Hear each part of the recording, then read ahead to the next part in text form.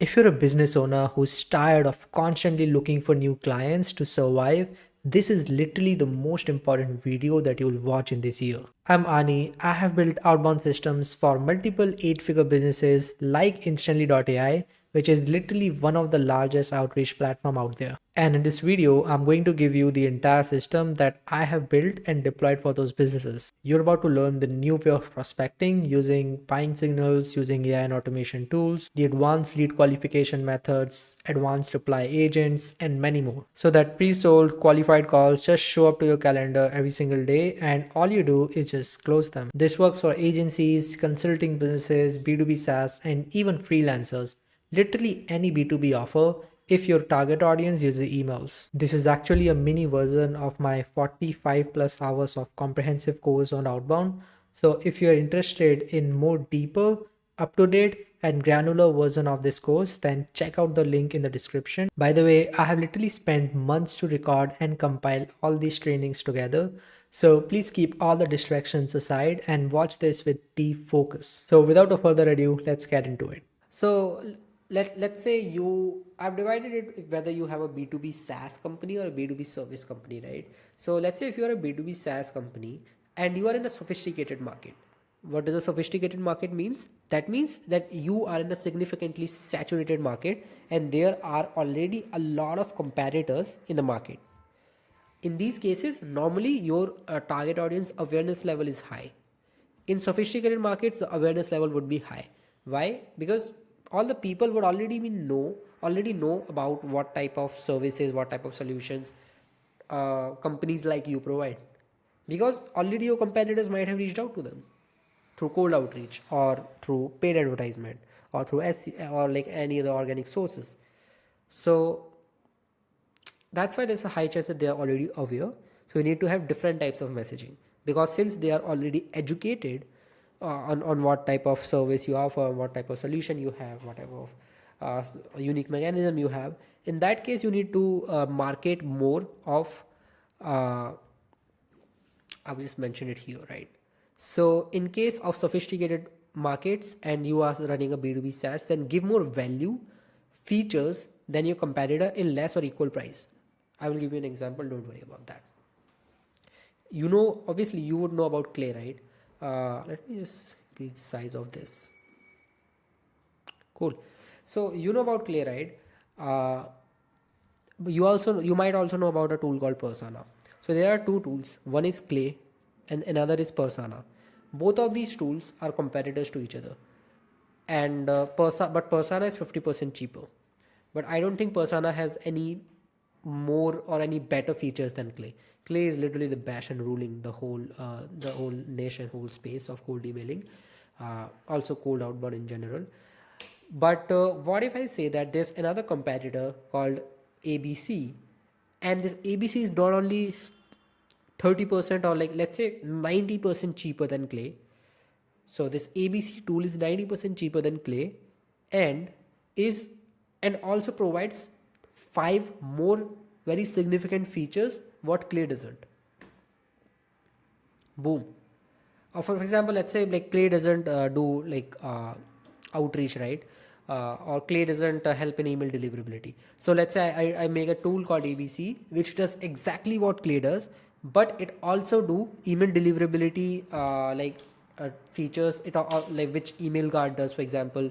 It helps in domain masking. It helps in inbox placement test and all of that. Like if you don't know any of these, don't worry, you would know them in like future sessions. But let's say it offers multiple features like these, which Clay doesn't, and it is also 90% cheaper.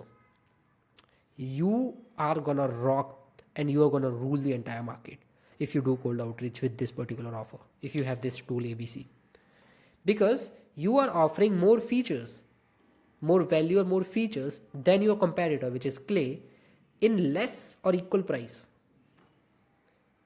This is what works if you are in a sophisticated market in a B2B SaaS uh, business model, right? But let's say you have a B2B service. If you have a B2B service, then what you need to do is that you need to take most risk on your end, offer some sort of guarantee, and must mention your unique mechanism. Again, you already know unique mechanism is so important. All of these people are already doing it. Search Qatari. What's Search Qatari doing? Let's search. Search Qatari. I think his model name is build and release. That's his unique mechanism. So he promotes it a lot. Let's click here.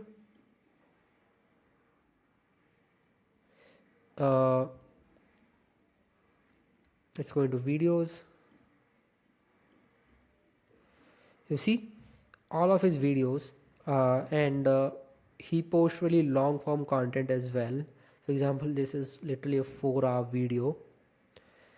But what typically, if I click on his latest video and let's see the description. Okay, so he's promoting this link, which is from his like a type form. But what I'm trying to mention is that he also has a unique mechanism called build and release. Right now I'm not able to find it, but he does have a unique mechanism, just like the scaling with systems. This company of Rabi Abwala has this unique mechanism, and even I have a unique mechanism which I called AI outbound infrastructure. This might not be very unique, but yeah, it's like very few people are using these types of names, right? So eventually these are not very new things. These are not new creations, right? These are just marketing techniques. These are just different ways of mentioning a system or mentioning a particular process. So that's what people are doing, and that's what you need to do. You must mention your unique mechanism, and you must educate your audience for free about your unique mechanism. Don't tell them how to do it. Charge for that, but just give an overview. For example, I will just give you my example. So I have this particular workflow, right? So this is my workflow, and I literally this literally breaks down me and my entire outbound process, and my unique mechanism, which is outbound intent based outbound infrastructures. That's what my unique mechanism is, and I break this down in front of in my sales call, and even in my YouTube videos, in my LinkedIn content a lot of times for free. But this just gives an overview of my system. This doesn't give a, a very descriptive and informative process of how to build the system. I'm not teaching that. I'm do teaching it in this particular school community, because basically I'm charging for it. So I will do it. I will like basically break down my entire system in front of you. But what I'm mentioning here is that the system is enough sophisticated, enough complicated that one YouTube video, two YouTube videos, or stuffs like these won't make my target audience fully educated on how to build these systems. I just want to make them educated on what is the system, how does like what's the process in an overview looks like, right? So I have these flow charts made already, and that's what exactly I want you to make. If you are like if you're a freelancing, or if you are an agency owner, then these types of flow charts blueprints works really well. But yeah, let's jump back into where we were.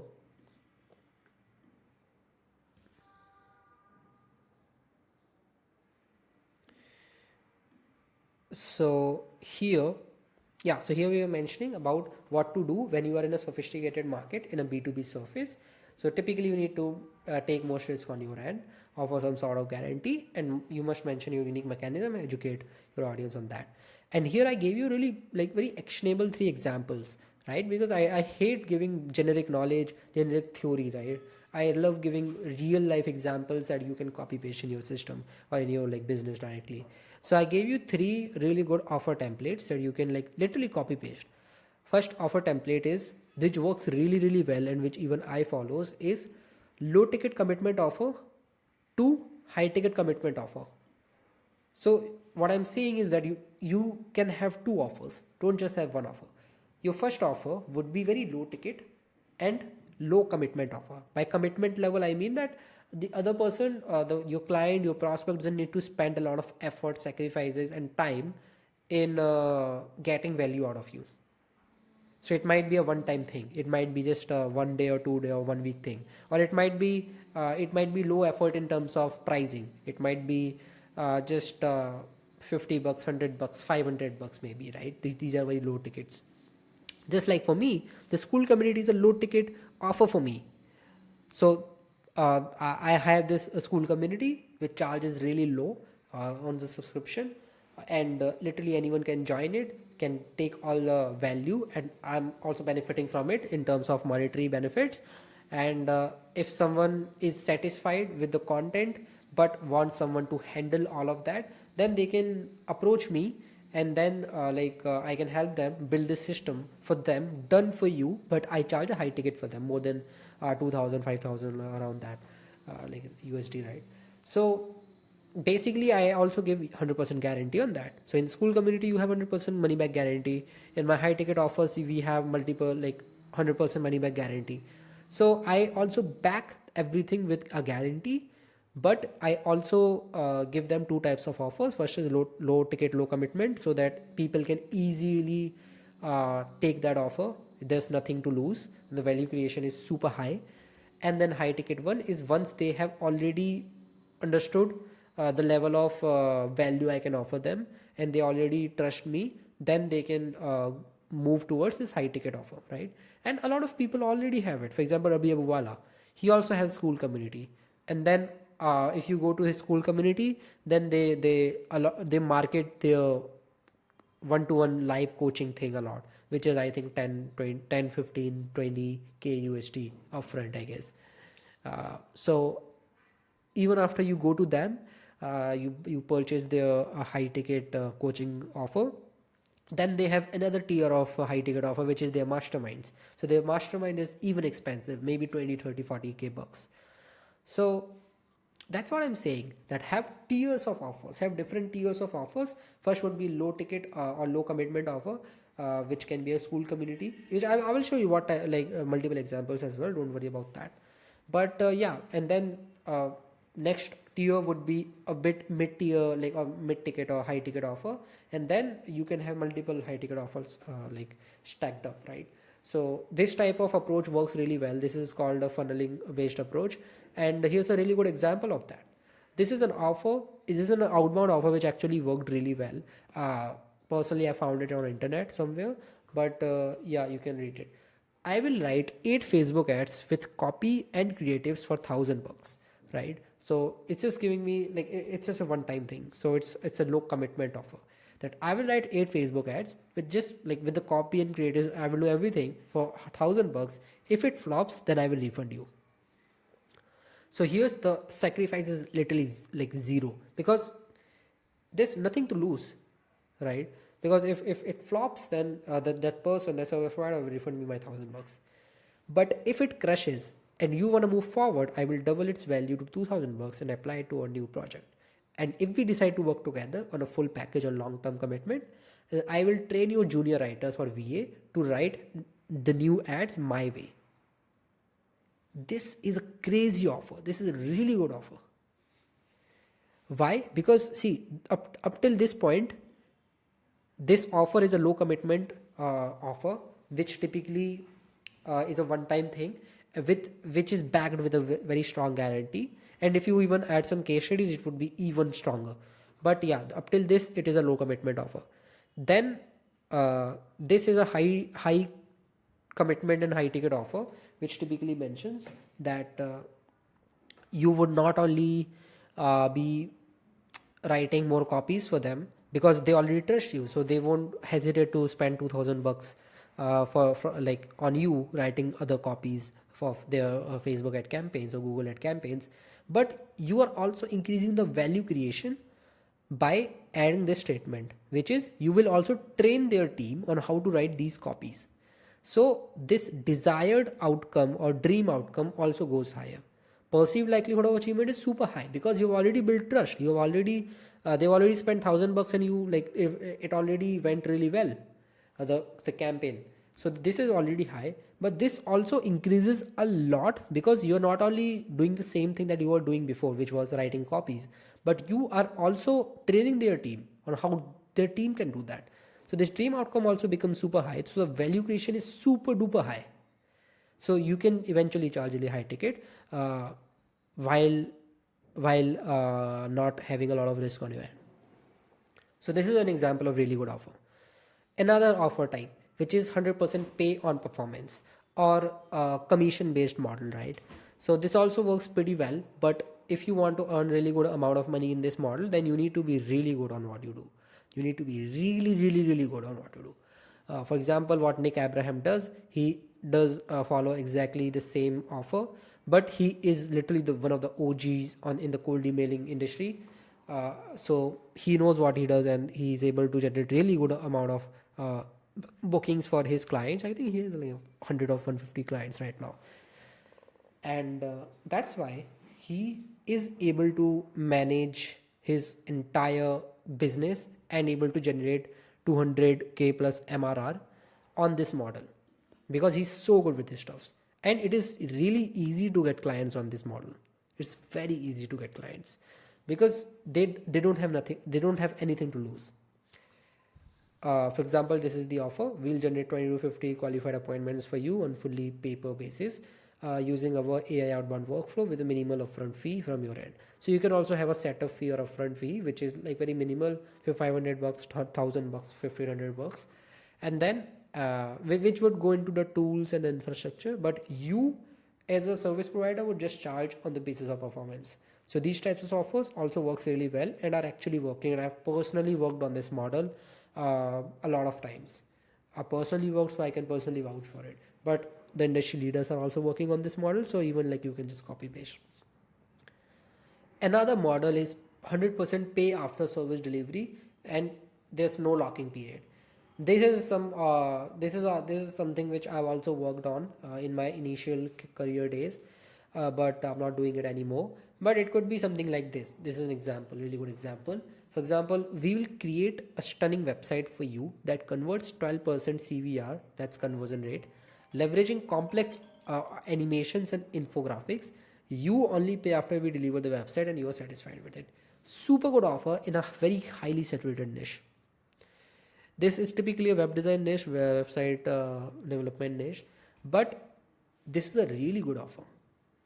We'll discuss about even a better offer later in this particular web design niche, which performed really well.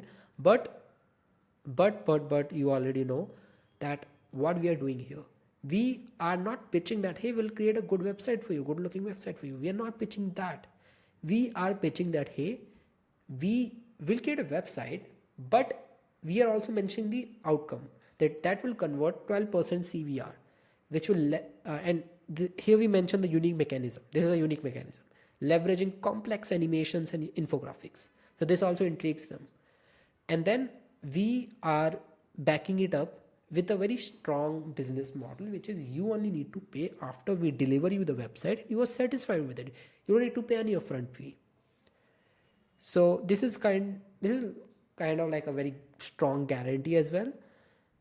And it is even better than money back guarantee, because you are not taking money in the first place. You are delivering them value, work, and after they're satisfied, only then you are like getting paid, right? But this is obviously not the best model or the most sustaining model. This can be really well if you are starting out in your career, but it cannot be the best one out there if you want to scale, because there might be a lot of people who would like to scam you, right? So these three second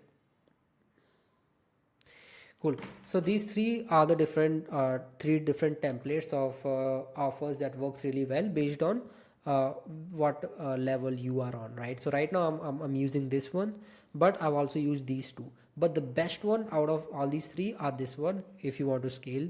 This is just from my personal experience and what other people are doing. All these, both of them, they are making really good amount of money with the same offer, which is a low ticket, low commitment offer, and then they transition you into or their prospects, their clients into a high ticket offer, and this works really well, and it's basic sales psychology, right? So this was all about if you have a B2B service in a very sophisticated market. But what if you are not in a sophisticated market? You are in a blue ocean market. That means there are not a lot of competitors, and people or your prospects never heard of your offer or never heard of the service you offer them, or your product or your SaaS product, right? And here, for these types of situations, your prospect have very low awareness level of what you do.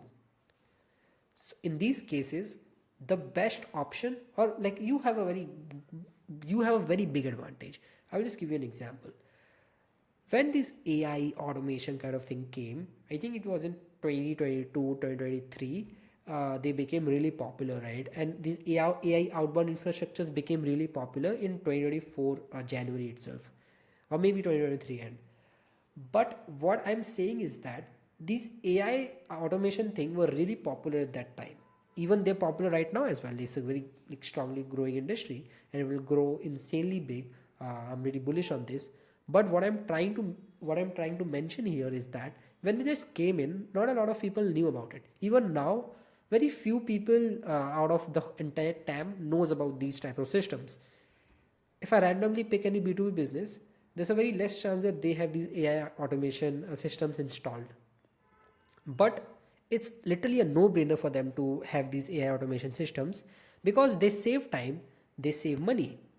They save time, they save money. It's literally a no-brainer to have them installed. So eventually, after a few years, they would have them installed from any other service provider, a full-time employee, maybe.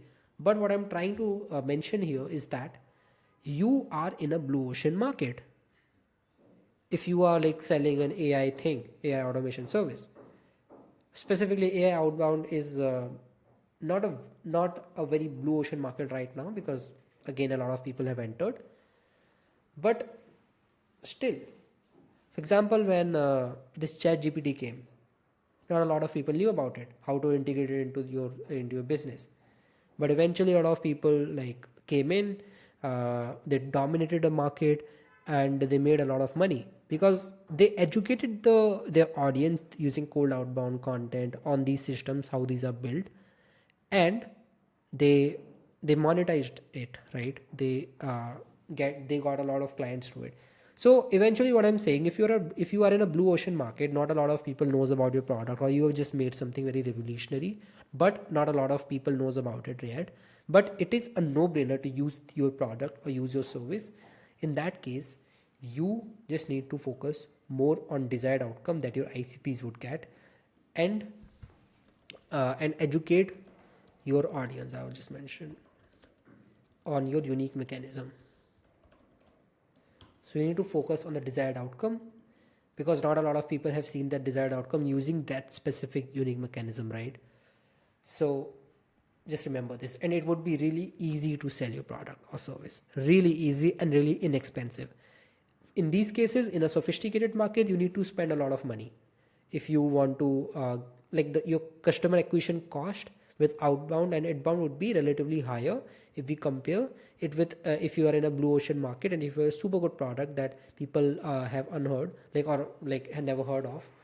In that case, you can like literally have really good conversion rate in your outbound campaigns and in your content. So this is literally an MBA on offer, man. I've spent a lot of time on discussing different offers and basic psychology behind it, and we do have a few more things to discuss. Let's cover it.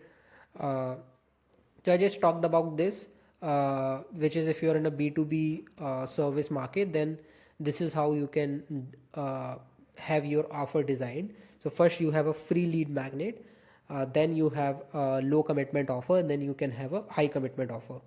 For example, you can have a lead magnet that can be a Loom video, let's say, right? So I also have a Loom video which is revealing your entire process and giving an overview, breaking down your process, right? So this can be a Loom video which I have, and I use it as a lead magnet, which can be a lot of templates. Or you can give away databases. You can give away, if you have a SaaS, then you can give away free trial of your service, which can serve as a lead magnet, right?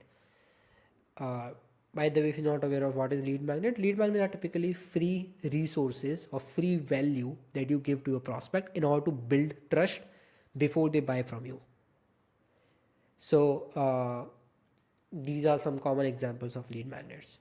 Personalized video audit is another lead magnet, works really well, but doesn't works really well in case of scale outbound, right? So in a nutshell, this is exactly what is working right now and what I recommend to do. Have a lead magnet. Also, free school community can also be a really good lead magnet. So, right, I have a paid community, but like if you have a free school community, then it can also be a good lead magnet, right? Then you have a low commitment offer, which is a low ticket offer, or a paid school community. For example, like I mentioned, school community can be one, courses can be one, you have info product, you have one time workflow setup, etc. So these are low commitment offer, or these can be low ticket as well. These are generally low ticket. And by low commitment, I mean that they doesn't take a lot of their time, a lot of prospects time to provide them value, right? And then you have high commitment offer. So once they have consumed all the lead magnet, once they have got your low commitment offer and they got value out of it, then they trust you really well, so that they can invest in your high ticket offer. So that can be high ticket coaching service, or done for you service, or etc. And this is exactly where you can lock your client into retainers, big retainers and big contracts. For example, if you're a SaaS, then you can lock them into annual retainer or something like that, right? So this is exactly how it's done for SaaS. It's quite simple. Have a lead magnet that can be a free product demo, a free workflow which is involving the use of your tool, a free custom setup in their particular team, or a special trial, extended trial, or something like that. You give a lead magnet and then you sell your subscription. So in SaaS, it is quite simple. Now we just need to discuss one last concept about offer creation, which is what is demand generation versus demand capture. A lot of people might know about this. If you already knew, you can skip this, but I'm going to go into much more detailed, and I will also give you examples so that you might find new things here. So what exactly is a demand generation offer, and what exactly is a demand capture offer, and what type of offer you need to have when you are running an outbound campaign if you want to generate really good conversion rate, that I'm going to cover. So let's first cover what is a demand generation offer. So demand generation offer often piques interest without the initial need. Don't worry about that, I'll give you like a lot of examples, but try to understand. Demand generation offers, people don't generally have a need of that, or they might have a need of that, but they normally are not looking for that service often for demand generation, right? And these type of services might be in a blue ocean market.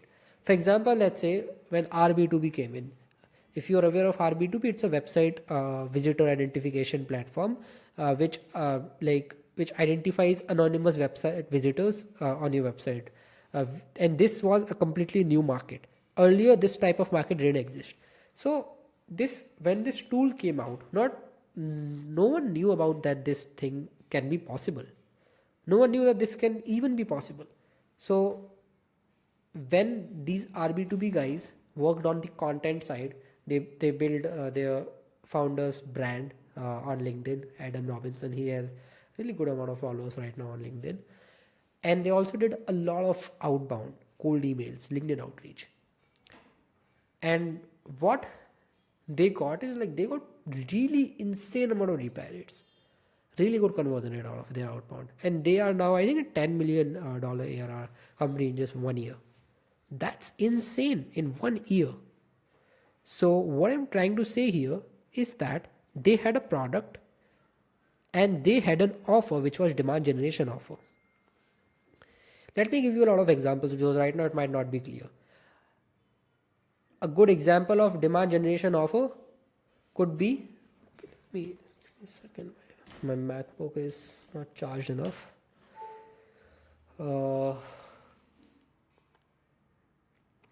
Good. So here are the examples of demand generation offer. For example, I build AI workflows that watches over 10 plus intent signals. They scrapes intent leads, qualifies them, sends them personalized LinkedIn outreach to them daily, completely automated with no human intervention needed. Now, think with the target audience perspective. My target audience for this is, let's say, sales teams. Now these sales teams are already running a lot of outbound workflows. They might also be doing cold calls. They might also be running paid advertisement campaigns, and they might be also doing a lot of different things. But they are not doing this thing, and they are already getting okayish, or they are meeting quotas with their current system. So they are not looking for this exact service, right? That's what I'm saying. They are not looking for this AI workflow setup thing, or they might not even know about it. Or even if they know, it's not a priority for them right now. But if I pitch this service to them and I say that, hey, you're already running these campaigns, and if I also build this workflow, which you don't need to spend any effort on, there's no sacrifice, there's no effort in this case, but it would generate tons of leads for you in fully automated way, right? Then why won't they invest in it? They would definitely have a second thought that hey, this person has a really good AI workflow that we are not using. Maybe we can reduce our customer acquisition cost with this. Maybe let's try it for 1 month, 2 months. So this is exactly what in demand generation offers are. People generally don't think about these, or prospects generally don't have a priority that hey, they just woke up and they are looking for this type of service. That doesn't happen for these demand generation offers. But what happens is that you pitch them about this service or offer, which they think that hey, this might help me, so let's try it out. But they are not looking for this service. That's what I'm saying. Same for this. This is an RB2B example that I provide contact information for the anonymous website visitors. This is something that people are not looking for, or they don't even know that this thing exists, this service exists, or this offering SaaS product exists. They don't know. But if you are pitching this to them, then it would help them a lot. So that's why you will get really good conversion. So this is another demand generation offer example. Another one, that we help people grow their LinkedIn presence and impact using AI and expert tactics in less than 10 minutes per day. You'll grow your pipeline and maximize your online impact for less than $50 per month. It's a really good offer. The value creation is high, the sacrifice is low, and you can see the effort sacrifice is low because you're charging very low. It's probably pitching a course or school community, something like that. And efforts are low also because you are like offering, like they need to just spend 10 minutes a day, and the value creation is also like decent, the desired outcome thing, because you'll help them grow their LinkedIn presence, right? So this offer is also good because people don't wake up and think that hey, I want to I want to buy a LinkedIn course and want to build my LinkedIn presence using AI. They don't think about it, but but it helps them to get more leads out of it, and it's just another channel for them. And if they are able to leverage that channel without spending a lot of money and a lot of time on that, why won't they invest? They would 100% invest, and that's what exactly benefits of the demand generation offers.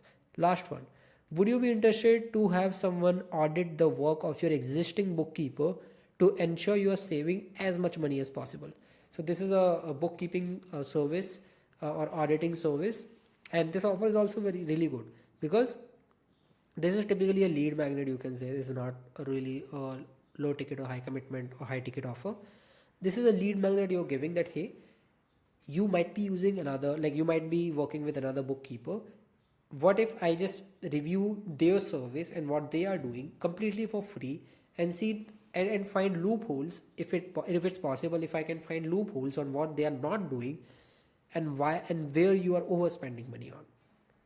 And if I find some loopholes and if I can suggest you some things or some in some areas that you can save a lot of money, then I can pitch them my offer that hey, I can do this, and they also trust me because I literally audited their entire current bookkeeping setup. So they trust me. The value creation goes really high. So this type of offers works really well. So these offers often comes into demand generation examples, right? Now these types of offer which comes into demand generation offers are considered to be best for outbound. So if you are planning to run an outbound campaign, always think of a perspective that you need to build a demand generation offer. Now let's come to what's a demand capture offer. Demand capture offer is what you don't need to have if you're running an outbound campaign. These are good campaigns. For these type of offers, you need to have really strong organic presence. Or if you're running an outbound campaign, you need to have very high volume campaigns. And these are the worst type of offers to spend time on, and you need to spend a lot of money on these offers to market and get results out of. So what are these? These offers are typically needed, but not all the time. So these offers is not something that you can pitch to someone and they have the need of it. They might not have the need of it, and it's often hard to convince people that they need it now. So these are time dependent offers. These are highly time dependent offers. I'll give you an example. For example, I offer web design service to online businesses. Now, web design is a very time specific thing, right? Suppose I have built my web, like I have hired someone and built my website for with them right now. So I would probably not have someone build my website for another 1 or 2 year because I've just spent a lot of money right now. So I need to I will be happy with the website. I've just built it recently. So for the next 2 years or next 1 year, all the people who are in my inbox, in my cold email inbox or LinkedIn inbox, who are reaching out to me for this service, it's literally waste for them to reach out to me because I won't be investing in this service. I don't have need for it. These are very highly time specific services. For example, I help online businesses with SEO service. Let's say I already have some SEO guy. I just hired some SEO guy and he literally did all these SEO thing for my website. I won't have the need for it right now then, right? For example, I offer bookkeeping service to US companies. Now we just discussed about this right now, so I will just clarify this. See, even if you have, sorry, even if you have these types of offers, you can convert these offers into demand generation offers. And if you're running a if you have a demand capture offer, intrinsically, if your offer is demand capture and already a lot of people knows about your service, you are in a very saturated niche. In that case, you often have a demand capture offer that you need to convert into demand generation offer. And how do you do that? You do that, like I just have a good example. For example, your demand capture offer was, I offer bookkeeping service to US companies. Now, what would be a demand generation version of it? That this one. Would you be interested to have someone audit the work of your existing bookkeeper to ensure you're saving as much money as possible? Because this is not time specific, right? Even though I was recently hired a bookkeeper, if you as a service provider, as another bookkeeper is telling me that, hey, you will come in and completely for free you will audit the work of the bookkeeper that I just hired, why won't I be interested in? I would be really interested to test out my existing bookkeeper. I would be really interested. So this offer is a demand generation offer. But with the same service, with the same bookkeeping service, this offer was a demand capture offer. So this is a difference between a demand generation and demand capture offer, and how do you convert a demand capture offer to demand generation offer? And that's what you need to master. Let me give you another example. I have a web design service offer, right? So how can I convert this web design service offer, which is right now a demand capture offer? How can I convert it into demand generation offer? That's what you need to ask question to yourself. You can do it by pitching them that, hey, I won't be designing your website. No, I'm not going to pitch that. What I'm pitching them is that, hey, whatever your current website conversion is, if I increase that conversion to more than 12%, more than 15% CVR, would it make sense for you to build a completely new website with a completely new structure based on your competitors, the best performing competitors' website? Would it make sense if you increase the conversion rate with your current website and back it up with a guarantee, right? So this is an example of that offer right here. So this offer, which is typically the same service, which is web design, but this offer is not This offer is not a like demand capture. This is a demand generation offer. You're generating demand for it because you are pitching them about a desired outcome. Now the question is not that whether you want a website or not. Now the question is whether you want to improve your conversion rate or not. That you obviously need to do if you want to grow your business. So I hope you understand what is the difference between demand capture versus demand generation offer. I do have this particular table as well where we talk about four different types of. So this is an awareness and demand matrix, and what it is that basically I've discussed a lot of different offer types. So first offer, so there are total four different offer types in this matrix. First offer type is when you have an target audience who are not aware of your product, so you are in a blue ocean market, plus you have a demand capture offer, for example AI automation. So for these, I've also like mentioned all the implications. Businesses might know that these automation exist and they won't respond without a current need. So focus on educating your audience and awareness in your messaging. So in this case, you need to, so these strategies are what you can imply, which is you must have a lead magnet, you must educate about the process, and you must show credibility by mentioning social proofs. These three are like generic ones, to be honest. So like they are needed most other times, but yeah, you can just have a look. I'll just share this link of this whimsical file just below this video, so you can just take a look on this if you're interested. But at the end, eventually I told you what is important.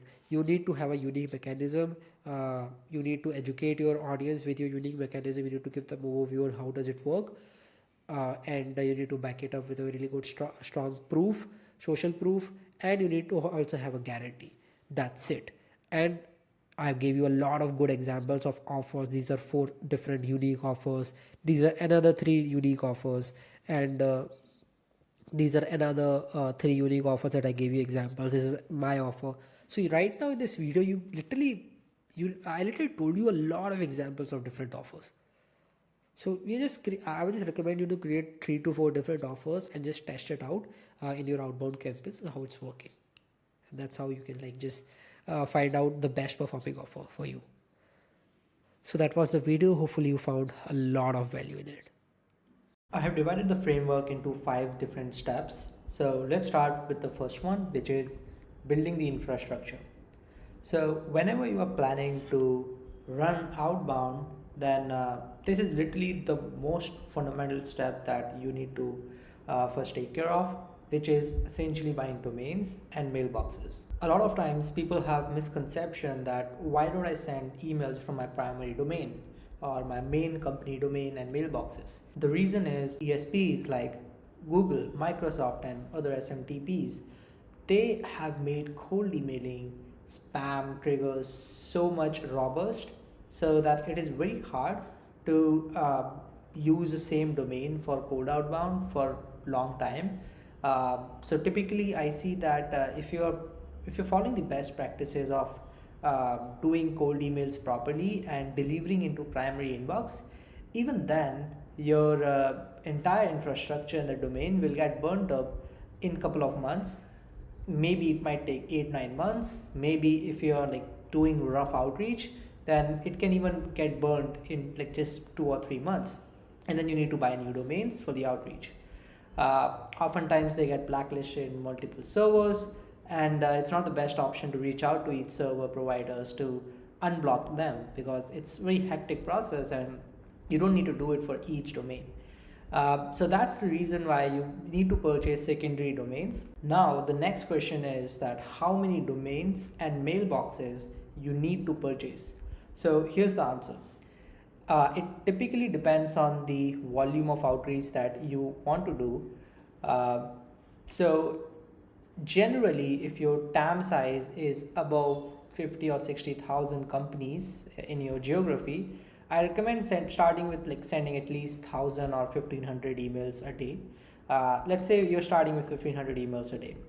That means you would need 150 mailboxes, because for each mailbox we will be sending 10 emails per day per mailbox. So that means 150 mailbox will be required to send 1,500 emails every single day.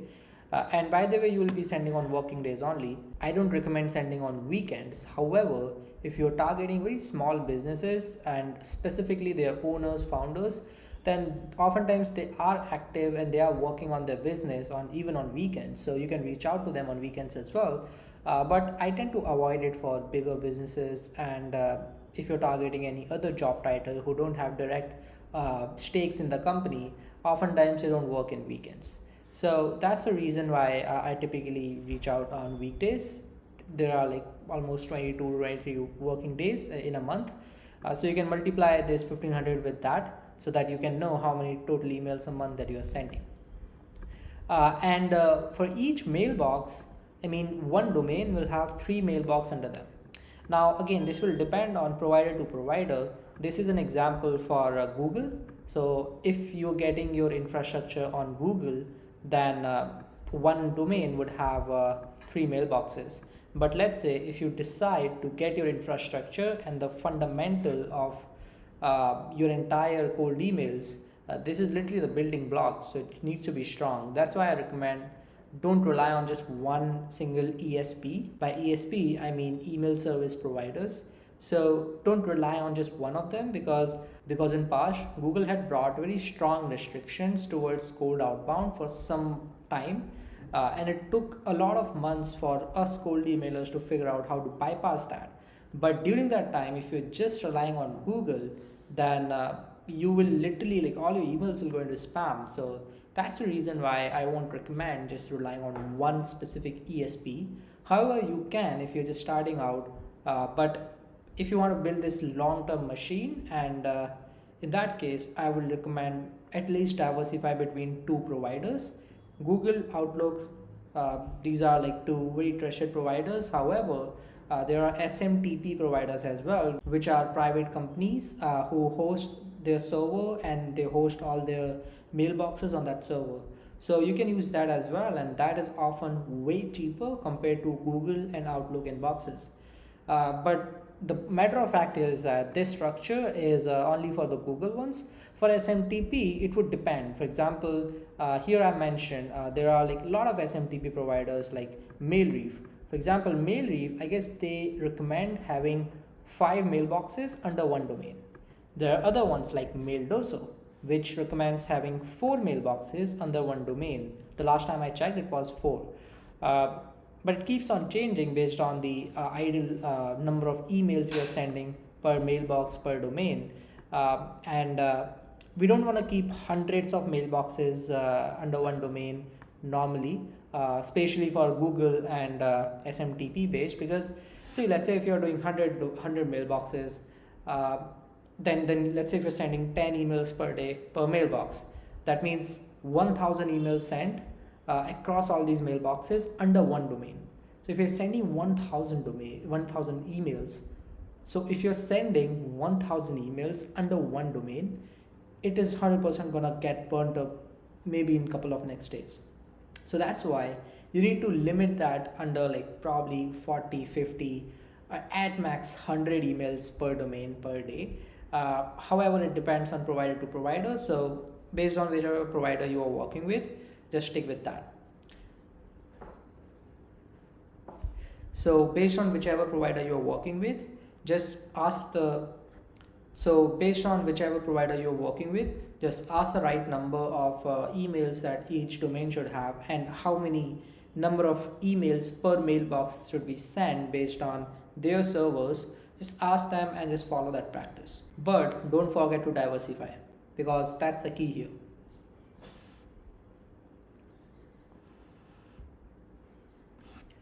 There is one more interesting fact that Outlook mailboxes often recommend.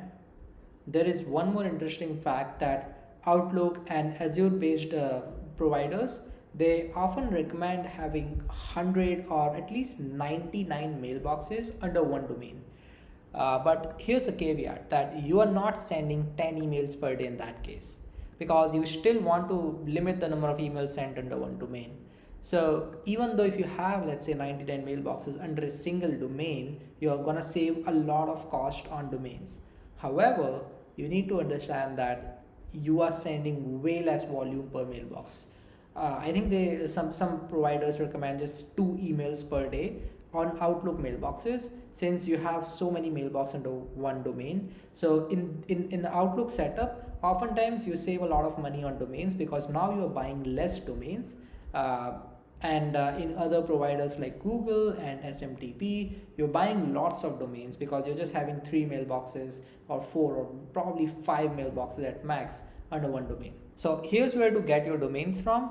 I often recommend Spaceship as of now when I'm recording this video, and I've been using this since last 2 years. Earlier I was using GoDaddy, then Pokebun, and then I shifted to Spaceship. The reason why I shifted to Spaceship is it's very cheap compared to other providers like Pokebun or GoDaddy.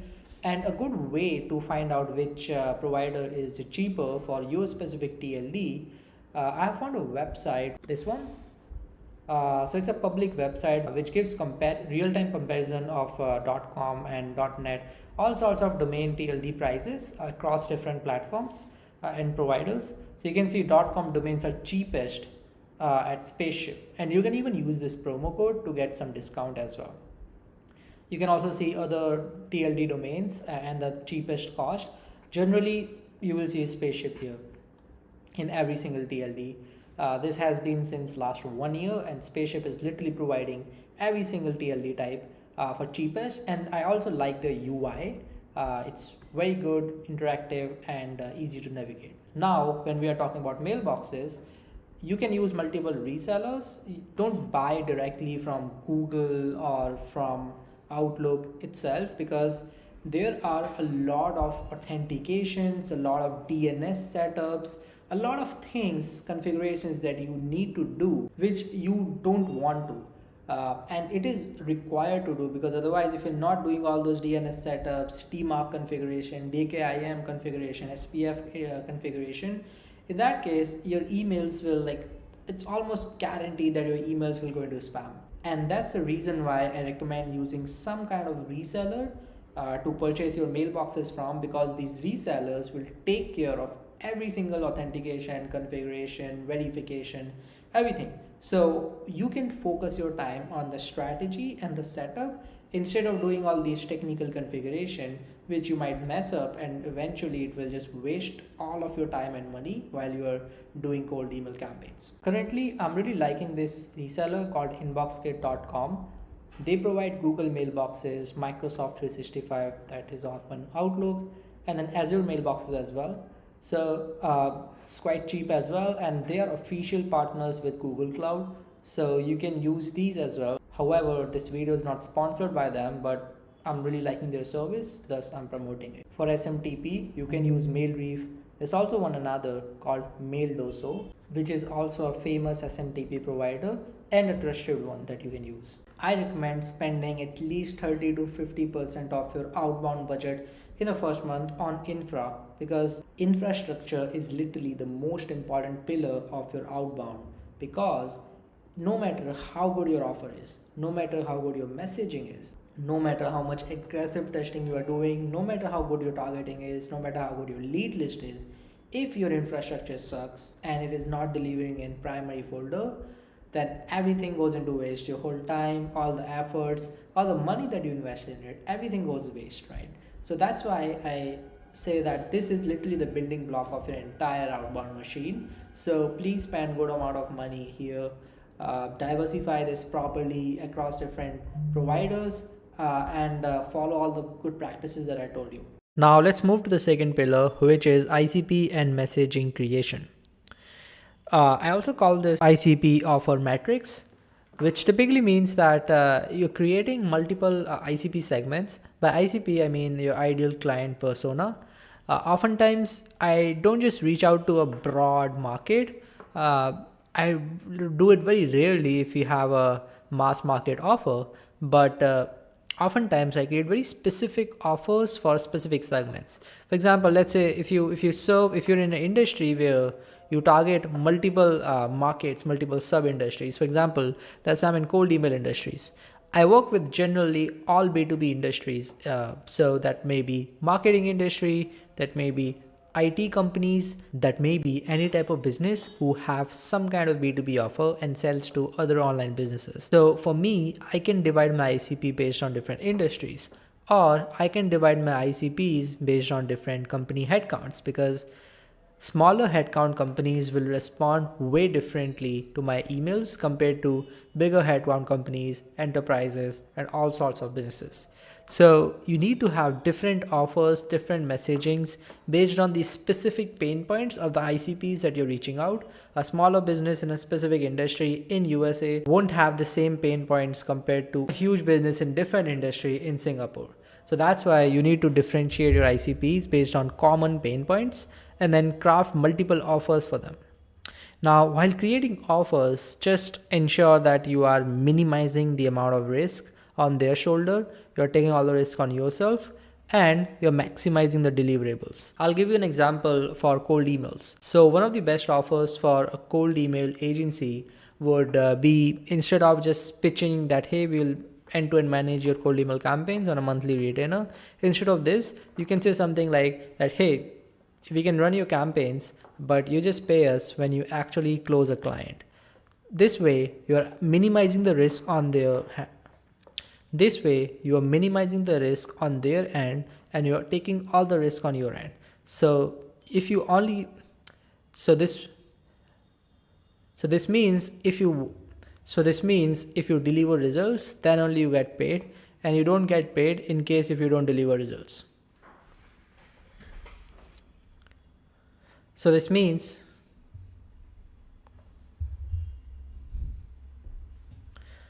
means that you need to be really good with your stuff and deliver actual result in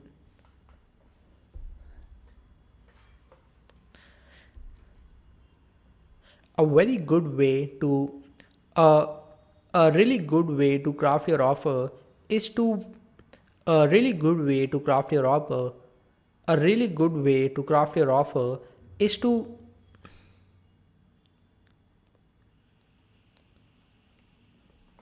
a really good way to craft your offer A really good way to craft your offer is to map out the most important KPI that directly impacts. A really good way to craft your offer is to map out your most important and impactful KPI that you can.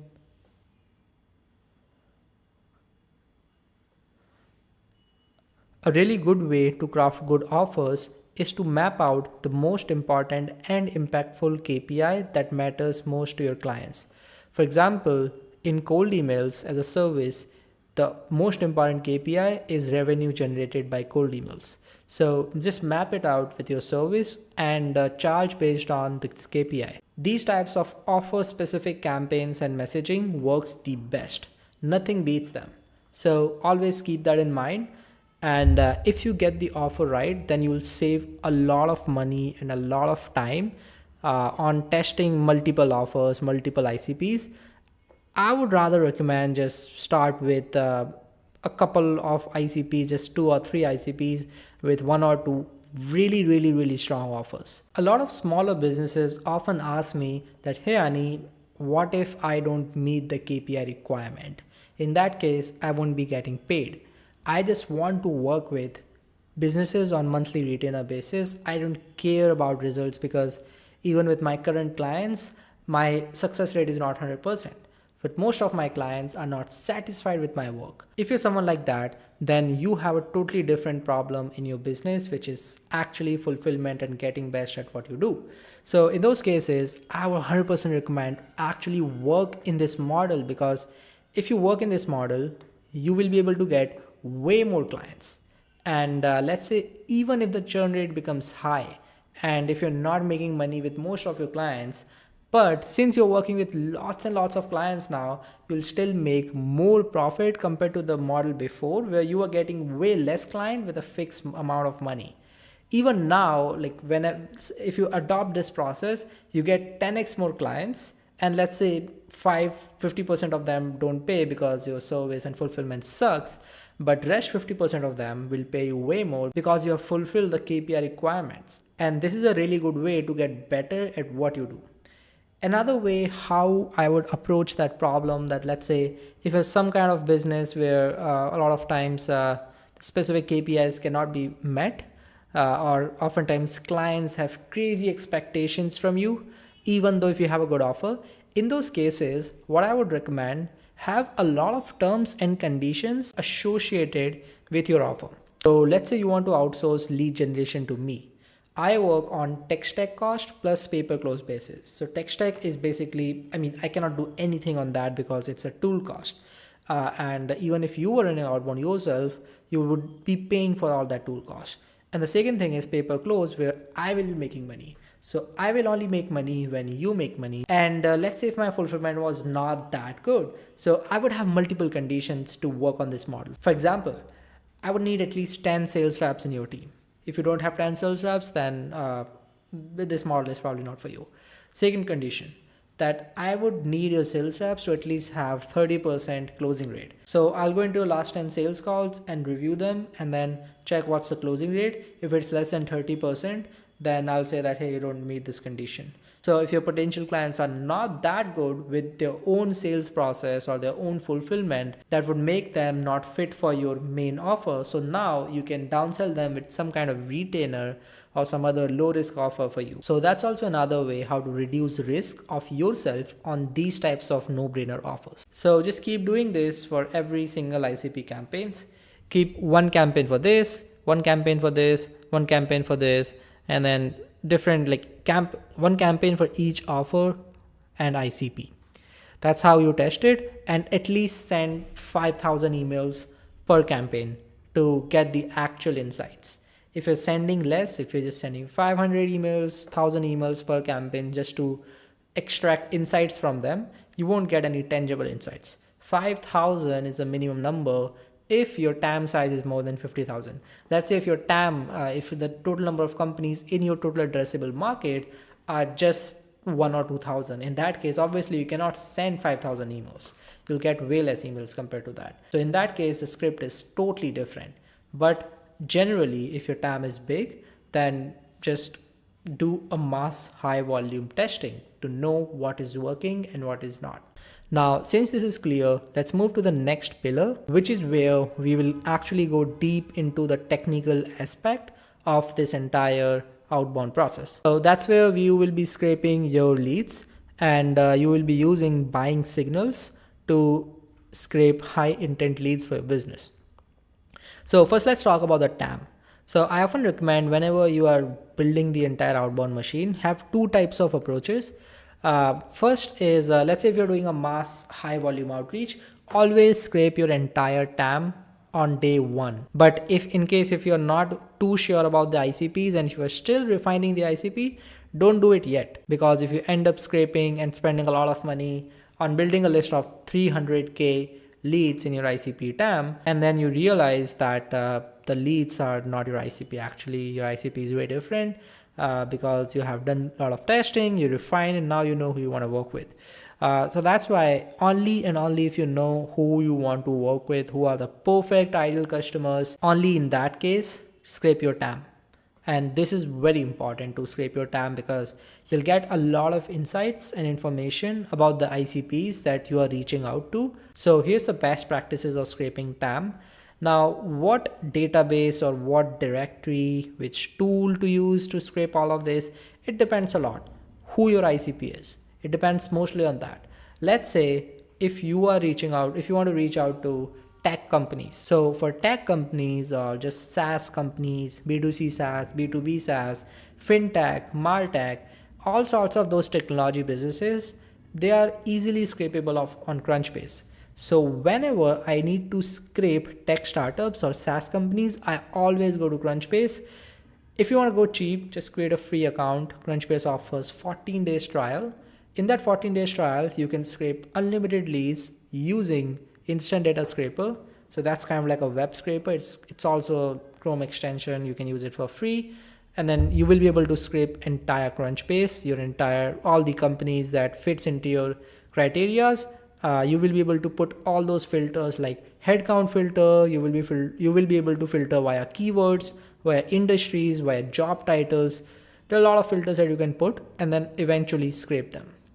But let's say if you are reaching out to, if your ideal customers are more on the service based industry, let's say they are marketing agencies. In that case, I would rather go with Clutch and other agency databases like Agency Vista.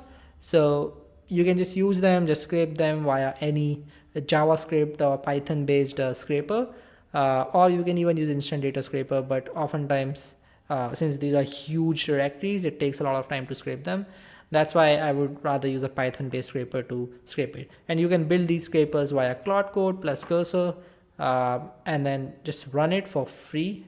Again, you don't need to pay anything to scrape these companies. And then Apollo.io is a general database which contains all sorts of businesses, all local businesses, service based, SaaS, everything. But the problem with Apollo.io is that there's not good filtering criterias.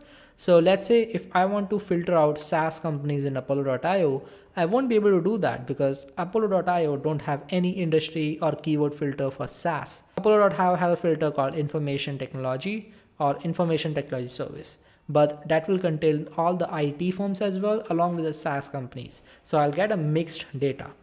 One thing that you can do, you can still scrape that data and then you can qualify those leads on Clay using AI agents, and then you can disqualify all those people or companies who don't fit into the SaaS criteria and then only go ahead with the SaaS ones. That's one thing that you can do. In that case, you need to spend a lot of AI credits. If you don't want to do that, then I would rather recommend using a better data source like Clutch or any other data source which is specifically made for that industry scraping that you want to do.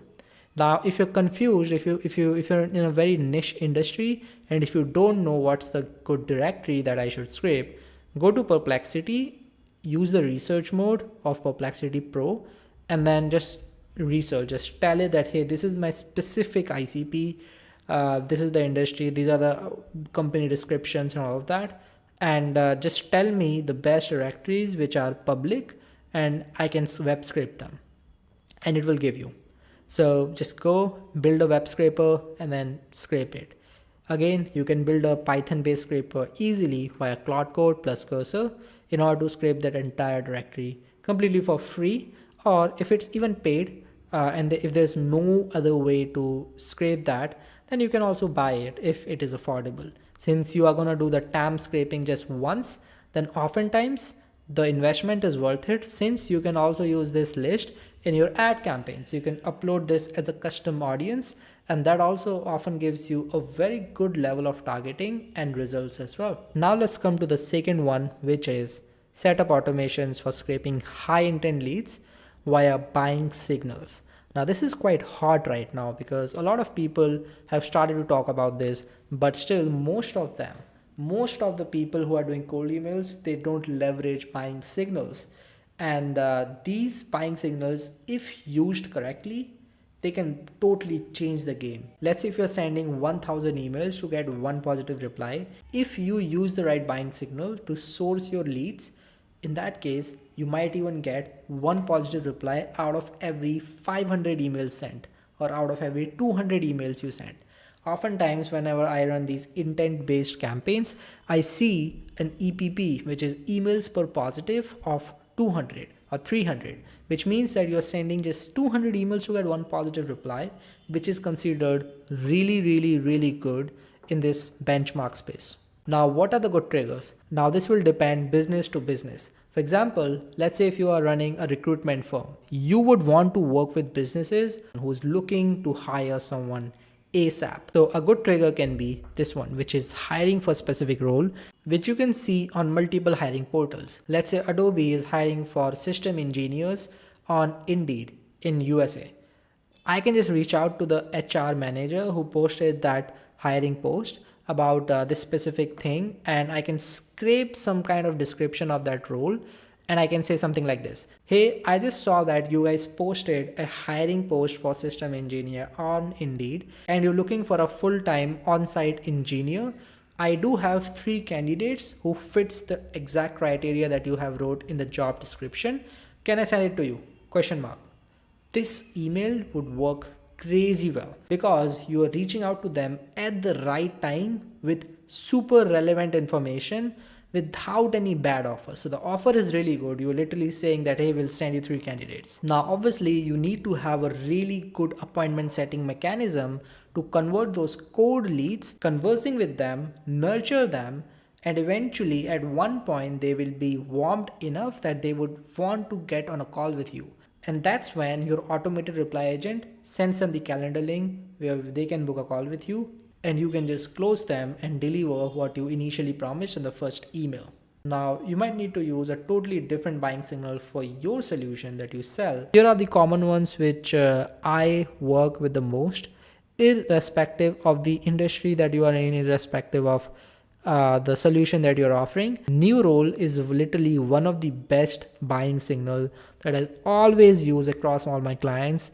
The reason why it works really good is that, let's say if someone who is just getting hired in a company or getting promoted and is just like 1 month old, 2 month old, they often want to prove something. So they would be more prone to reply to these cold messages compared to a super old employee who is already comfortable in the system. There are a lot of other triggers as well. For example, scraping engagement of famous LinkedIn influencers or competitor follower scraping. This means that you are scraping followers of your competitor's company page on LinkedIn.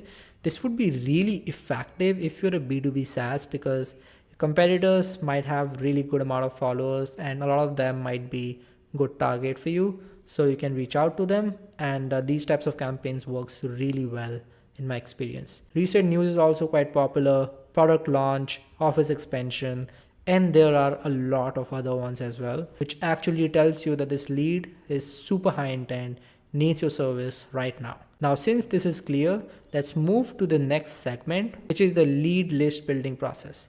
Now, we have already scraped those businesses. Now we need to enrich them, find decision makers, qualify those leads. So because we don't want to reach out to bad fits, we want to filter out all those bad fits and just reach out to the people who fits your qualification criteria. So here's how we do that. Oftentimes I use Clay for this entire process because Clay is quite handy. It's kind of like spreadsheets but with steroids. You can also connect third-party APIs like your OpenAI key, email enrichment provider, email verifier, your web scraper, anything. So it's pretty good. And the first step that I often do here, whenever I scrape the TAM, and let's say if I just have the company list, in that case, I'll import all that company list on Clay, and then I'll enrich the basic data points if I don't have them. But in case, if you have those basic data points like website of those companies and or LinkedIn page of those companies, in that case, you can skip this step. For example, let's say if you're sourcing all leads from Apollo with a direct search, or let's say even SalesNav, in that case, you would have websites and LinkedIn page for almost all the businesses. Now, the second one is lead/account qualification plus research. Now, I'll explain this. And this is, by the way, really important step that you cannot miss. No matter how good your scraping source is, still there would be a lot of junk and you would not want to reach out to them. So in that case, you need to have some kind of prompt for the web research agent of Clay, which is called Claygent. So Claygent will be going over each company's website in your list and verifying with your qualification criteria whether it fits or not. It can also score it. Let's say if you want to reach out to companies who get scored more than 7 in your criteria out of 10. Only if they score more than 7, including 7, then only they qualify to be reached out. In that case, you can do that using Claygent. You can have multiple criteria based on which you are scoring these leads, and then you're reaching out to them only if they fits the scoring criteria. In this prompt, you can also research about the lead and output that research for your email copywriting prompt, where you can craft some highly personalized messages. I use research prompts often to scrape recent achievements about the business. For example, any recent news, funding, any new key hire, product launch, anything which I can reference in the email to make it more personalized and directly link that with my product or the solution that I'm selling. This approach works the best. There's nothing which works better than this because you're making this super relevant for them and it is working on the time effect. It is time relevant. And once you have done the research and once they qualify, in that case, we will find the decision makers. Sometimes, let's say if you're directly scraping for Apollo, then you can scrape directly people and you won't need to just scrape the companies. So in that case, you can directly qualify them and then do the email enrichment.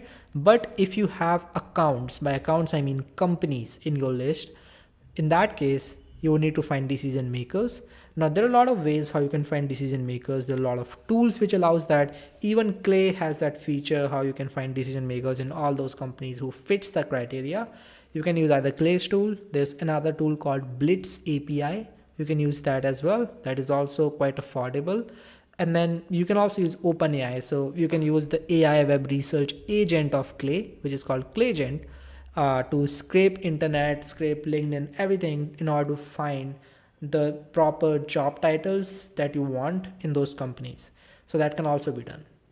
And once you have all those decision makers, you can find emails using a waterfall email enrichment. Now, if you don't know what waterfall email enrichment is, I'll explain you in just a few seconds. Think of it like you have multiple email providers stack up on top of each other. So the first email provider, let's say it's Find Email, and then you are running it across all the decision makers, all the leads that you have. Let's say out of 100 leads, you just find 20 emails and you don't find rest 80 emails with this provider. Now you'll verify those 20 emails, whether they are correct or not. So in here we are using totally different tool for email verification. And if they are unverified or unknown emails, then we will use another provider to find the right email, and then we will again verify it, and then we'll keep on repeating this process. There are a lot of verification statuses as well. For example, an email can be catch-all, an email can be unverified, an email can be unknown, an email can be valid. So only if the email is valid, you are only reaching out to them. You're not reaching out to all those other statuses. And a lot of times you won't be able to find emails. That's where we are using other providers as well. So let's say 20 emails were found here, and then out of 20, only 17 were verified and 3 were not verified. So the rest of the 80 emails plus 3 emails which were not verified will be sent here. That means 83 leads would be sent here for finding their emails. Now let's say out of 83, we just find emails of 50, and the rest 33 emails were not found, which will go to the next provider, and all those emails which were not verified here will also add up and go to the next provider. So it's kind of like a waterfall email enrichment, and you don't need to set up logic for any of this. This is already taken care on Clay, and you can just set this up in a few seconds. Now next step, which you're only running for verified emails. You're not running it for unknown emails or unverified emails, invalid emails, catch-all emails. We don't want to reach out to them, because if you reach out to them, then your emails will bounce. There's a high chances of that. And if your bounce rate is high, then your infrastructure will get burnt up way faster. And it might be possible that in just a couple of weeks of sending emails, your infrastructure is blown away and it is delivering 100% in spam. And then there's no going back. The only way to get back is to buy new domains and mailboxes, warm them up for the next 14 days, and then start this process again properly. That's why oftentimes people outsource the lead gen, because they are totally frustrated trying this themselves and failing constantly, and then they end up realizing that this is not easy. It's very hard to maintain the entire process and keep the infrastructure healthy. Now, for all the verified emails that get sent to this step, we would be doing a round robin of all of them, and this can also be done on Clay. By round robin, I mean that all the verified emails and verified leads and qualified leads, they're being distributed equally among multiple variants. Now, what are these variants? If you remember previously from our ICP and messaging creation step, we are sending multiple different types of offers to a single ICP. And your one Clay table will resemble one ICP, because you'll be scraping these differently, separately, right? That means one Clay table that you have built, if you have 3 offers, and that means 3 different messages, in this case, you would need 3 different variants, one for each offer. So that's why we are dividing the leads equally among 3 different variants using the round robin approach, which is done randomly using Clay's native feature. And then You can also do it for 100 different offers, for 500 different offers, or let's say if you just have one offer, you don't want to do testing, you already know which offer is working for you. In that case, you can also skip this step. But if you're starting this from scratch, then I often recommend have at least 2 to 3 variants so that you have good amount of A/B testing going forward. And even if one of them actually works, you would have a good idea of what's working and what's not working. You can turn off those campaigns which are not working, and then use those leads to refill the other campaigns which are actually working. And once you have done the round robin, that means you have tagged all the verified and qualified leads based on the offers or variants that will go on. Then you will do the custom variable enrichment. Now this is where all those personalizations will kick in. It includes all the variables that we are using in our emails, which means even the job title normalization, company name normalization, etc. Oftentimes use company name variable in the email. You reference the company name of the prospect, of the lead that you're reaching out, and a lot of times it has LTD or INC or LLC behind the entire company name, which makes it looks unprofessional and looks automated. So you want to remove all of that, and here's the step where you can do that. You can also normalize the job title, because sometimes they have very random job titles and job titles which contains a description as well. So you need to normalize that, or just shorten it and simplify it using AI or just the native feature of Clay. You can also use some personalized variables using AI. For example, when I'm running outreach for myself, I often use this ICP and service variables. Now by ICP variable, I reference it as what the leads ICP is. I reference it that, hey, I know that hey, I checked your website and looked that you guys reach out to ICP1 and ICP2 with your offer 1 and offer 2. So I use these types of variables to make my email look more researched and look more personalized, and this differentiates me from all those other cold emails which are way generic that they're getting. And that gives them the feeling that, hey, this guy actually researched about me and knows what they're talking about, so it might be worth to reply to them. These small things actually build trust and make your email much more relevant compared to a generic message. Now, since this is clear, let's move to the next step, which is the email sending step, where we are using a tool called Instantly AI. You can use other tools as well. There's Smart Lead or Reach Inbox. There are a couple of other tools that we can use for automating the email outreach part. I often stick to Instantly AI. It's pretty good. This is quite simple because here, since you have the lead list prepared, you can directly integrate it with your campaign that you have created on Instantly, and then directly enter your email sequences, generate spin taxes. Now, what's a spin tax? This is super important again because most of the people don't have any idea what spin taxing means.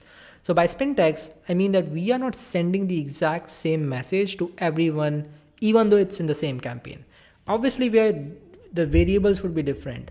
The first name variable that we are referencing would be different. The company name would be different. We are also using some custom variable which are AI personalized. That also would be different. But we want to generate more variations in our email, because if you're not doing this much variation, and if your emails look, let's say, 50% same or 70% same, those IPs, those ESPs like Google, Microsoft are keeping a track of all the emails that you are sending, and they will know that, hey, this guy is bulk sending emails which looks very similar.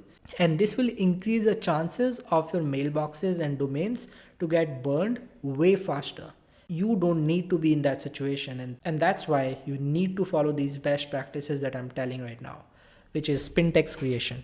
Now there's a way more deeper video in my channel, in my course, about how to generate spin tags. So please watch that. You will get a very good idea about how to create spin taxes. But in a nutshell, it is about creating multiple variations of the exact same message and email sequence that you have. Essentially, you're using multiple other words which sound similar, but they are worded in a different way. Or you are using synonyms of the same words or something like that, and you are making some kind of formula to just use the variations one at a time. And the next step that you do is you replace the spam words. Instantly does have this feature where they will give you option to check what are the spam words in your email copy, because these spam words might trigger those spam triggers in these ESPs like Google and Microsoft, and they might block your email before even it goes to the sender, before even it goes to the recipient. So you don't want to be in that situation. So obviously I'll 100% recommend do a spam check before launching any campaign and remove all the spam words, and replace it with the non-spammy words but which conveys the exact same message. And once you have done these two steps, and since you know that your lead list is pretty damn good because you have done the scoring correctly, qualification correctly, personalization correctly, so you have the messaging really good, you are doing the A/B testing really good, and then you have the infra in a good place, just launch the campaign and then wait for 2 to 3 weeks. Send at least 1500 emails a day if your TAM size is more than 50,000, 60,000 companies, and then you'll get a good insights of which offer is working, which offer is not working, which ICP is responding the most, which ICP is not responding. So that was the whole video. If you like this, so that was the whole video. If you have watched till now, then please click on the subscribe button, like this video. And if you want to know how to build this entire system right from scratch, do check out my mini course that I have uploaded on YouTube completely for free. But if you're someone who's really serious about your business and want to build this really carefully, in that case, you can check out my course. And also, if you want me to build this entire system and run it for you and generate qualified appointments consistently, in that case, just go below and book a call with me directly. Hi, what's up? So in this video, I'll be breaking down my exact cold email copywriting framework, and I have literally noted down everything here that I want to cover in this video. Uh, I also have a lot of actionable things for you, templates for you, personalization, examples for you that you can directly use in your uh, cold email sequence, right? So we'll also be going over a lot of examples of some best performing cold email copies for some of my clients or for some other people, and you can take a lot of inspiration from those cold email copies, right? So we'll be going over everything, right, from fundamentals, what you need to ensure, how to write cold email copies, and then towards some more advanced stuff, templates, personalization, CTAs, and other things. So let's start with the first one. First, whenever you're creating any cold email campaign or any cold email system for a company or for yourself, you need to ensure that you create an email sequence matrix. Now, what's an email sequence matrix? So, this is the first step, or you can say it's a second or third step I do in the entire cold email system creation process. So, first I create the ICP matrix, ICP offer, and stuff like that, and then I create this email sequence matrix. So this is typically my second step, right? Now what is an email sequence matrix? So basically, when you're creating ICP sequence, like ICP matrix, you will have a lot of ICP segments, right? So inside of your ICP, you will have very hyper specific ICPs, right? Inside of your ICP, so we call them ICP segments. Now these ICP segments, we need to target them like individually, right? We cannot target the entire ICP with the same messaging, because in that case we are not playing the relevance game, because even our ICP can have diverse set of pain points that they're facing, and you can literally pitch your ICP in different way and find a winning copy. But what if your ICP is not like not all same, right? You have a diverse or big ICP. In that case, you can have multiple ICP segments, and for each ICP segment, we will create different copies. Now that's one. Now what I'm saying here, that for each ICP segment, don't create one email sequence. Create multiple email sequence for each ICP segment. I'll show you an example. Don't worry about that. But this is what I'm saying. And why we are creating multiple email sequence for each ICP segment? It's because we are testing multiple things. So first of all, like we can some sequences, in some sequences we can focus on unique outcomes. So let's say if you like the end goal of your service or your product, SaaS product, if you have, can be anything, right? But it can, you can convey the outcome, the desired outcome or the end goal in multiple ways, right? So in some sequences, you can specifically focus on the outcome. In some sequences, you can specifically focus on the features and not the outcome. So you can do that as well, because see, at the end, whether you should focus on features or outcome, it depends on the awareness level of your prospect. So if you don't know what's the awareness level of your prospect, this is how you check it. So if your features sequence is performing really well, in that case, probably, or there's a high chance that the awareness level of your prospect about your service, about your offering, is relatively low. But let's say if the outcome one is performing really well, then it might be possible outcome one, or maybe the offer one where you're mentioning the risk reversal and stuff like that. In that case, it might be possible that the awareness level is high, right? So these are some other, like, these are some things that you can know more about your customer, about your target audience. But what I'm trying to mention here is that have multiple email sequences for each ICP segment with different email styles, right? And I will also cover what are the different email styles, right? Some will be short emails, some will be long emails, some emails will be outcome focused. And even in the outcome focus, you can focus on multiple outcomes and create multiple sequences in the outcome focus category. Some emails or some sequences can be feature focused, right? Some sequences can be focused on, like, towards taking market feedback. So they have a soft CTA. They are not focused towards booking call, booking demo. They are like very softer market feedback friendly emails, which are just taking the feedback. So normally the reply rate is high in these cases. So you can have a lot of different email sequences, even if you have one product or even if you have one service. And let's see an example, right? So I've created a sample email sequence matrix here, and this is for one of my actual client. Uh, cool. So this is for one of my actual client, and here you can see the ICP matrix. So we already covered this in the ICP module. So if you haven't watched it till now, please watch it. It's super important, super valuable. Uh, and here you can see we have created multiple ICP segments. Now what they do, they have a product, a cardiac monitoring product, right? So they sell a cardiac monitoring product to different health organizations and research institutes, research centers in USA. Now this is a generic ICP, but we have segmented our ICP such that we are targeting IDTFs. I don't remember the full form. I guess for independent diagnostic testing facilities. Then we are targeting cardiac rehabilitation centers, cardiac specialist clinics, universities of research centers, CROs, hospitals, insurance companies. So you see, we have divided or segmented our ICP into multiple categories.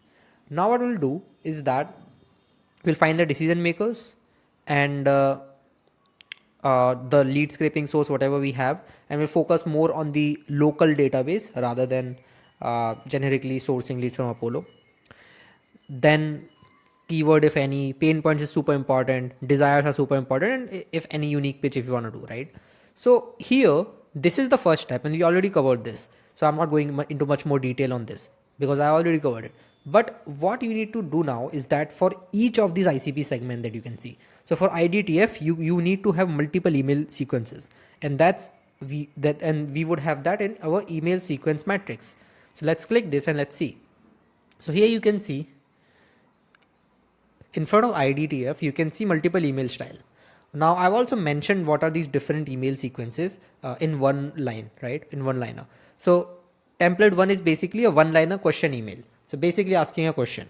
For example, would you like to try an FDA cleared cardiac monitoring devices for detection of AFib and other arrhythmias? We created this for IDTFs to offer continuous 24/7 ECG tracking without any skip prep, reducing turnaround times and simplifying the diagnostic process. So it's a like slightly feature plus outcome based email, which is super short, right? Super direct without any personalization. Then this email 2, this is a follow-up email. This is basically providing more insights on the product, on the services, and like on the features, to be honest, and also providing a screenshot embedded image. So you can also test out these things, these unique things, which normally people don't recommend, but you can just test out because you can get really insane results with these untraditional practices as well. But don't embed your image in the email one, but do it on email too, and just test out another small database uh, for a small set of leads, right? Then we have another style, Keller style, traditional email, right? So Keller is one of the uh, cold email OGs, cold email copywriting OGs. He also posts a lot of good structures of emails which are performing really well. So based on this, we created this particular cold email, right? So hey, first name, I was researching advanced cardiac diagnostic facilities in this city and came across this company name. Many IDTFs struggle with traditional ECG monitoring devices, this and that.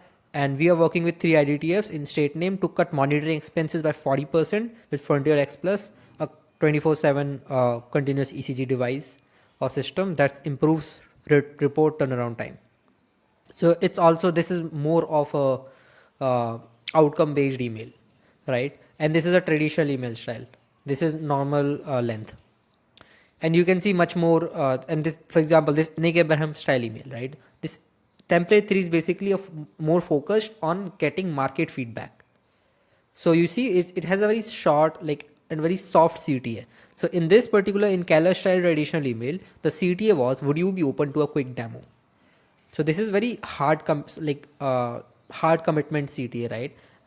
And normally considered, uh, like they normally receive very low reply rates. But in this case, in Nick Abraham style email, Nick Abraham is another cold email OG. Here you can see, basically what we are doing is that we are not pitching them anything. We are just asking them a very soft question, that is this something that you are dealing with too? So basically we mentioned that I've heard from job titles. So we mentioned the exact job title that the lead has.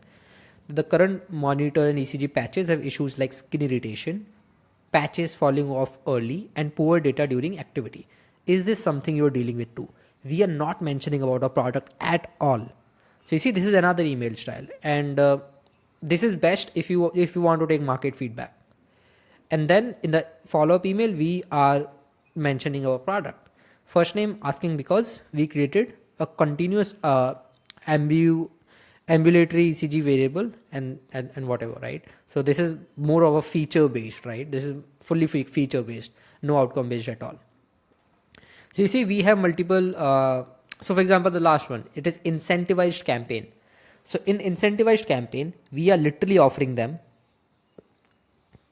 a free trial of the device. So we are shipping them the device for a specific amount of time. Basically, we are renting them for free for a specific amount of time. So this is another style of campaign which performs really well. So similarly, so this was for IDTF. So this was for one segment. We created around 5 or 4 email sequences, and each of the sequence consists of 2 emails, and each of them are super unique, super different to each other.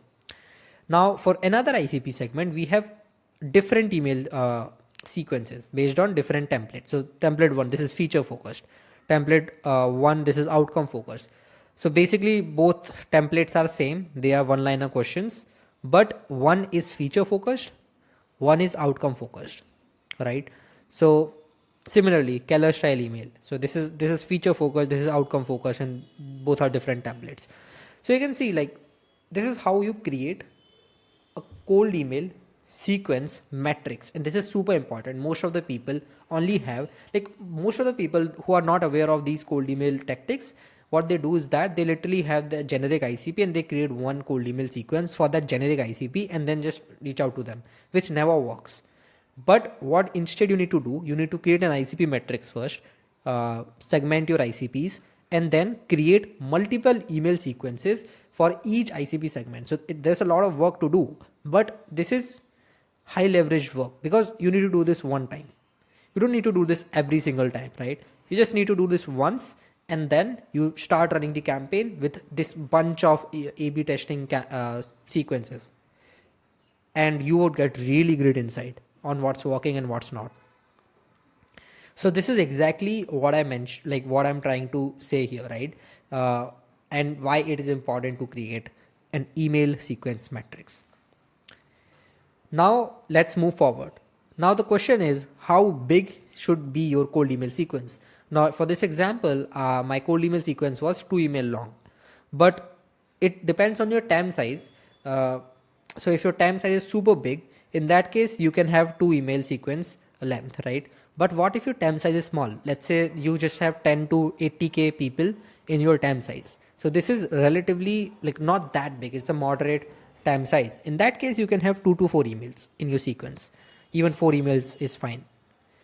Let's say if you have even smaller TAM size, just 3,000 to 10,000 people in your TAM, in that case you can have a, a larger or a longer length of email sequence. For example, 4 to 6 emails. For 0 to 3K TAM size, that means you have really small amount of TAM. In that case, you can have 7 to 8 emails. But in this case, as the TAM size goes smaller and as the follow-up emails, the frequency of the emails goes higher, you also increase the delays. So it's not that you are just sending all the emails with 3 days gap. You're sending like the first email, then 3 day gap, then the second email, then 5 days gap, then third email, and then 7 days gap, then fourth email, and then let's say 7 days, another 7 days gap, then the fifth email, and then let's say a 14-day gap. So you can just like, to say it in simply, you can just double your delays with every single, or at least 1.5x your delays, the days that you are like delaying your another follow-up email. So the difference could be a 1.5x.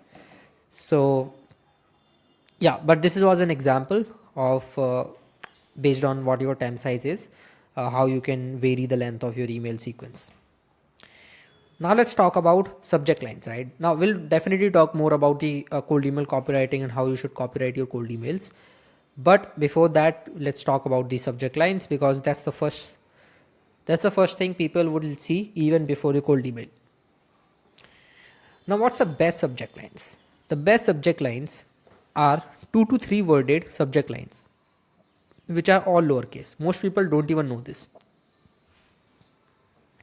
The best subject lines are 2 to 3 worded subject lines, which are all lowercase, and it's not a phrase. Like it can be a phrase, but like I prefer it to be a keyword. So basically it's a keyword related to the solution you offer. It shouldn't be the name of your product. It shouldn't be something that the prospect doesn't know. It should be something that they know, and that your product or that your service caters or solves, or at least involves in the process. So that's what a good subject line is. And also avoid generic ones like quick question or thoughts first name. These subject lines are very common, and they have been overused. So most people won't even open the email if you have these type of subject lines, because they have already received like not thousands but like tens of thousands of emails with these type of subject lines in the past maybe a few years. And now they know it, that hey, this is a generic cold email that's going to pitch me something, and I don't want to even open it. So they might also like put it into spam manually, so your deliverability also get worsened. That's why now never use these types of subject lines. Instead, I told you what type of subject line you need to use. Now let's come to the examples. So I have 3 examples here. Let's say if you have if you're selling an email autoresponder tool. So if you're selling an email autoresponder tool, which is typically a SaaS product, so in this case you can have these type of subject lines. For example, email autoresponder, AI autoresponder for first name, email respond company name. So these are some of the good subject lines that can get really good results, and you can see that all of them are lowercase. Let's say if you are selling a landing page CRO service, like optimizing landing page conversion rate. In that case, you can have these type of subject lines: conversion rate, landing page company name, CRO for company name, right? So these can also give you insane results. CRM, let's say if you're selling a CRM for sales team. So basically it's a SaaS. In that case, you can have subject lines like CRM company name. So these are all these are variables, right? So these will be replaced with their company name or with whatever the leads properties are. For example, lead tracking, first name, sales cycle. So all these keywords are related to what your product is, but we are not mentioning any specific product name or something like that that the other prospect doesn't know. So now hopefully you understand how to create good subject lines. It's very easy. You just need to know these fundamentals. That's it. Don't overcomplicate it. Don't increase the length of your subject lines, because that seems like AI subject lines and AI generated emails and the spammy emails. No one opens that. Now let's start with uh, actual cold email copywriting rules. These are the 3 rules that you need to remember in every single case. Whenever you're writing cold email copy, just revise these rules, and after reviewing these, then only write cold email copies. Now, what are these rules? The first rule is your copy should take under 30 seconds to read. So, see, you are reaching out to someone, and for them, you're completely a stranger, right?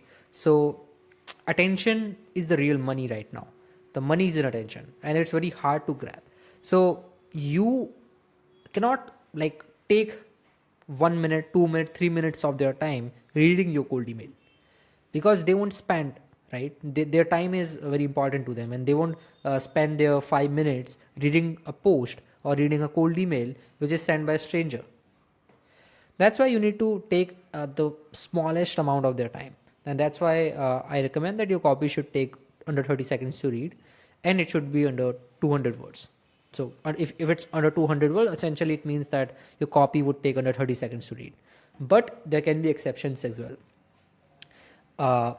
For example, let's say if you are reaching out to someone who's like they don't receive a lot of cold emails. Let's say if your target audience is very niche and they don't receive a lot of cold emails, in that case you can keep your cold email copy a bit longer as well, right? For example, 300 words or 400 words, but don't go beyond that, because that's too long. That would take a lot of a lot of their time to read. And that's why just keep, like, in general cases, I know most of the people here might there might be a lot of sales team here, and there might be a lot of freelancers, agency owners here which is watching this video. So in most of the cases it should be below 200 words, right? Second thing, this is super important, and I see like 9 out of 10 people who are running cold emailing campaigns, they do this mistake. They know the value of personalization, but they personalize for the sake of personalization. But the problem is that their personalization don't make the email relevant. See, you need to remember this. Personalizations are only done in your cold email to make it more relevant, right? So that's what I've mentioned here. Personalization should be done for making the cold email more relevant, not for the sake of just personalizing email, which is not even related to core value prompt. And I'll give you an example, a really good example here.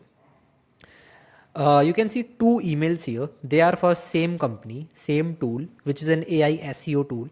Now here you can read this one. This is a green one. This is a good email. This is a highly personalized email. And in this email, we are personalizing for not for the sake of personalization. We are personalizing for making this email more relevant. You can read. Hi prospect, company published 8 blog posts. Now, what is this number? This is a variable. This is a personalization variable. This is not an AI personalized line or stuff like that, right? So this is a personalization variable which we are including here to make this email more relevant. So hi prospect, company published 8 blog posts this month. How are you tracking the revenue they drive? Case study name. Again, this is again a personalization variable. Now this is basically case studies of the tool which is sending this cold email, and they have a lot of case studies. But this personalization variable here, only that case study or that company name will be mentioned which is more similar or which is in the same industry or in the same niche to the prospect's company name, right? So we can easily personalize this. We can easily do this activity on Clay of so we can provide, let's say if you have 20 case studies, we can provide Clay 20 case studies. We can create an AI agent inside of Clay with 20 case studies, and then we can say Clay that, hey, this is a list of 10,000 leads, and I want you to map these 10 or 20 case studies which each lead based on the relevancy, right? the more similar the case study is, just mention that particular case study, that particular company name with that particular lead if they are in the same niche. That's as simple as that, right? So here again, we are doing personalization, but not for the sake of personalization. We are doing personalization to make the email more relevant. This was another personalization. We are doing this personalization to make this email more relevant. And the entire point of cold emailing, and the best cold emails that I saw right now, and I've been like also writing a lot of cold emails. I've written cold emails for more than 100 companies till now. So what I saw, right, like what I feel here and what my learnings are, the best cold emails are essentially telling or making your prospects seem like you have done a lot of research about them, and somehow connecting that to your product. And this is essentially an example of a really good email copywritten, right? So essentially, what your prospect will think is that you literally went to their website and analyzed how many blog posts they did in a particular month, but you didn't do that. You used like Claygent for that, and it's really simple to do it on Clay, right? If you watch the Clay training, you would have known till now like how to do this easily. You can create a Clay agent, give it a prompt in order to visit their website and look through how many blog posts they did. It's super simple. Now eventually, these are the two personalization variables that we are doing, and company and this prospect is essentially like some generic personalization variable which everyone can do, but these are some highly personalized variables, this one and this one, right? And then we are asking mentioning a CTA, call to action, which is, can I give you a trial, a soft CTA, not a hard CTA. So this is a good email, right? Highly personalized email as well, and highly relevant email. Each of these lines, each of these sentences are interconnected with each other. But let's talk about this email. Hi prospect, saw your LinkedIn post about on-site work versus work from home, remote all the way. This is a first liner, which is super personalized. I totally agree. So in this, we can easily do this on Clay again. We went to their LinkedIn profile and just saw what they post about, like what was their recent post, and then we made a first line out of it using AI, using GPT, right? So we can easily automate this process for thousands and thousands of leads, like at scale. But see, I totally agree that this line is super personalized, but is it making the email more relevant? It's not, right? So you see, this is the first line, and then in the second line, you are saying that I was wondering how are you tracking the revenue your blogs on website drives. So how are you tracking the revenue blogs drives, right? And then you are mentioning the case study name, thought they were doing the exact thing. But see, I totally agree that you are personalizing this email, but it's not making your entire email relevant, and these both lines are not interconnected. They are entirely different lines, entirely different statements. This is saying something about your LinkedIn post about on-site work versus work from home, and this is saying something about your blogs, the revenue they drive. It's completely different, right? It's not making sense. This is not relevant at all, and these emails don't work really well. Again, it might work, but it won't work as good as this email would do. This email would perform really, really well. And we actually ran a campaign and it performed really well. But this email wouldn't do it well, right? So that's a problem with this. And that's what I'm actually saying. You have to mention the research which is relevant to the product or the offering that we are pitching, and not just for the sake of personalization. You can do, again, it's not like it's, these are some traditional rules, right? And you can definitely go like a non-traditional way, and you can mention these types of things as well. But even if you're mentioning this, then mentioning the PS statement, your entire email should be interconnected. And if you even want to mention these type of statements which is not relevant to your entire email, to make your email more quirky, more creative, and seem more personalized, like even not like this doesn't include, this doesn't contribute to the relevancy game, but let's say if you want to include this, then include in the PS statement, because PS statement can be relevant. PS statement can totally be relevant, but your email body From here, high prospect, the greeting to the CTA, this should be highly relevant. Each sentence should be interconnected to each other. So if I wanted to like rewrite this email, then what I would typically do is that I would use this email and I would include a PS statement after this. So here would be a signature, and then I would include a PS statement, which is this.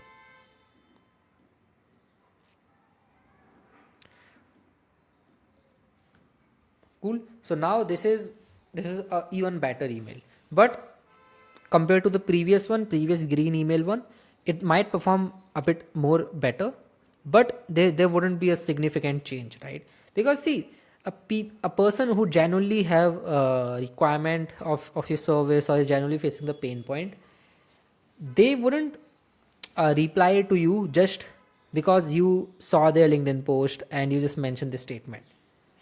They won't reply to you just for the sake of you mentioned this.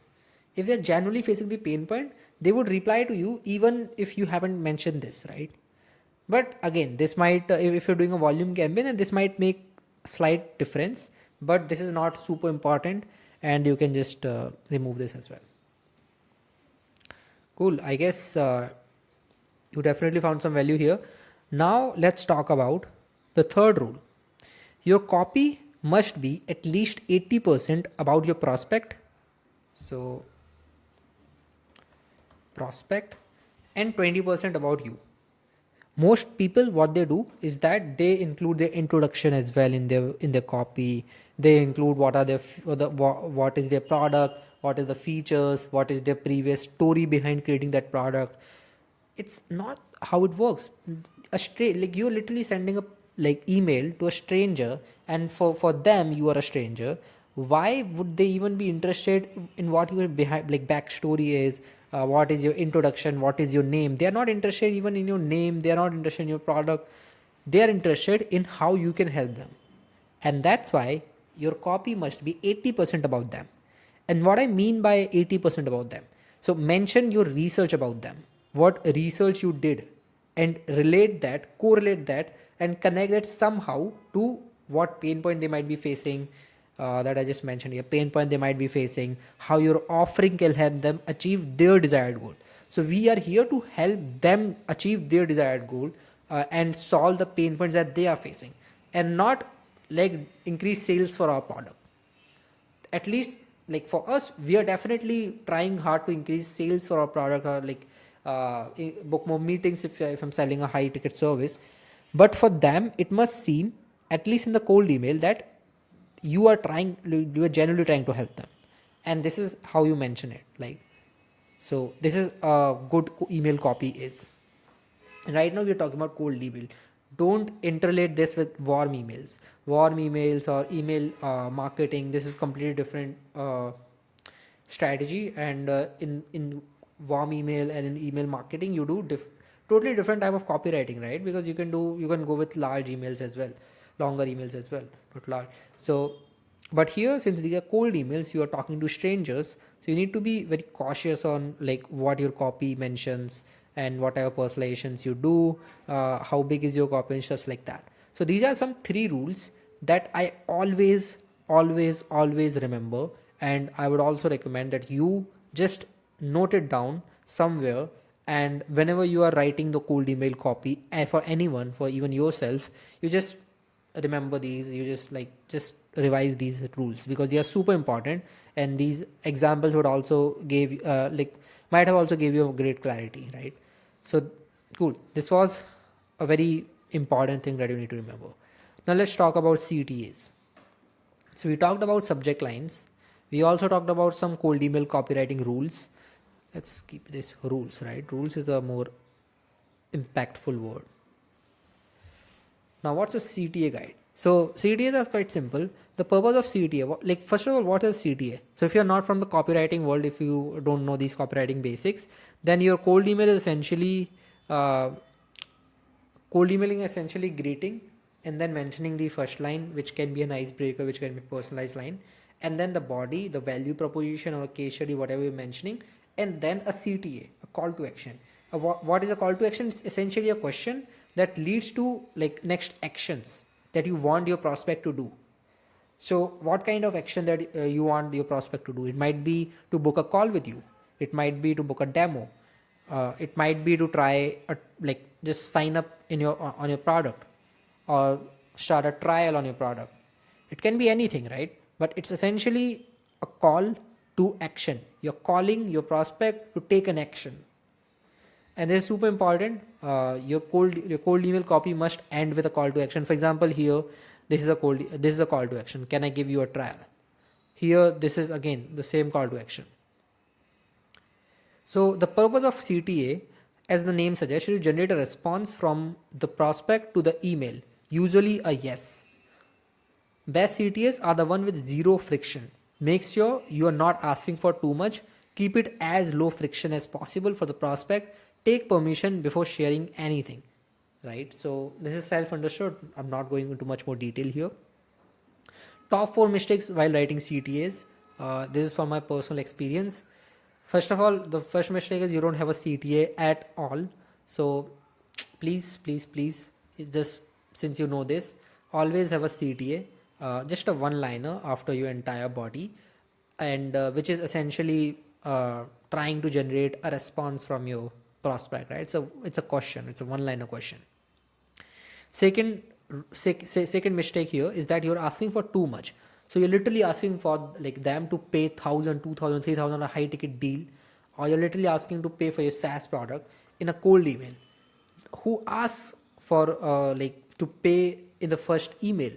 No one, right? Or you might be asking for meetings, right? So this is a very hard commitment or a very high friction CTAs, right? And you like, and since these people that you're reaching out to receives a lot of emails. Now again, it would depend. For few of them, your market target audience or TAM would receive a lot of emails, but for few of them, you might go really niche, and your TAM might not receive a lot of emails. So in that case, you can have hard CTAs. But in normal cases, when you are dealing with sophisticated markets that have seen a lot of emails, you need to have zero friction or low friction CTAs, right? And we'll talk about them. For example, asking for a call is a hard CTA or is a high friction CTA. Third is you're not creating the right urgency. So you need to create right urgency, right? Fourth is you made it too complicated and wordy. Keep it simple. And I will just give you an example. This is literally the best performing CTA for me, and this is an evergreen CTA. It works with a lot of SaaS niche, and it works with a lot of high ticket service niches as well. Which is, can I share the ideas I had on how this could help your team? Let's say if I'm selling a cold emailing service. So can I share some cold emailing ideas I had on how your sales team could generate more replies or more leads? It's a great CTA. It works really, really well because in the CTA, you're giving them more value. So essentially, these type of CTAs works really well. You're not asking them to take any action. You're asking them to just say yes so that you can give them more value. You can literally blow up their mind with let's say 3 ideas customly generated for them, fully using GPT or pre-trained AI agents that I've also covered in like in the clay training how you can do that, and you can still blow their mind because they would think that hey, you have done a lot of research about their target audience on their website, on their LinkedIn profile, and then you're coming up with these ideas, and they would 100% reply back. But you're literally not doing it, and you are doing these activities for at scale, so you're receiving tons of replies. So these type of replies works really, really, really well, and you can automate these types of replies and the response back. Whatever you will share after this, you can also automate that, and for that you can use Clay. And if you want to learn that, then just watch the Clay training module. I just gave 100 Clay templates. Now I don't know, like I found this from somewhere, and I would have loved to give credits, but I don't remember who it was. So yeah, these are the 100 sold email CTs, and I'm giving it away for free. I've also added my original CTAs here. Not all of them are super good, but these are 100 of them, and you can just take some inspiration from them, right? For example, can I send across a doc that explains how it works? Can I record a Loom video to expand further? Can I give you call on Wednesday or Friday at 13 p.m. EST? Can I create a sample for free? Right? These type of emails, like for free, or giving them value without their commitment, without them paying money or without them paying for time. These type of CTAs, for example, uh, this this one, these type of CTAs works really well. This one again, these type of CTAs are essentially offering them a lead magnet, right? Lead magnet is essentially free value.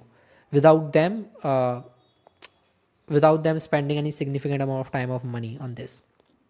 So yeah, essentially that's the thing, and you can find the link of this here. Now let's talk about some cold emailing personalizations and actual templates, right? So I literally created this, and it took me like literally like I think I created this in a span of 1 or 2 months. Uh, I collected the best personalization copies I could, and this is essentially the thing. So I've collected the best intent based personalization data points, and I've collected some non intent based personalization data points as well. And I'll expand it. It will literally blow your mind. I've gave you all the examples of all the intent signals and how you personalize and how you use the first lines or the PS statements, right?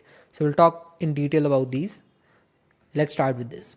So in our initial cold email, we are looking to create curiosity and intrigue, right? So now you understand, like we are going exactly into cold email copywriting. We've talked about CTAs, we've talked about commitment levels, we've talked about friction and all, and now you know how to end your cold email, and you also know how to write your subject lines, and you also know cold email copywriting rules. What are the basic rules? What are the fundamentals? Now we are talking about the exact copywriting techniques and templates as well. So templates plus examples. So in our initial cold email, we are looking to create curiosity and intrigue. Going into detail about how you fulfill your service, etc., doesn't do this. So that's why that's why I'm essentially saying that you don't need to go in detail about how you fulfill your service or whatever your SaaS product, exactly what it does, what are the exact features. You don't need to mention that. You need to mention the end goal, and you can also mention some features. That's also important. You can test out the feature focused emails as well, but don't mention the exact all the features. Few important features are enough, right? uh, what does this what does do this is by communication to prospect what you can do and what they would get, right? Note, never ever give your introduction in cold emails. Keep the email about them instead of about you. This is also super important. uh, Also do this while adding personalization. This is a general cold email format, which is first subject line and then giving them a greeting, for example, hi, first name, and then an icebreaker is essentially a personalization opening line. Then the body, where you might be mentioning about the value prop, lead magnet, case study, poke the bear question. Now what's a poke the bear question? You might know about what's the case study, right? One liner case study. For example, we recently helped three other marketing agencies uh, boost their conversion rate or boost their pipeline by like 30k MRR, for example, like this. So this could be a one liner case study. Lead magnet can be like you're offering them some kind of insane amount of value, which can be in the form of CTAs. Value prop is essentially what your product does in a one liner. Poke the bear. Poke the bear is essentially like recently poke the bear questions are getting quite popular, and this concept I heard it first time from Eric. You might know him. He's again one of the top OGs in the market of cold email, and he's quite famous with his clay workflows. Eric Nolsky. So basically, poke the bear question is essentially uh, asking or mentioning a question which intrigues the pain point, which mentions about that, hey, so in the prospect mind, so let's say I'm a prospect and I'm reading that question. That question must intrigue a question inside of me that, hey, this person, whatever the question he asks, it's true. I might be losing a lot of money on whatever he mentioned, whatever he's mentioning, and I have never thought about this. How I can improve this, and based on that, I can read the entire email. I will give you an example. This is very hard to explain for me, but yeah, I will give you example, and then poke the questions would be clear.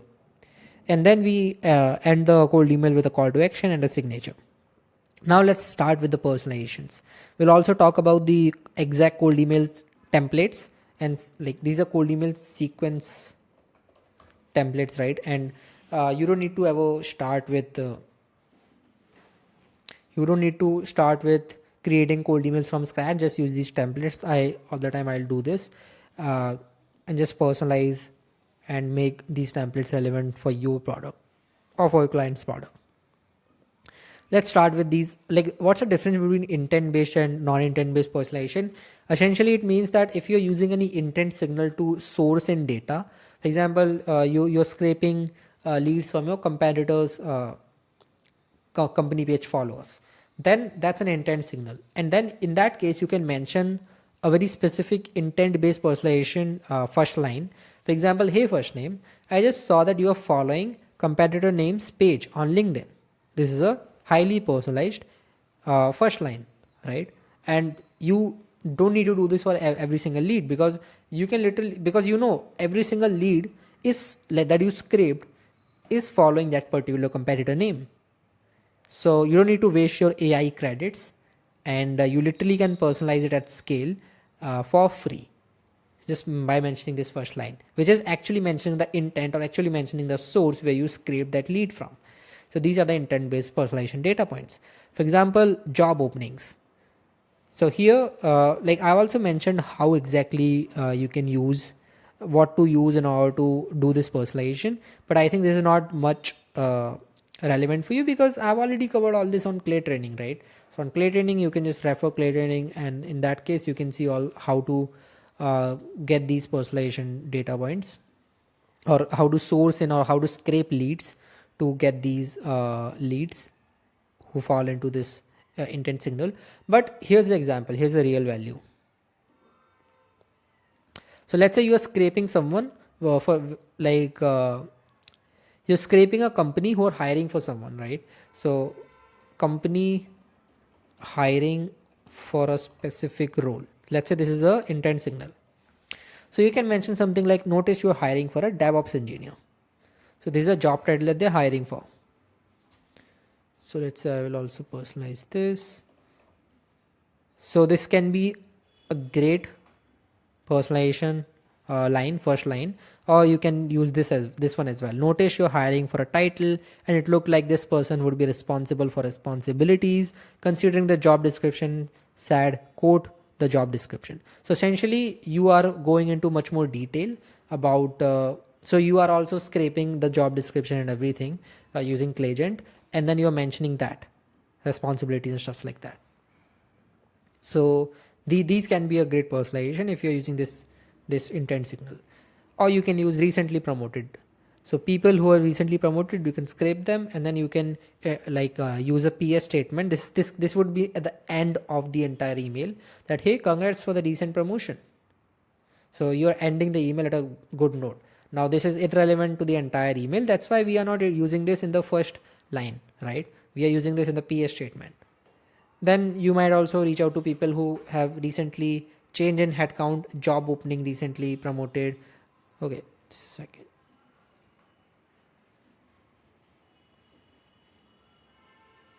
I guess there's some issue here.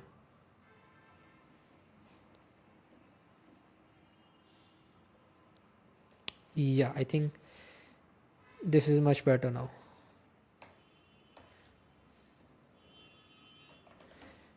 So you might be you can reach out to people or companies who have recently grown their company headcount or grown a very specific department. For example, their sales department grew by 10% in the last 12 months or last 6 months, something like that. And you can easily get this data using Sales Navigator, right? So you can go to Sales Navigator, and you can go to company level filter, account level filter, and then essentially you can scrape. After going to account level filter, you can like easily scrape companies who have got recent rapid growth, right? So this is the one, departmental headcount growth. Let's say their sales department grew by 10%. So this essentially is, I think, for the last 6 months. It gives you data for the last 6 months, and you can see I have 710k results, right? Whose sales department grew by 10% in the last 6 months. So this is essentially like how you can scrape this data, and you can also do this on the company level headcount growth. So this is a company level headcount growth filter. So you can find all this in the sales nav tutorial, but you understand this, right? How you can do this, and you can mention this that, hey, notice that you have grown 12% in the last 6 months, and this is a great personalization. You can also use this in PS statement, that congrats, I just saw that you have grown your headcount by 12% in the last 6 months. You can reach out to like people who recently changed their job and introduce a PS statement of, for example, congrats on your new role. This can also be a great way.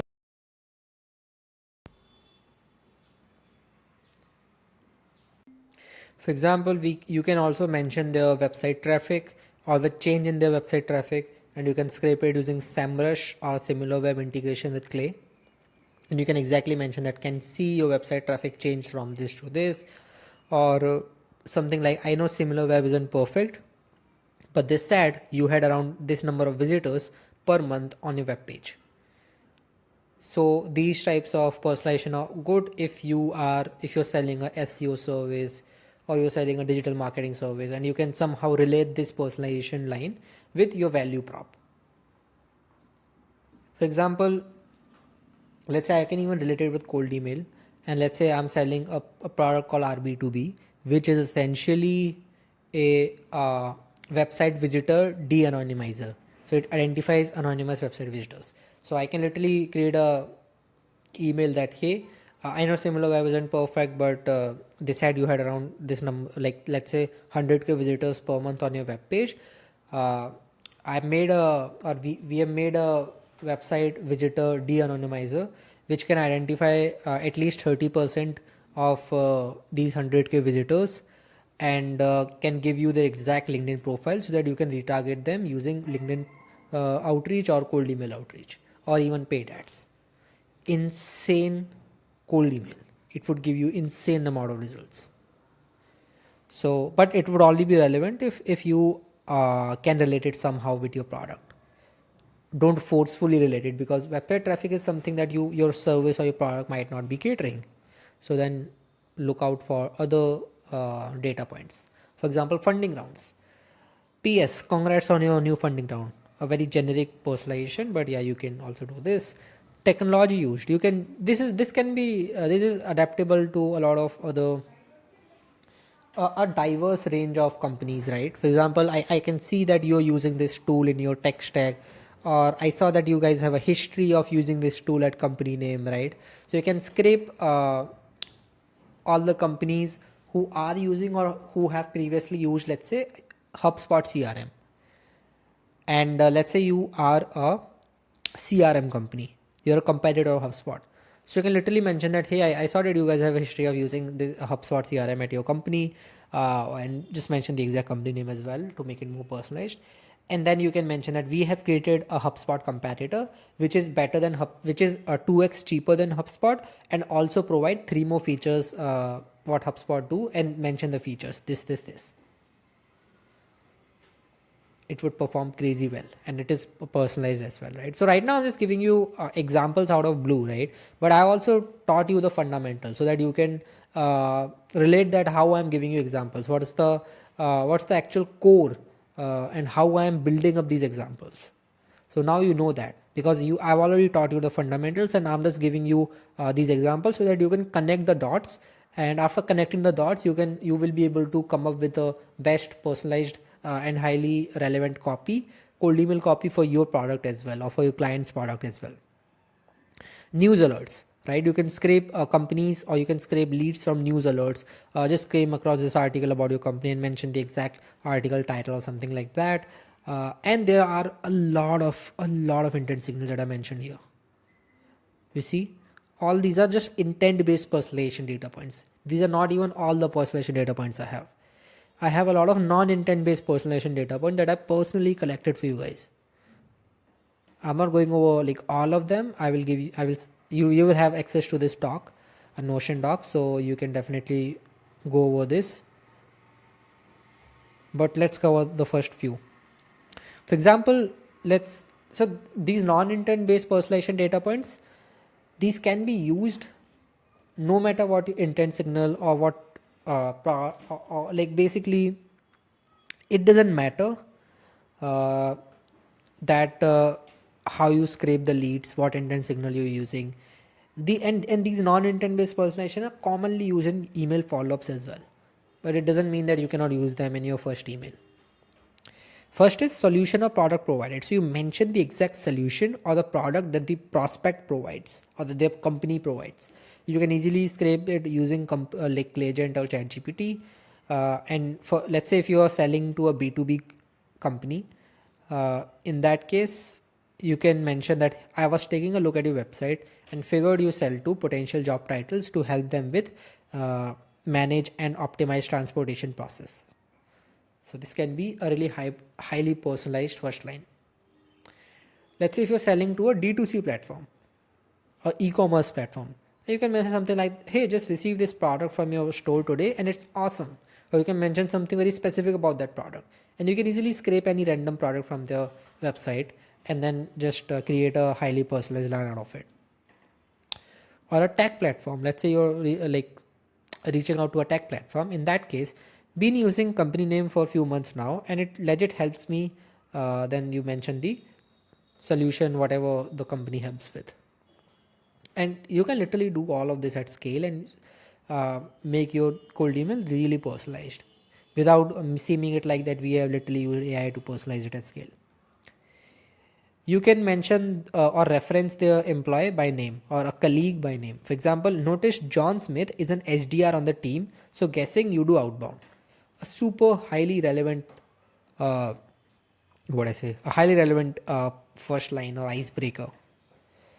So you mention the exact person SDR in their team, and you can easily find this using this feature, or even you can do it using Clayagent, right? So creative ideas. This one also works really well. For example, you can say what's on your website and had some creative ideas for you, and mention the creative ideas. So you actually mention the creative ideas.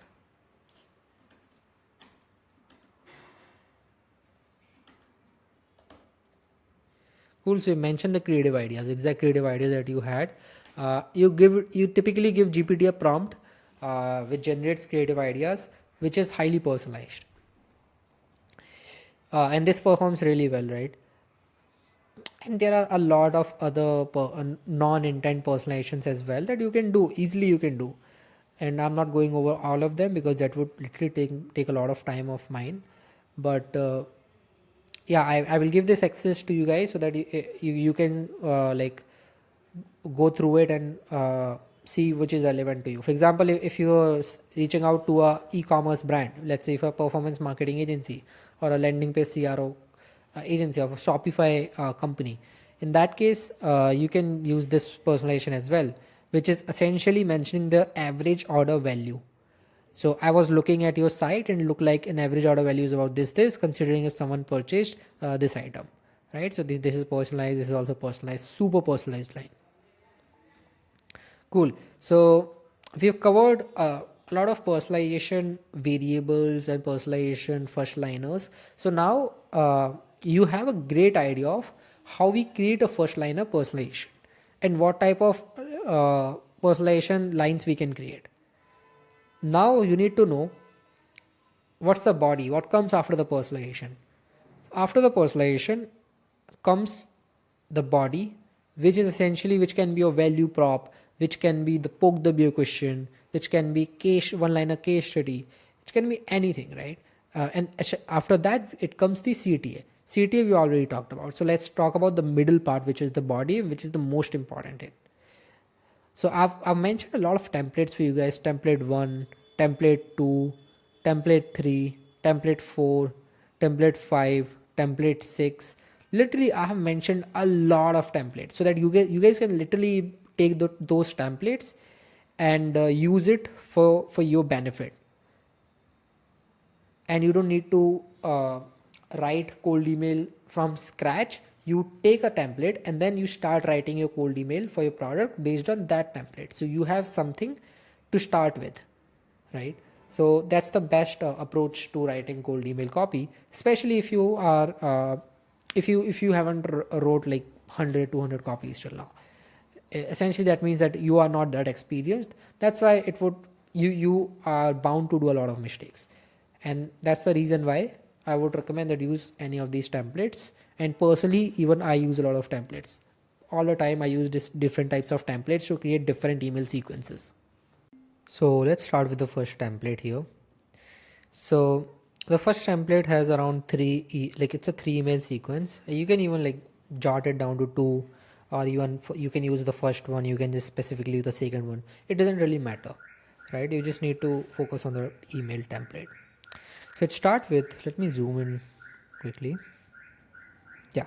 So basically it starts with, hey first name, recency based waterfall or relevance based first line. This is essentially a personalization first line.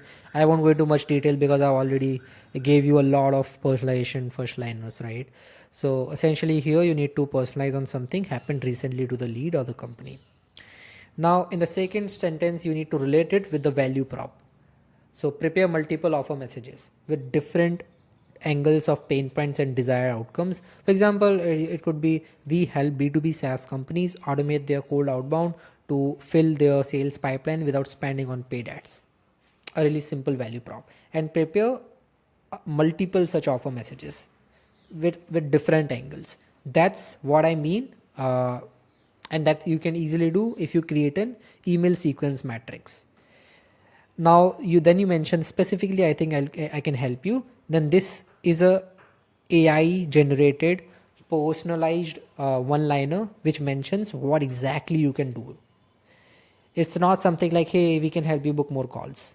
No, you mention in a much more personalized, in a much more personalized way, and what you can do. So give a very specific output on how you can help them do more, what their mission is. This is one of the limitation. If you sell to a vertical market, it would be add to AI generate how you can help them bowling alley specifically, because everyone you sell is to running the same business. Just to swap this a particular use case, you can help them where that applies to everyone. As simple as that. So essentially what it means that you cannot essentially do this for a vertical market.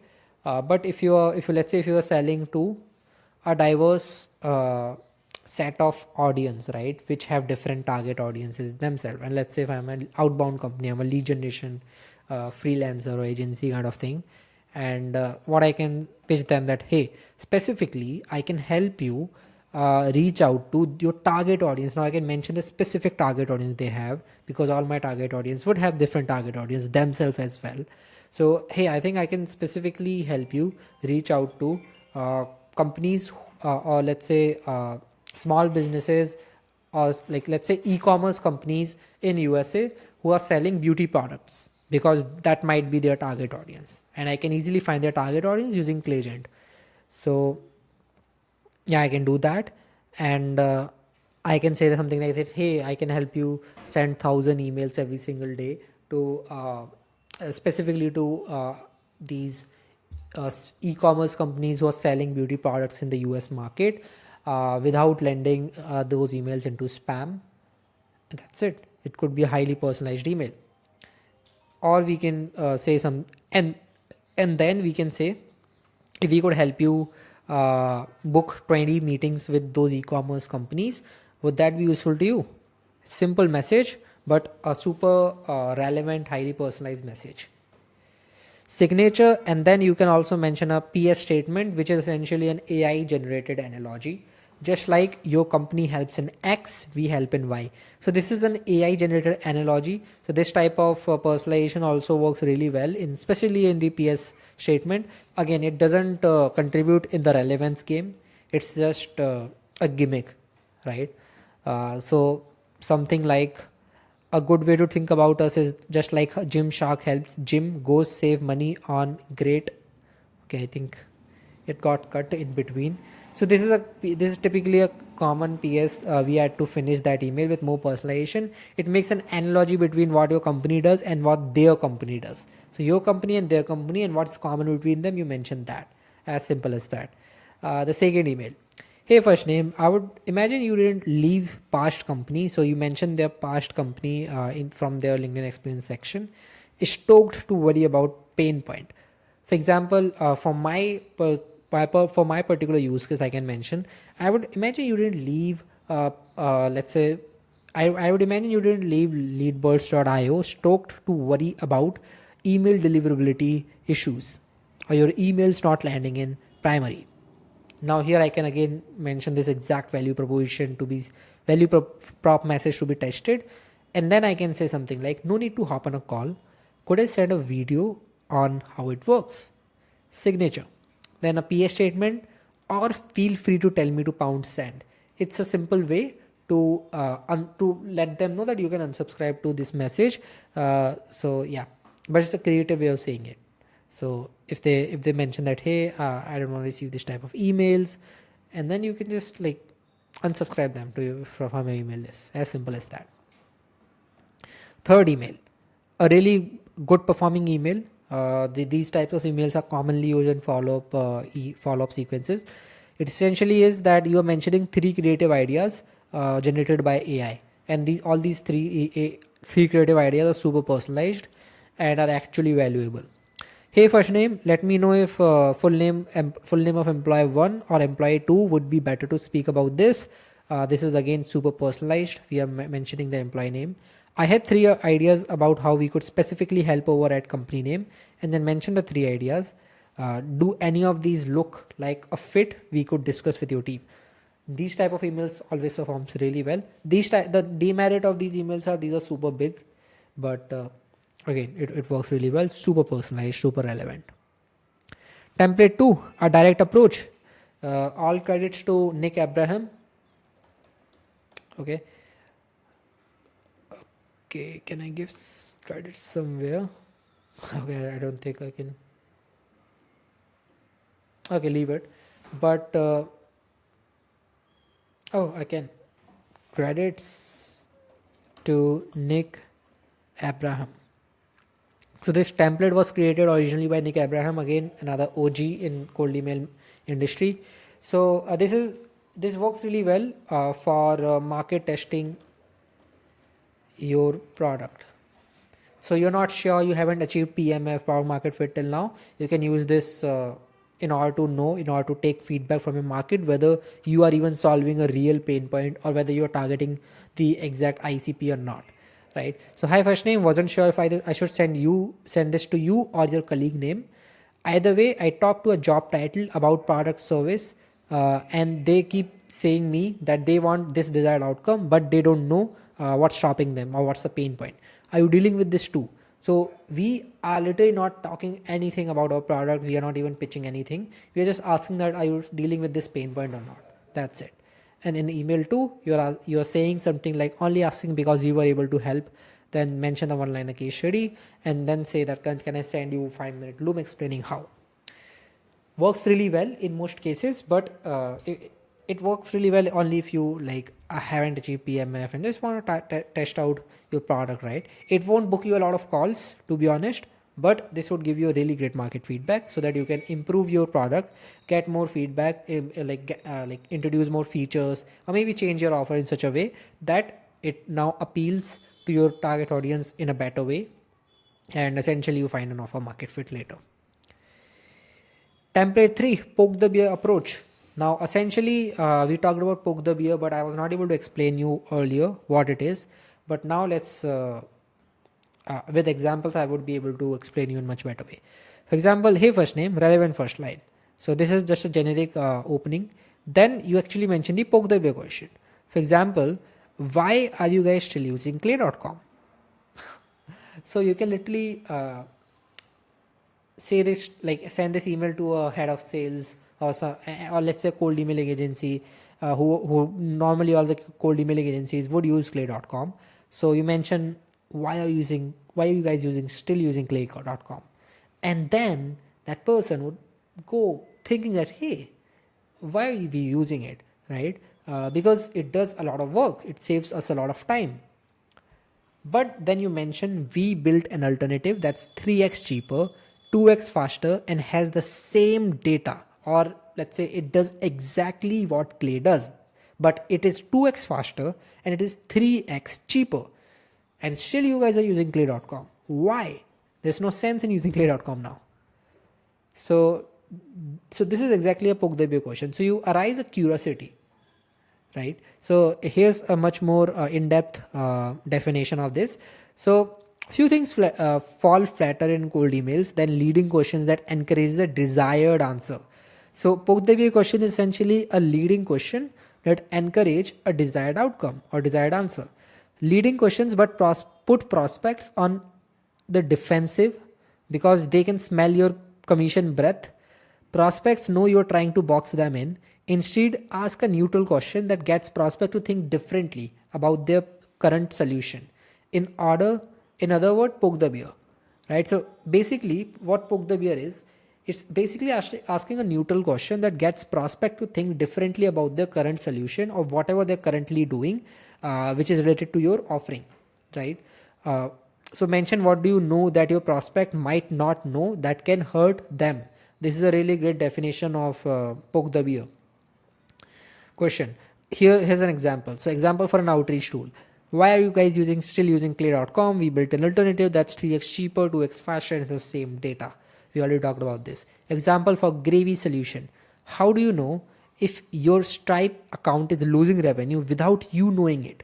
Someone who's using Stripe for their payment gateway, he wouldn't normally think about these type of things, right? But you're mentioning it in a different way so that they actually start thinking about it. And then you mention your value prop that, hey, we will help you to not lose revenue while using Stripe. Our tool exactly does that. We'll help you to save more money while using Stripe. So definitely these type of emails also works really well, and I always have a poke the bear question style of email in my email sequence matrix. For another example, for let's say a staffing firm that places salespeople. So it could be something like, how do you know good interviews won't turn into bad sales hires? Another great example, right? So these type of questions are like what I meant by poke the bear question, and they always works really well. They arise some sort of curiosity, right? Now if you're new to this, if you are not able to think of any poke the bear question, that I've also created a GPT prompt for you guys so that you can use this prompt and you can create a poke the bear question for your particular product, for your particular industry, right? You just need to provide it these 5 things. So first you need to provide it the pain point that your prospect faces, what KPIs matter to them, typical solution that they might have tried, their niche, their industry, and what is your offer for the prospect. And based on these 5 inputs, it will give you some really good poke the bear questions. So cool, this is one way of generating book the question. Or if you're good with it, or if you're natural with writing these, then you can write it yourself only. Then you can just mention a normal value prop line that we have helped companies like company name achieve outcome in time frame without no good rotten thing. Basically, it's a one-liner case study. Then would this be something you're looking to solve as well? A very soft CTA without pitching them anything. Again, this type of email personally, they are my favorite, works really well all the time. And template 4 is my second favorite. I've got really good results, and recently I'm getting insane results with this template 4. I'll show you right now. So let me first remove all this and let me put it into a comment, right? So I will just create a comment. example 1, example 2, example 3. Cool. So these type of emails works really well. Second favorite for me. So here's what it says: hi, first name, relevant based icebreaker. So these are different than the previous personalization variables.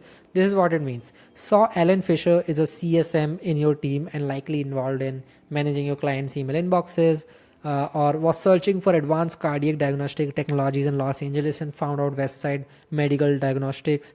Or let's say saw you are also based in location and leading department at company where you are helping leads value prop. So these are some of the examples that you can use, but they should be super relevant to what your product is, what you sell, what your offer is. Now you need to mention target audience often faces pain point, right? So for example, let's say I'm selling to agency owners. So let's say I can mention agency owners, or let's say cold emailing agency owners often faces reply management concerns when they go beyond 10 to 20 clients. A super specific problem statement, and I'm even not exactly sure about it, right? I'm mentioning this word which is often, so I'm skeptical about it. So it's not direct, it's not a very direct approach, it's an indirect approach which is quite softer, warmer approach, and works really well of mentioning the pain point that they might be facing.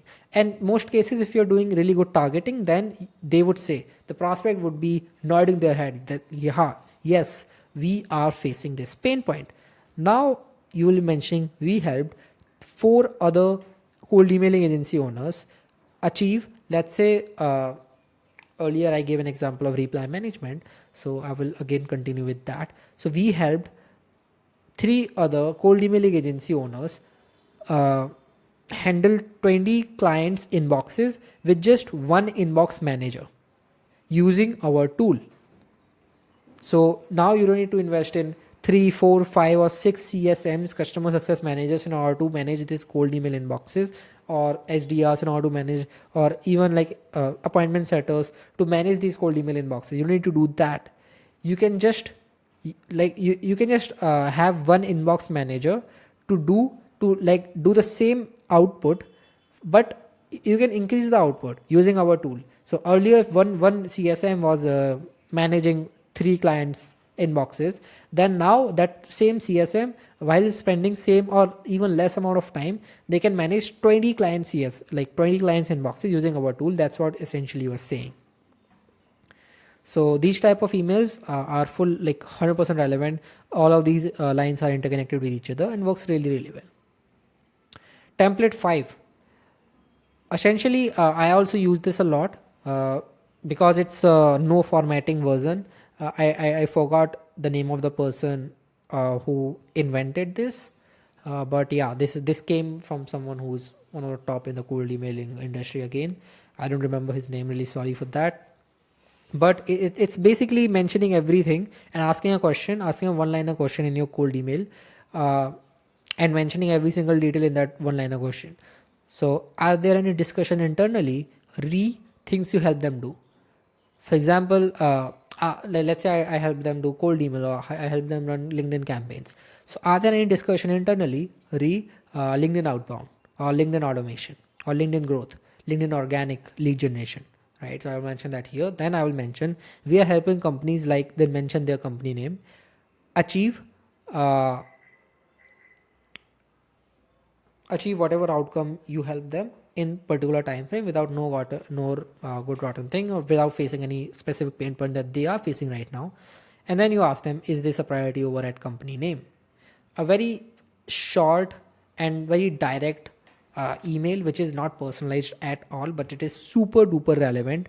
And these type of emails also works well because these are pattern interrupter. If you see your cold email inbox email inbox right now, if you receive cold emails, if you're a decision maker, then you might see that you don't receive a lot of these type of emails. You can receive a lot of emails which are these type of emails, which are 3 or 4 liner emails, this type of emails as well, this type of emails as well. But you would rarely receive emails like these, which is one-liner email, everything in one line. And that's why these are pattern interrupter. People often are curious to read this, what the person is saying. So yeah, this is how it's done, and I have a lot of other examples as well. I'm not going over all of them. I've covered the important ones and that I personally use. Template 5, template 4, 3, that the poke the bear approach, and the 2, which is the market testing approach from Nick Abraham, and the first one from Eric Nowalski. We have a lot of other ones which I don't personally use a lot. Previously I've used them, but I'm not using them as of now. So you can have a look, you can see if any of them is relevant to your current ICP or your business, and then you can definitely uh, use them, right? So essentially these are the templates. I also have a few follow-up email templates that you can, like some creative ones, right? For example, you can mention a meme based follow-ups also works really well. But when we're talking about LinkedIn outreach, uh, in that case we'll be talking more about meme follow-ups and how. But yeah, you can use meme follow-ups and cold emails as well. For example, you can personalize your memes. uh, you can mention bullet points of how you can help them. These are again different types of follow-ups. We already discussed about these, so I'm not going to discuss about them again. Hey, what's up? So in this video, it's essentially SOPs for purchasing infrastructure and setting it up. It's quite straightforward, doesn't take a lot of time. By purchasing infrastructure and setting it up, I mean that we need domains. So we will buy a lot of domains, and then we will buy mailboxes, and then we will set them up, right? For domains, we are using Spaceship. Spaceship.com is one of the best domain provider. It's cheap and it's reliable as well. Zapmail, on the other hand, is a third-party reseller for Google and Microsoft mailboxes, and it's reliable as well. So first of all, I want you to create accounts on both of these platforms, spaceship.com and zapmail.ai. And once you've created an account, we'll start with Spaceship because that's where we are going to purchase our domains. That's step one. So create an account, go to Beast mode. Beast mode is actually a mode where you will be able to paste multiple domains at a time. Currently, I cannot go to Beast mode, so I need to search for something. So I'll just randomly search for a domain, and then I will be able to go to Beast mode. So I'll click here, and now I will just paste all the domains, the domain names that I want to purchase. So I'll paste all those domains. So these are just the sample domains that I'm gonna purchase. Uh, and then just make sure that the TLD here is .com because we don't need any other TLD. By TLD, I mean what's behind the domain name. So .ai, .uk, .in, right? .net, it can be anything. So we just need .com because that's where the most amount of deliverability is. The domain reputation is relatively higher. And then click on generate. So these are 40 domains, right? And then there's a high possibility then that a few of these domains might have been taken, right? So I can see here, for example, this domain is taken. Let's scroll down a bit. Okay, so all the domains are available except this domain. So now I need to have a replacement for this domain. So in order to have a replacement, what I can do, I can just add one domain, for example, sensomediauk.com, and then I can press generate, and let's see if that UK domain is available or not. Okay, so this is still unavailable, that's fine. But since we have added one extra domain, that should be available, right? Okay, so seems like this is available. So now we have balanced the number of domains which are available. Now you just need to click on add all to the basket. You can just add all at a time.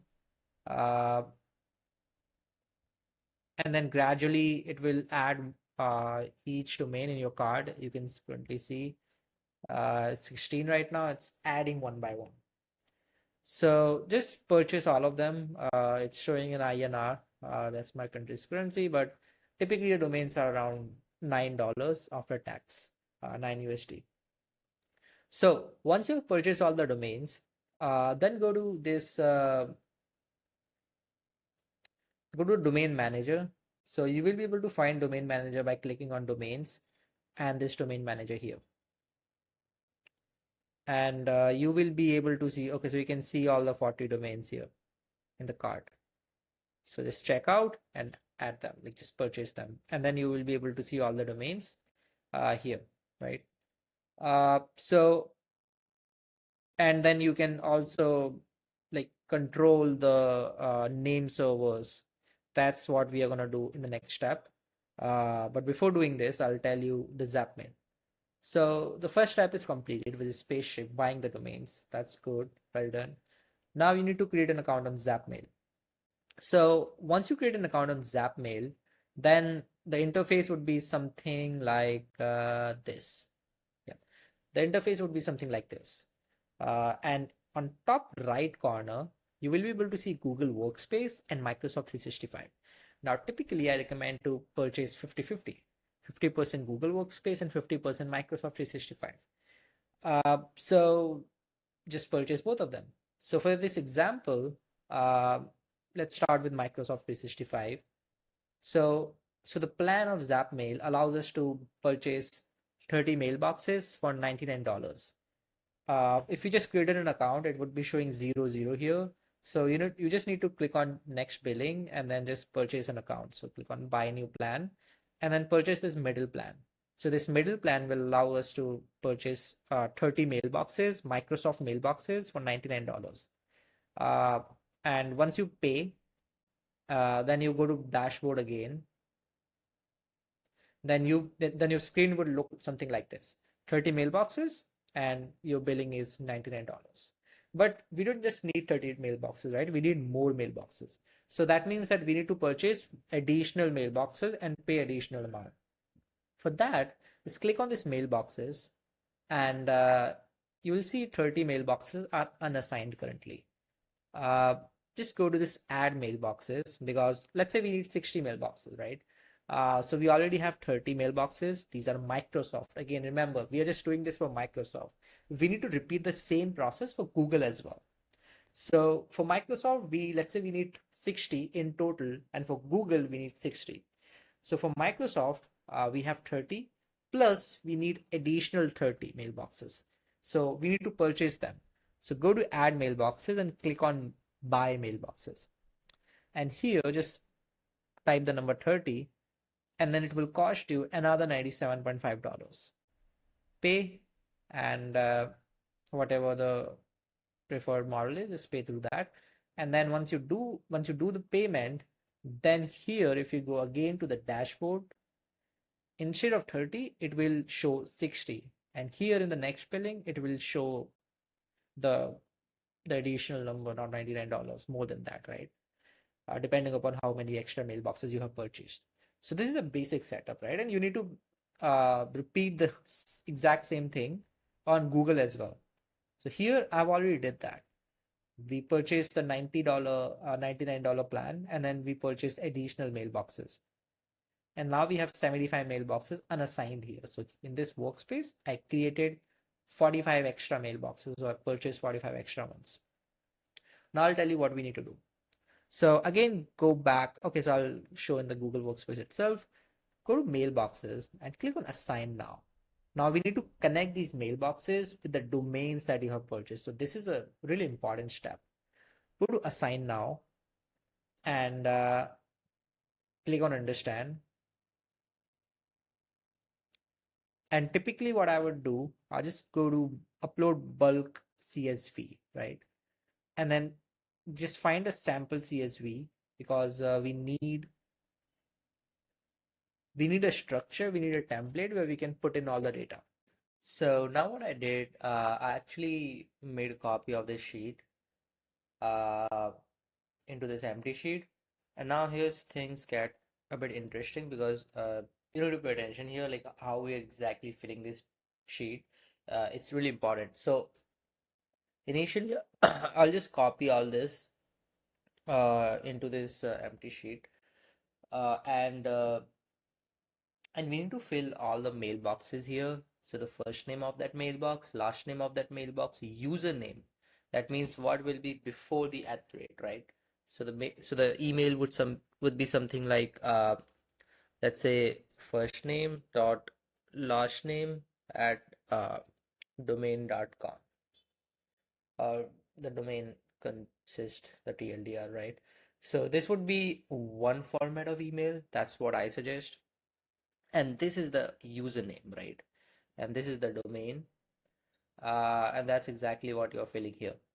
Another format of email. So if you remember, one domain equals to 3 mailboxes. So one domain equals to 3 mailboxes. That means that we need 3 templates, uh, three formats of usernames. So the first format of username I prefer is this one. Second format I prefer just the first name. So first name at domain, right? And the last one, I mean, it depends, but I prefer first name dot initials of last name. So I'll give you an example. In this case, let's first of all, I would need to scrape all the domains. So let me write all the steps here. So scrape all the domains. That's step one. Step two would be divide those domains 50-50, because 50% goes to G Suite and 50% goes to Microsoft. The third step would be fill the mailbox sheet 3 times for 3 different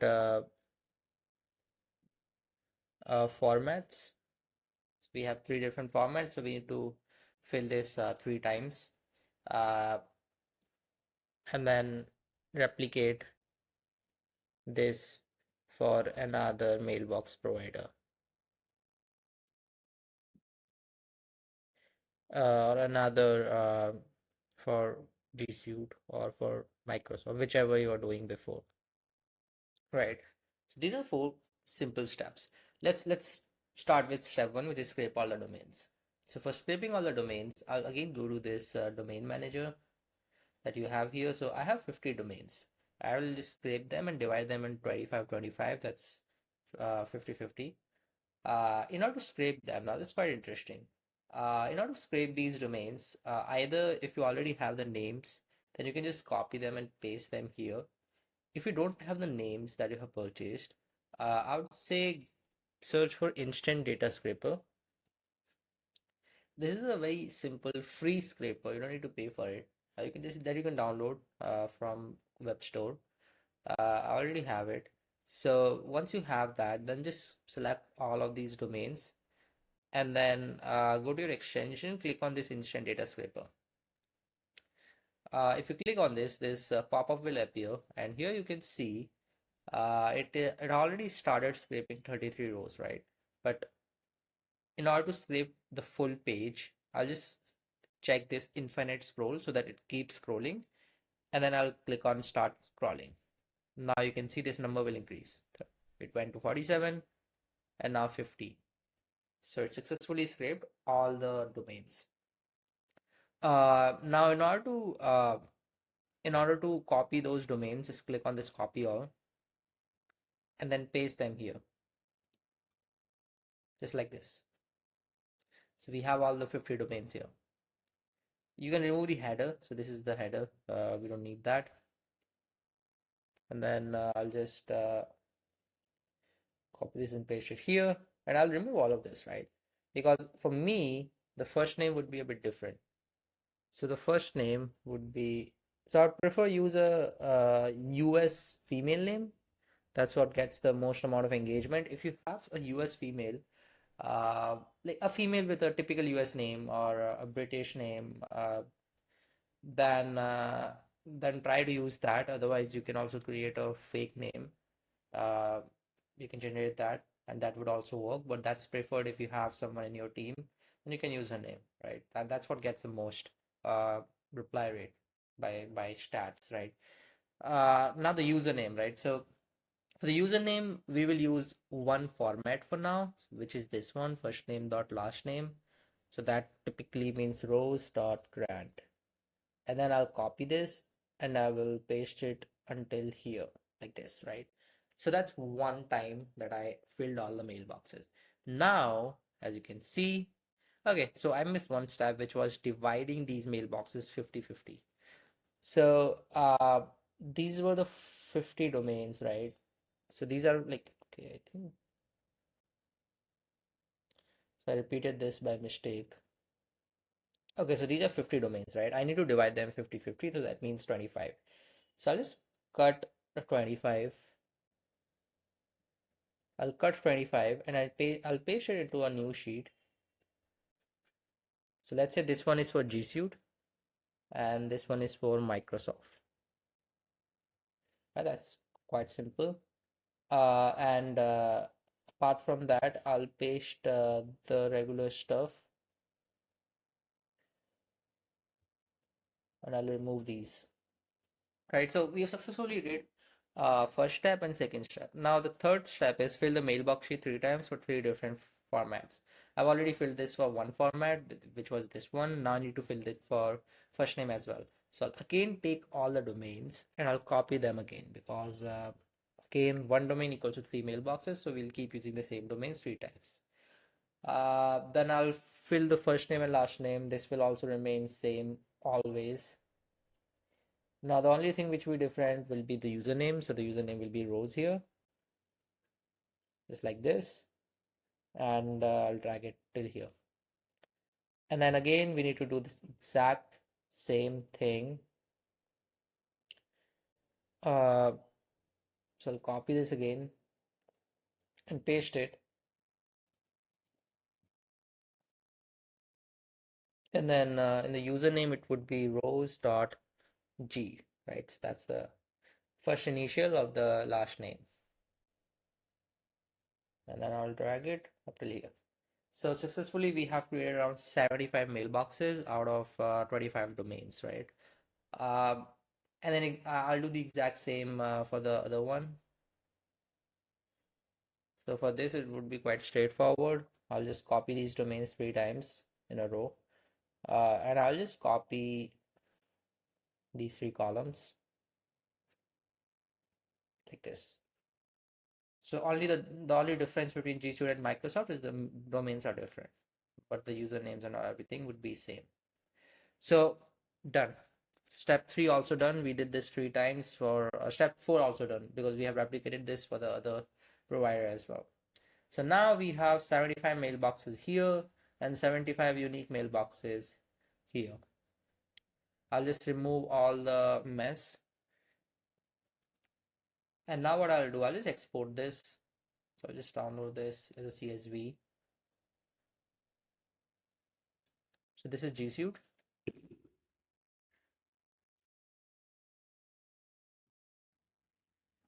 And then I'll download the Microsoft one as well. That's Zapmail Microsoft. And now what I'll do, I'll just go to Zapmail. Here, remember I'm on Google Workspace, so I'll just click on Upload Bulk, and I'll just upload this G Suite one, and I'll click on Upload All. Now, it might take some time. Let me refresh this.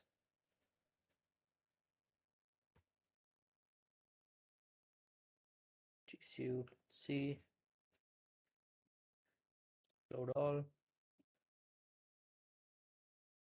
So taking some time. Let's see what's wrong.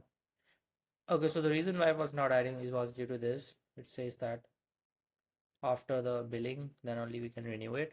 So we can schedule it. So I'll just show you how to schedule it. So click on that schedule, click on bulk upload, and upload the CSV like this.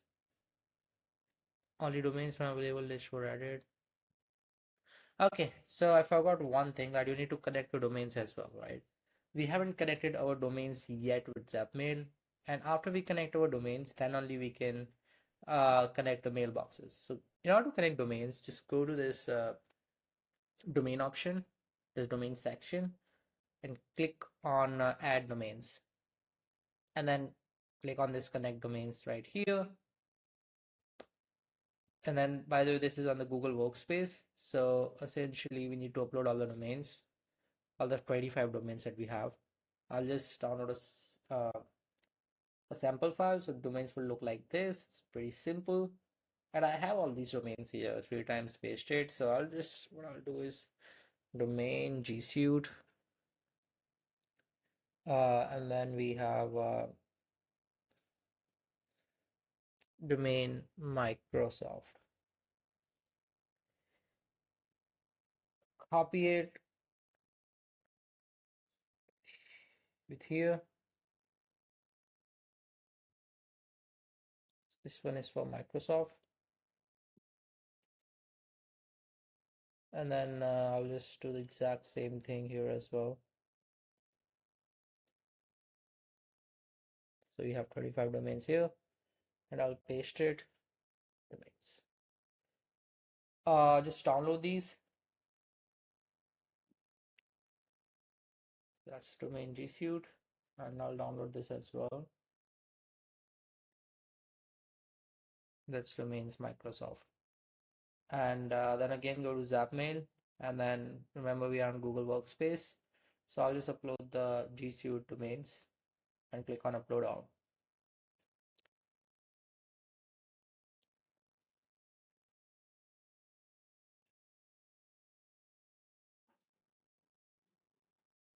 So now it is checking the name servers. By NS regard, it means name servers. Essentially, what we need to do, we need to copy all these 4 name servers and paste it into Spaceship. I'll tell you how we can do that. So just select all of these and go to this name server and click on change name servers and click on custom name servers and add 4 name servers here, and then copy these one by one.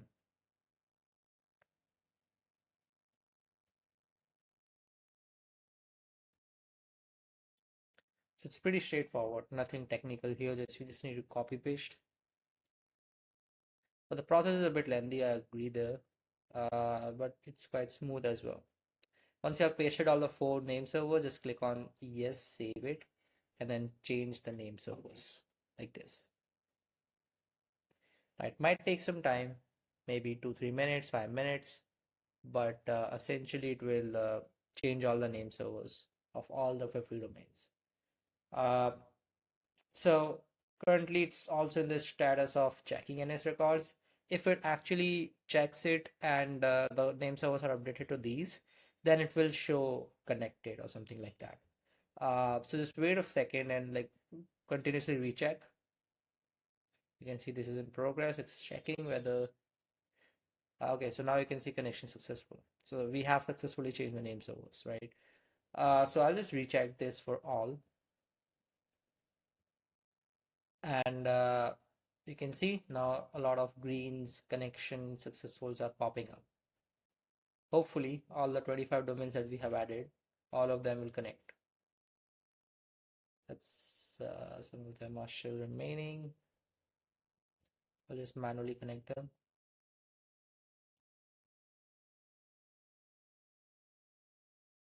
Okay, so the remaining ones are also connected now. So all of them are connected, right? So that's pretty good. So I'll just go back, and here you can see all these 25 domains are connected. You need to do the exact same thing on Microsoft as well. But just for the demonstration purpose, I'll just show you how to do this. Then click on assign mailboxes here. Since the domains are connected, now we are good to connect the mailboxes as well after the domains. So our CSV is already uploaded, as you can see. So there should be around 75 mailboxes here. We can also attach photo, but it's quite hard. It doesn't give an option to upload photo and when we are bulk uploading. So maybe you need to maybe you can skip that. Then click on assign 75 mailboxes right here. So now the next step is just to export all of these into your Smartlead or Instantly account. So for that, just select all of these mailboxes, click on export, and just select the platform where you want to export them. For example, here I will export them on Smart Lead, so I'll just click on export and then just put your credentials here. So I'll just put all the credentials and I'll click on login to export, and that's it. So now what this Zapmail will do, they using API integrations, they will automatically export all of these 75 mailboxes to Smart Lead, and saying that might take up to 30 minutes, right? So let me go to my Smart Lead account, and you might not see them instantly, but within maybe 30 minutes you'll be able to see them. And you can do the exact same with your Microsoft mailboxes. So here are the Microsoft ones.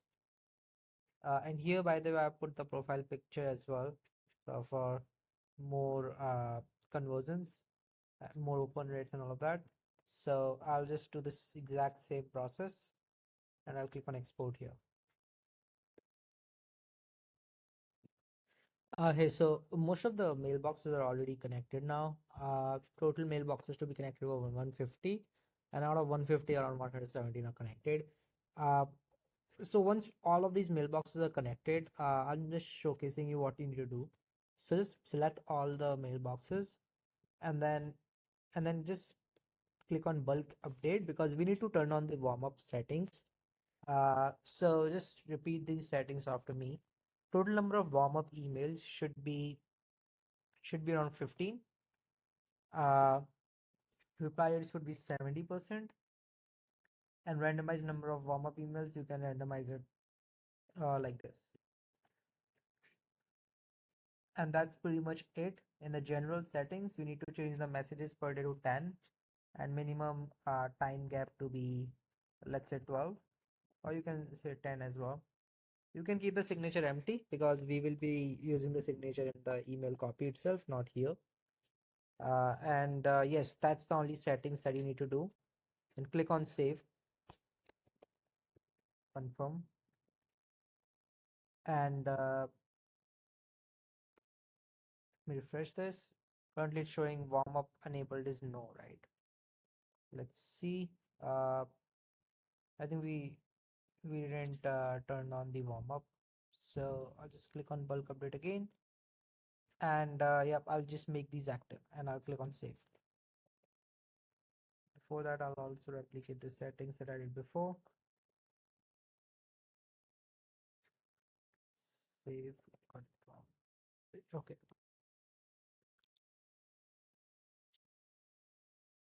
So we just need to wait 1 minute. Okay, let's do it again. It's been 1 minute. I'll just type confirm here. Okay, and boom.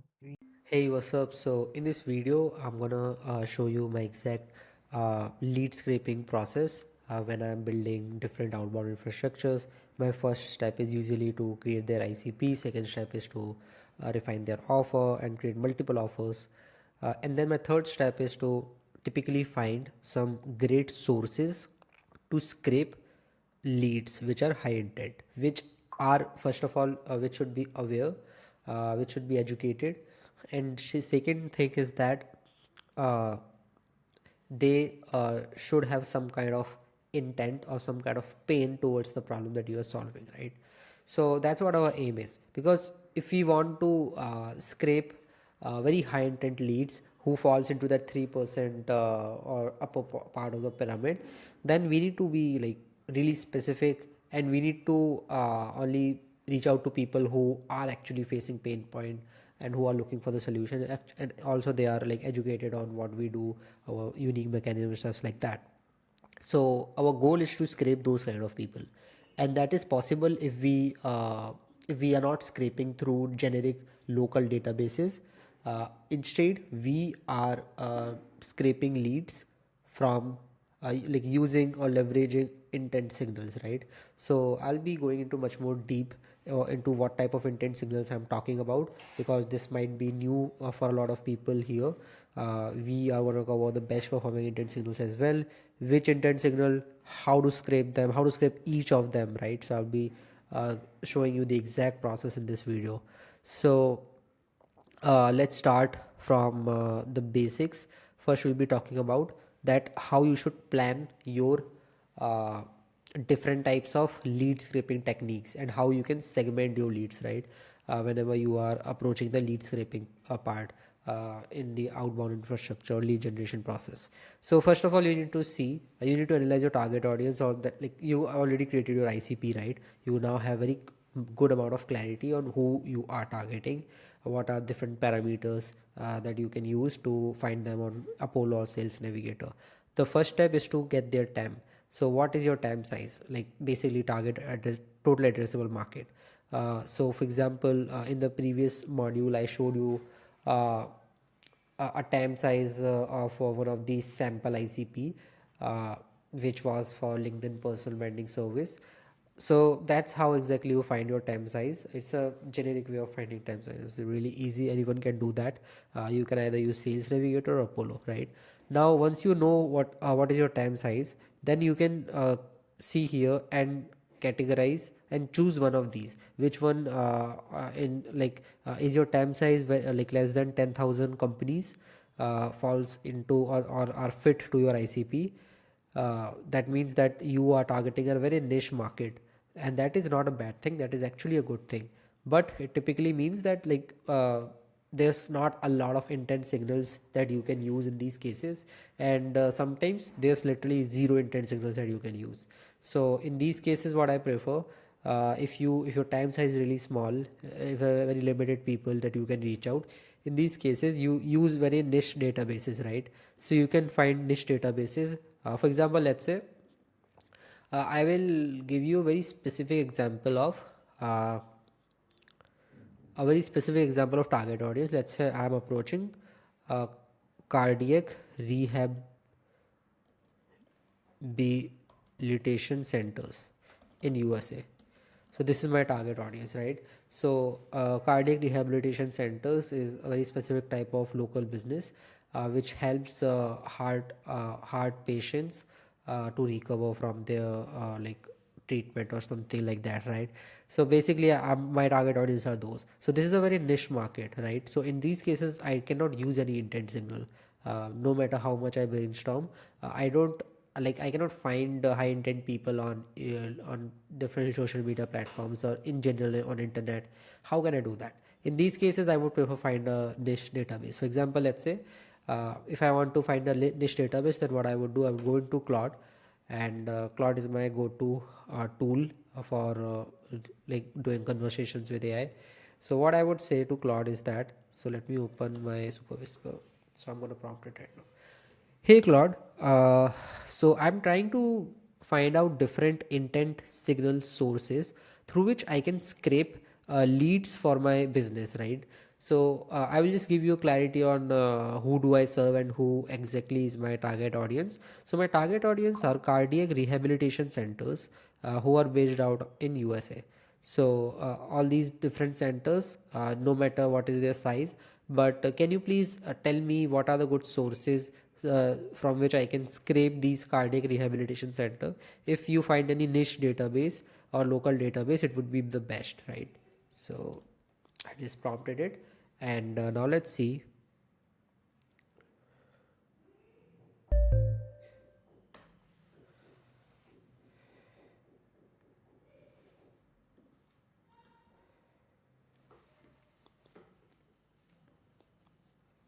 Cool. So it gave me some databases, right? And some of them are really good. So you see Medicare CMS database, the Centers of Medicare and Medicaid Service. So this, I can go to this database. I can just search about this on Google, and yeah, here I got this database. Typically I can scrape all the information from this database, right? So you see, search for CMS data, and I can like just do some here and there, just some testing and find new data. Similarly, this is another database that it just gave me. It is a robust directory of certified cardiac rehabilitation programs in USA. So you see, I got a lot of local databases that I can use in order to scrape information from them, right? So this is one way or this is literally the best way that I would even recommend you if you have a very niche market, right? So this is how you find the right databases by just like researching using Claude, or even GPT would work, but I prefer Claude. uh, so yeah, if you are not able to find any niche database or any local database for your specific target audience, and that your target audience is also very niche, in those cases use Apollo and SalesNav, Apollo or SalesNav, but I would prefer Apollo only. Why? Because see, you don't have any option, right? So you need to use this database, and what you can do, you can like scrape a very large target audience. For example, let's say you have done very basic filters on Apollo, and then you are scraping, like you have scraped around 50,000 companies or leads, right? Now, not all the 50,000 would fall into your ICP, because you know the time size is really small. So in those cases, what you can do, you can scrape a big list, and then you can qualify them on Clay. So you can qualify all the leads at like with the cost of pennies using GPT. So you can qualify a big list and find a very niche players who actually fits your ICP. So this is my approach whenever I am targeting a very niche market, right? But I think that this won't be a case in most of the people who are viewing this video, and that's the reason why I would focus more on these big TAMs. So if you have a big TAM in general, which typically means that more than 80,000, it's just the benchmarking that I'm doing right now. In those cases, what I prefer is have two types of scraping sources. So don't just rely on one or two different types, like one type of scraping source. Have two types of scraping source. First scraping source would be your intent signals. So what this signifies is that you find some intent signals through which you can get really high intent leads. And by the way, I will be going much more deep into what are these intent signals and all. Don't worry about that. Right now I'm just covering some fundamentals and building blocks of what I'm going to teach you. So here you can see the like for if you have a big TAM, then we can have two types of scraping sources. One could be which is fully automated, which takes new leads from using different intent signals and then puts them into your outreach campaign. So these types of campaigns are normally fully automated, because because you are not manually scraping leads, right? Or you're not one time doing the lead scraping one time, because this is usually a continuous process. For example, you need to perform these scraping every single day or every single week or every single month. So it depends upon what's the frequency. But yeah, these can be fully automated. But normally what happens is that these are very small lists, because see, using an intent signal, you cannot find very big amount of list, a lot of people, right? You will generally find very small list, but since they are high intent, so the conversion rate even with a low volume would be much more than what's the conversion rate in this case, which is second category of scraping, which I'm just showing you. So here the first category of scraping was like just using intent signals. Second category is that without using intent signal, we can scrape a very big list from generic databases like Apollo, Sales Navigator, and run evergreen campaigns. So we scrape some big list, maybe 10,000, 20,000, 30,000 or 50,000 leads at once a time, and then we qualify them, enrich them, and then do a personalized reach out to all of them, right? So these doesn't take a lot of efforts, because these are just one time things and they runs for even months, right? You don't need to perform any other scraping for 1 or 2 months. But here these are like automated even more at even more level, and these give good conversion, because here new leads would be put in into these campaigns by scraping those intent signal sources, right, every single day or whatever the frequency is. So this is what I recommend. Normally with my clients, I have this type of approach where I run a lot of intent based campaigns which are fully automated, low volume, high conversion rate, and I run a lot of big list campaigns as well, which I scrape from generic databases like Apollo or SalesNav, or if there's any niche database, that also works out really well, right? So cool. So this is some of the basic that you need to know, why like before going over what type of intent sources and everything that you need to build out, right? So now we will talk about what are the different types of tools that you need to know and you need to understand if you are planning to scrape different leads, right? So talking about the tools, what I use are majorly three different tools, and these are the only tools that you need to know. You need to know any other tool, to be honest. So the three tools that I use for scraping, first is Apify. Now, what exactly is Apify? Apify is a marketplace of thousands of web scrapers which are published by independent developer, right? So these developers, what they do, they create different scrapers, they code it, and they like publish it on Apify. So Apify is a marketplace. Apify is not a scraper, but Apify is a marketplace for different scrapers, right? So let me go to Apify. Apify, like a lot of people get confused on these on Apify and its pricing plan. So I'm gonna spend a bit time on how to get familiar with Apify, because trust me, it's not complicated. It's really simple. Seeing a dashboard might make you like overwhelmed, but this is quite simple, to be honest. So let me quickly show you how does Epify. So this is the dashboard of Epify, but let me go to stores. So I will go to stores, and here I can see a lot of scrapers are there. For example, this is Indeed scraper, Indeed's job scraper. So I can literally like scrape Indeed jobs on regular basis automatically, right, using Epify. Apollo people and company scraper. So this scrapes Apollo list, right? This what this Epify actor do, it basically is Facebook ads library scraper. So you see, you can have a lot of different intent signal in this Epify itself. So you can scrape Apollo, you can scrape Indeed, you can scrape Facebook, you can scrape anything, literally anything. Google Maps, Instagram, TikTok, Facebook post. You can scrape anything using Apify. For example, let's say I want to scrape LinkedIn jobs. So I will just search LinkedIn job here, and boom, I got a lot of scrapers for LinkedIn jobs, and all these scrapers are posted by different developers. So you can see there are the name of this developer is Babity. The name of this developer is Curious Coder, and you can also see the ratings, how many people are using it, and what's the rating like, right? So you see there are a lot of scrapers that you literally can use here. Now see, one thing to note here is that how does Epify charges you. So Epify charges you on the basis of two things, right? So you're paying for not only the subscription. So your subscription cost is the actors that you are renting plus the uses cost, right? So now a lot of people get stuck on what how does the Epify pricing works, because it's quite complicated, but you don't need to overcomplicate it. I will just try to simplify it a lot.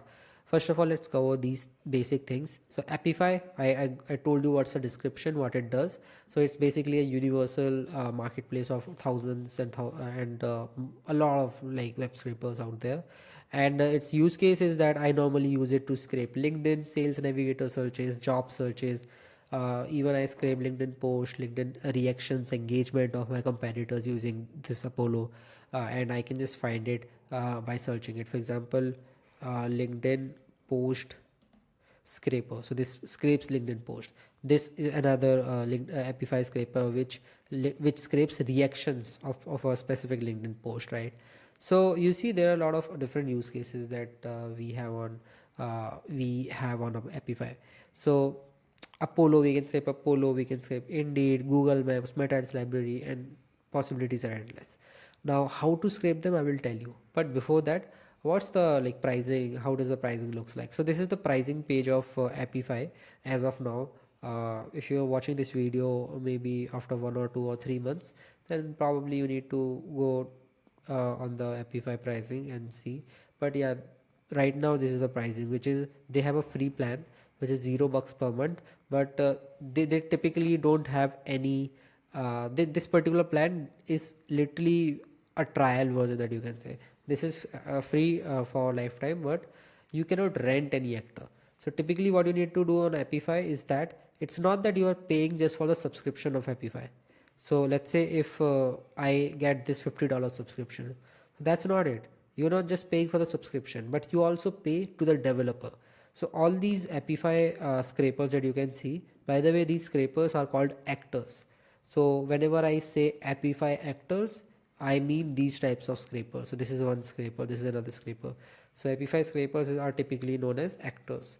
So what I mean here is that, so for example, this, let me click on this particular Apify actor. Here you can see what's the subscription cost of this. So this, if I want to use this, then it cost me 30 bucks per month plus usage, right? So so now you need to understand how does you calculate your entire cost on Apify, because it's quite complicated.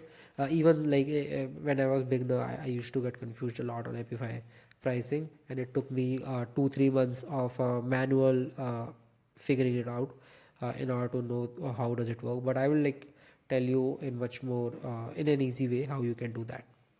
So simply assume that so whenever you are using Epify, you are not only paying for the actors that you rented. For example, I've rented this actor, so I'm paying 30 bucks per month. But I cannot just pay 30 bucks per month and use this unlimited, right? It also charges me on the basis of usage, because this entire thing is hosted on cloud servers, so it cost us the server usage cost, right? So you also need to pay for the usage. So if you literally are thinking that, hey, if I just need to purchase this particular scraper, it's just 30 bucks per month. I can just rent it by clicking here, and you see I can just like I need to first upgrade my account, right? So here's the thing, here's the catch here. I cannot rent this $30 plan right now, and it would cost me minimum 50 bucks to rent this at 30 bucks. Why? Because Epify doesn't allow me to rent any actor in its free plan. Right now I'm on Epify's free plan, as you can see, and you can see the usage here. So right now my usage is like $0 out of $5 that it gives me. So what Apify typically charges you is based on the usage, how much you use the actors. So let's say you have literally purchased this scraper, so you can use it unlimited times. But whenever the more you use it, the more usage cost would be there.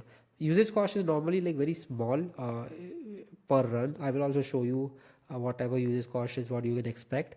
So let me go to this Apify actor.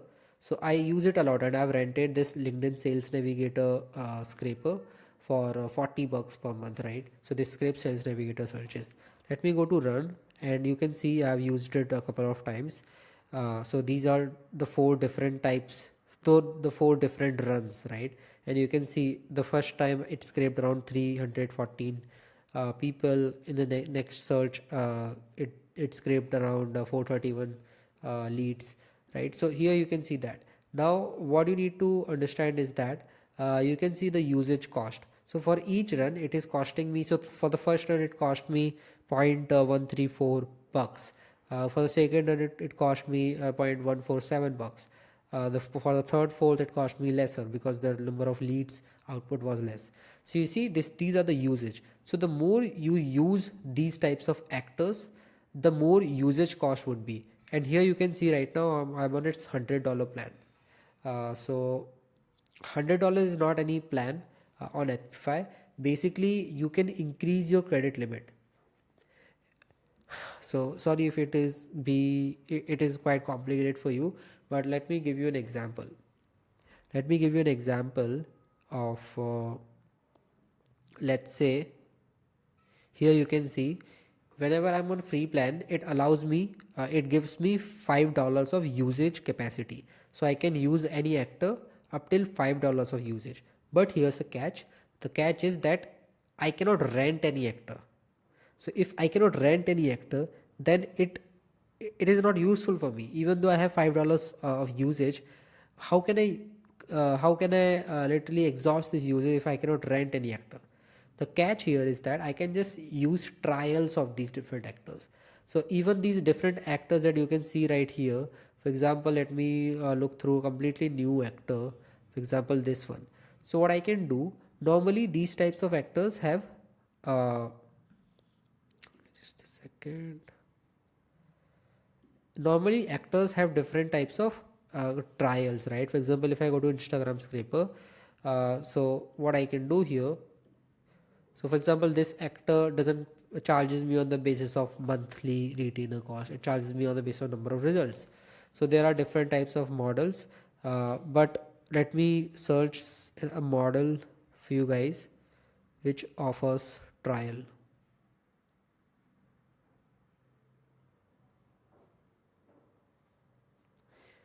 uh, let's say this one. Cool. So you see, if I click here, it charges me 29 bucks per month as a retainer, and it also gives me two days of free trial. So whenever I am on the free plan of Epify, I can only use the trials of these actors, and after 2 days I cannot use it anymore. If I want to still use it, and then I don't need to pay 29 bucks, but I need to upgrade my Epify plan to 50 bucks. Now, if I upgrade my Epify plan to 50 bucks, then what would happen? I will just tell you the calculation. So here you would have 50 bucks credits worth usage credits equals to 50 bucks, right? As you can see here, if you buy this plan, then you would have 50 bucks in your monthly prepaid usage. Now you have 50 bucks in your Epify account, you can assume. So this is some kind of Epify tokens, you can assume. So we have Epify credits, that is 50 bucks. Now we can use this amount to rent any actor. We don't want to pay extra. You understand? We don't want to pay 30 bucks more to Epify in order to rent this particular actor. That's what I mean. That's what I'm trying to explain you. So let's say if I rent this actor, then my rented cost for one actor is 30 bucks.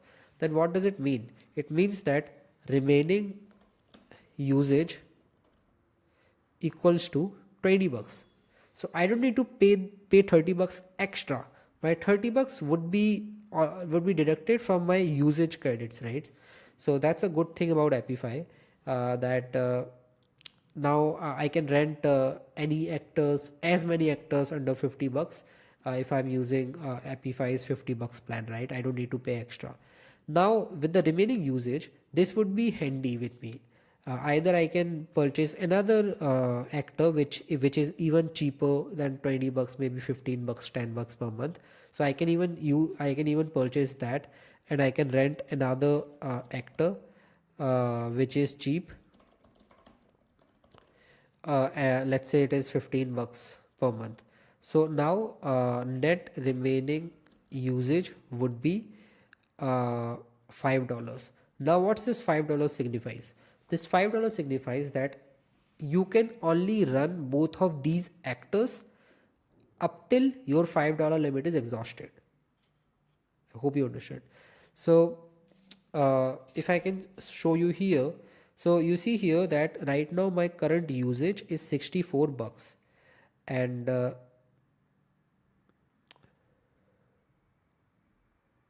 yeah, so my usage limit that I have put on my account is $100. So let's say if you say, hey Anirudh, what if, so Epify only has $50 plan, and then they have a big plan which is 500 bucks. You ask me that let's say Anirudh, I want to have 3 actors rented from Epify. First actor is let's say first actor is this one, which is LinkedIn Sales Navigator, and then let's say another actor that we have right now is let's say Post Reaction Scraper.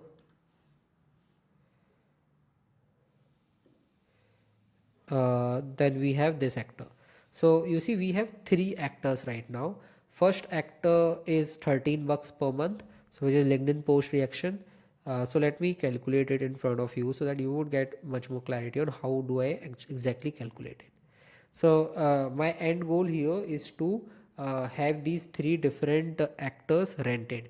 Now I want to calculate how much would that cost me eventually. So right now I have 13 bucks per month in my LinkedIn Post Scraper. So this is the first 15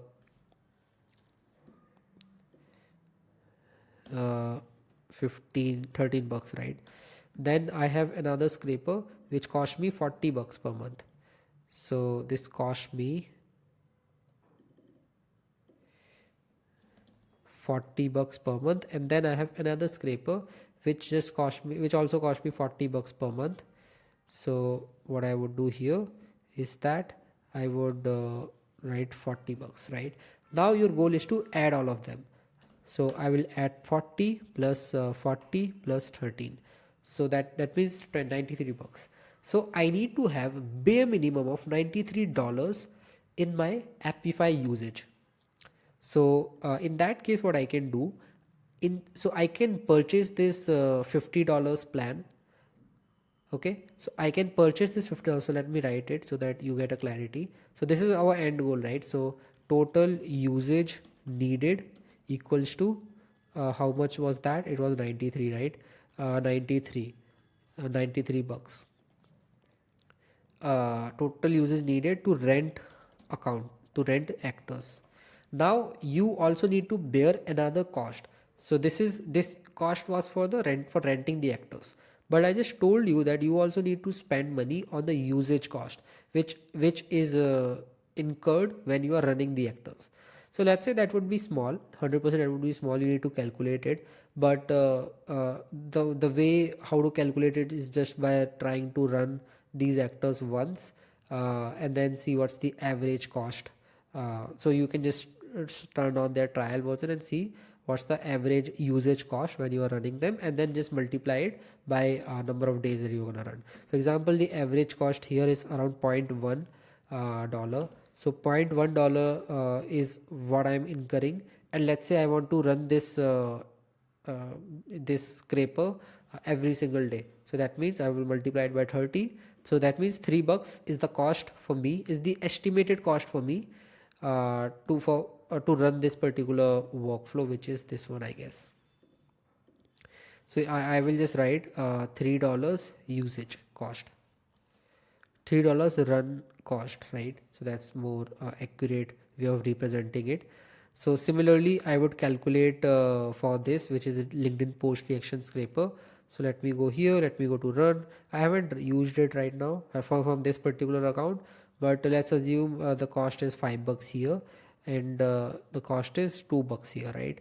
So in general, the total usage needed to rent actors is this, and total usage needed to run these actors, run these rented actors, equals to 5 plus 3 plus 2, it is $10. So eventually you would need 93 plus 10, that's 103 in your usage credits in Appify. Cool. So this is the entire maths. It's really simple, don't overcomplicate it. I've just written it so that you can just understand how do we calculate. So there are two types of costs that you need to incur. First cost is the renting cost, second cost is the usage cost. Now you need to understand that on Appify which plan you will go with. So always go with the first plan, which is the $50 plan.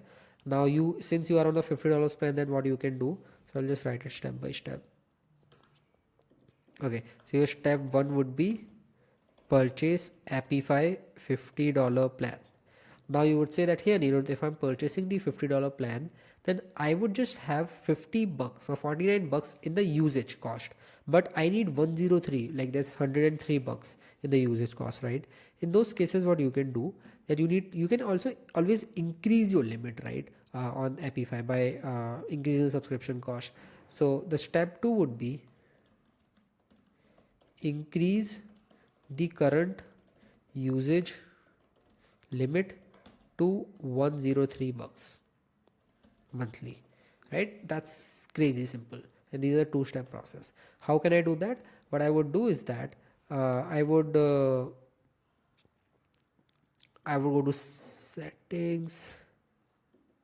Okay, I would go to usage. I will click usage here, and here you can see I will click on edit limit, right? So I can literally edit the limit, and right now it's $100. I can set it to $103, or I can reset it to the plans limit, which is $49, because the plans limit that we have purchased, it is literally $50, right? That you can see here.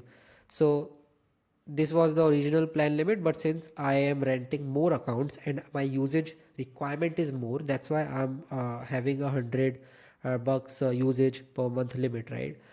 So that's what that's how exactly you calculate usage cost on Epify. I hope that this is understandable, because I understand this is complicated. A lot of people, even a lot of experienced people who are running cold email campaigns for a long time, they are still confused with Epify pricing. And trust me, even I was. But yeah, you will get familiar with it whenever you will start using it. But this was all about Epify pricing. Let's move to uh, how to we will talk about how to use Epify to scrape leads. But before that, I also want to cover these two different scraping sources. So Epify was the main source that we will use. But let's say if you want to scrape any non-conventional website, right? For example, you want to scrape a very specific news article. You let's say you want to track your competitors' blogs, right? Blogs on their website. Let's say you want to track and target a very specific podcast guest. So you watch a business podcast regularly on Apple Podcast, Spotify, any of them, and you want to reach out to all the people who features in that podcast, or interviewers, interviewees, right? So in those cases, what you can do is that you can use RSS feeds. RSS feeds is literally like one of the crazy OG method in order to do so, and it is crazy cheap. And we'll talk about how you can use RSS feeds in order to automate the process of getting new leads from different news websites, podcast articles, and you can use it for anyone, from any web page. But that web page should be publicly available without logging into the website. For example, you cannot scrape LinkedIn using RSS feeds, because on LinkedIn you need to log in order to access the content. So this is exactly what's the use case of RSS feed. But if I tell you RSS feed in quite technical words, is that an RSS feed, which stands for really simple syndication, is a standardized format used by website to distribute the content updates. So eventually, this is a definition which is not important for us, but from here it is important that basically using RSS feed, we as a scrapers can automatically extract information like headlines, summaries, and links from a website without needing to navigate complex web pages, essentially providing a readily available data source for content integration. But for us, it is for lead generation, right? So yeah, that's how I use RSS feeds. And I will show you how to set up these RSS feeds, RSS URLs, and how to automate these stuffs. Uh, More specifically, we'll talk about them on the clay training. But yeah, right now I will also tell you. But let's cover the last one, which was instant data scraper. So what is instant data scraper? A lot of you might already be aware of it. So it's one of the most famous classic and super too easy scraping tool out there, which can literally scrape any website if there's no anti-crawlers attached to it. For example, on LinkedIn there are anti-crawlers, but on in general any website, there rarely there are anti-crawlers attached, right? So in those cases you can use instant data scraper literally, and it is completely free. RSS is paid, but it is very cheap, $10 I think. Epify is can be really expensive sometimes, but it is in general cheap. RSS feed I will show you. Uh, So before actually showing you the Epify, how Epify works and how RSS works, how Instant Data Scraper works, I'll probably do it on the next video. In this video, let's cover the remaining stuff, which is the intent signals and the niche databases, right? So as I told you that literally the best targeting, if you want to like reach out to and do outbound campaigns, you need to maximize on the targeting, right? And also maximize the offer creation, but we're not talking about offer right now, we are talking about the targeting right now. So how you can maximize on the targeting level? So normally the best approach is either you have a niche database like here. So if you have a niche database, then you will get really high quality leads, right? And then on top of that, if you use intent signals as well, then you would get high intent leads as well. So high intent leads plus they are really well fit to your ICP, and that's where you get really high conversion, right? So here I mentioned some of the common and commonly used niche databases. For example, YC, Y Combinator. On the website, you can find a lot of YC funded companies, and you can also drill this down by the batch, industry, and a lot of things. Most of these are SaaS companies, right? So yeah, if you're target audience a SaaS company, specifically the funded ones, and building some innovative product, then do check out this database, and you can find some really good leads right there, right? Then we have Agency Vista. Agency Vista is if you're targeting agency level leads, you can find 50,000 plus agency leads here in this website, and you can also drill this down by what service offering they have, what type of industry they work in, location, and a lot of different filters. So uh, you can just go there and like just brainstorm stuff like that. I will show you one of them, right? For example, clutch.co is basically another similar or you can say competitor of Agency Wish, right? It's also a marketplace of a lot of agencies.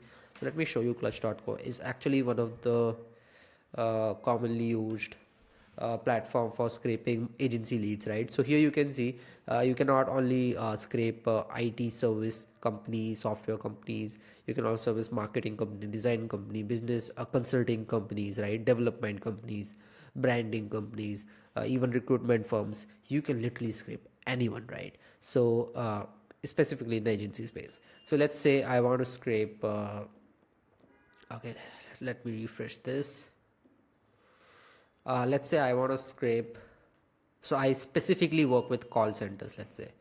So call centers in let's say California,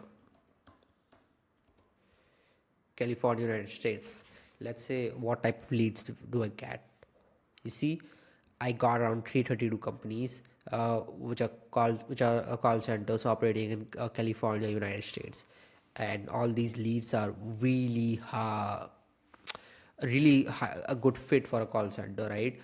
If you were to do this same on Apollo or on SalesNav, you won't get these type of targeted leads in the search results, right? But on Clutch, you got this, and now you can directly scrape it. Like I will show you how you can scrape it later.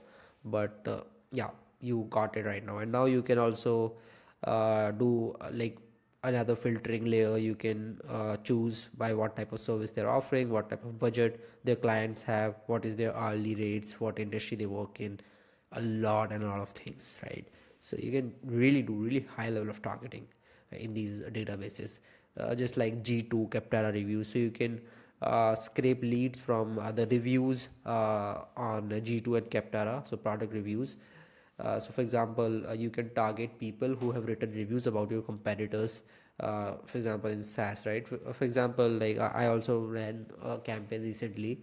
I was like well, I won't disclose the name of the company, but their competitor was, let's say, the competitor was Lemlist. Let's say Lemlist is a LinkedIn outreach tool. So what we did was we went to Cap, we went to G2 Lemlist review, and we got a lot of people reviewing Lemlist. Now most of these people are the people who are using Lemlist, right? So you can find 262 reviews. Now here a lot of reviews might be really good leads for us, because let's say I am on LinkedIn, I target people and I work with people who wants to build the outbound system. So in these reviews, there are literally all the people who are reviewing this would be the people who want to build outbound systems, right? Or there might be fake reviews as well, but I'm not talking about those. So here if I go to reviews section, then I can find a lot of reviews. For example, this person, and you can see this is a proper company. He has around 51,000, sorry, uh, yeah, so you can see there are a lot of reviews right here. 52 fewer employees, 51 to 1000 employees, a big company. 52 fewer employees, small business. So you see, I can find a lot of reviews and I can scrape it using instant data scraper, or you can like Apify. I will show you later how you can scrape these. But what I'm trying to like make you understand is that this is a really good source of leads.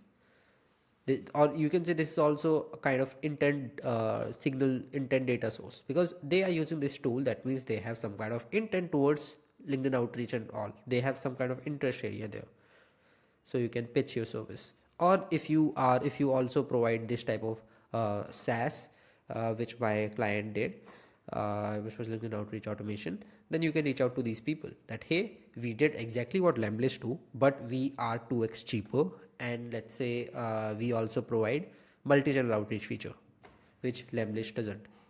By the way, Lemlist does provide multi-channel outreach. I was just giving an example. So uh, So yeah, this was example of G2, Capterra. You can scrape leads from there. Product Hunt is another really good source of leads, but there you won't find very high paying leads, to be honest. But you can find recently launched products, tech companies, and stuff like that. But normally they are not that well paying. Crunchbase. Crunchbase is another really good source for specifically funding, for like scraping funded companies or SaaS companies, to be honest. So if your target audience is SaaS, then do check out Crunchbase, because you can find really good data on SaaS, right? Because on Sales Navigator and on Apollo, you don't find any specific filter or specific industry for targeting SaaS companies, or for searching SaaS companies, right? Even if you search software development as a industry, even if you put that, even then you won't really find any SaaS company. Maybe 30-40% of the list would be SaaS. Others would be different types of B2B service based companies or stuff like that. So basically what you need to do, Crunchbase is the go-to place if you want to scrape SaaS leads, right? So even for free you can do it. You can just start their trial. I think they have 7-day or 40-day trial, so you can scrape unlimited leads, unlimited SaaS companies on their trial version itself, right? So it's typically free. Then Gatlatka, it is again another really highly reputed SaaS directory that you can use. Store Leads is a really highly reputed e-commerce directory, one of my favorite directory that we have in all different industry segments. Because if your target audience are e-commerce, then you can use Store Leads and you can target to very deep level. For example, let's say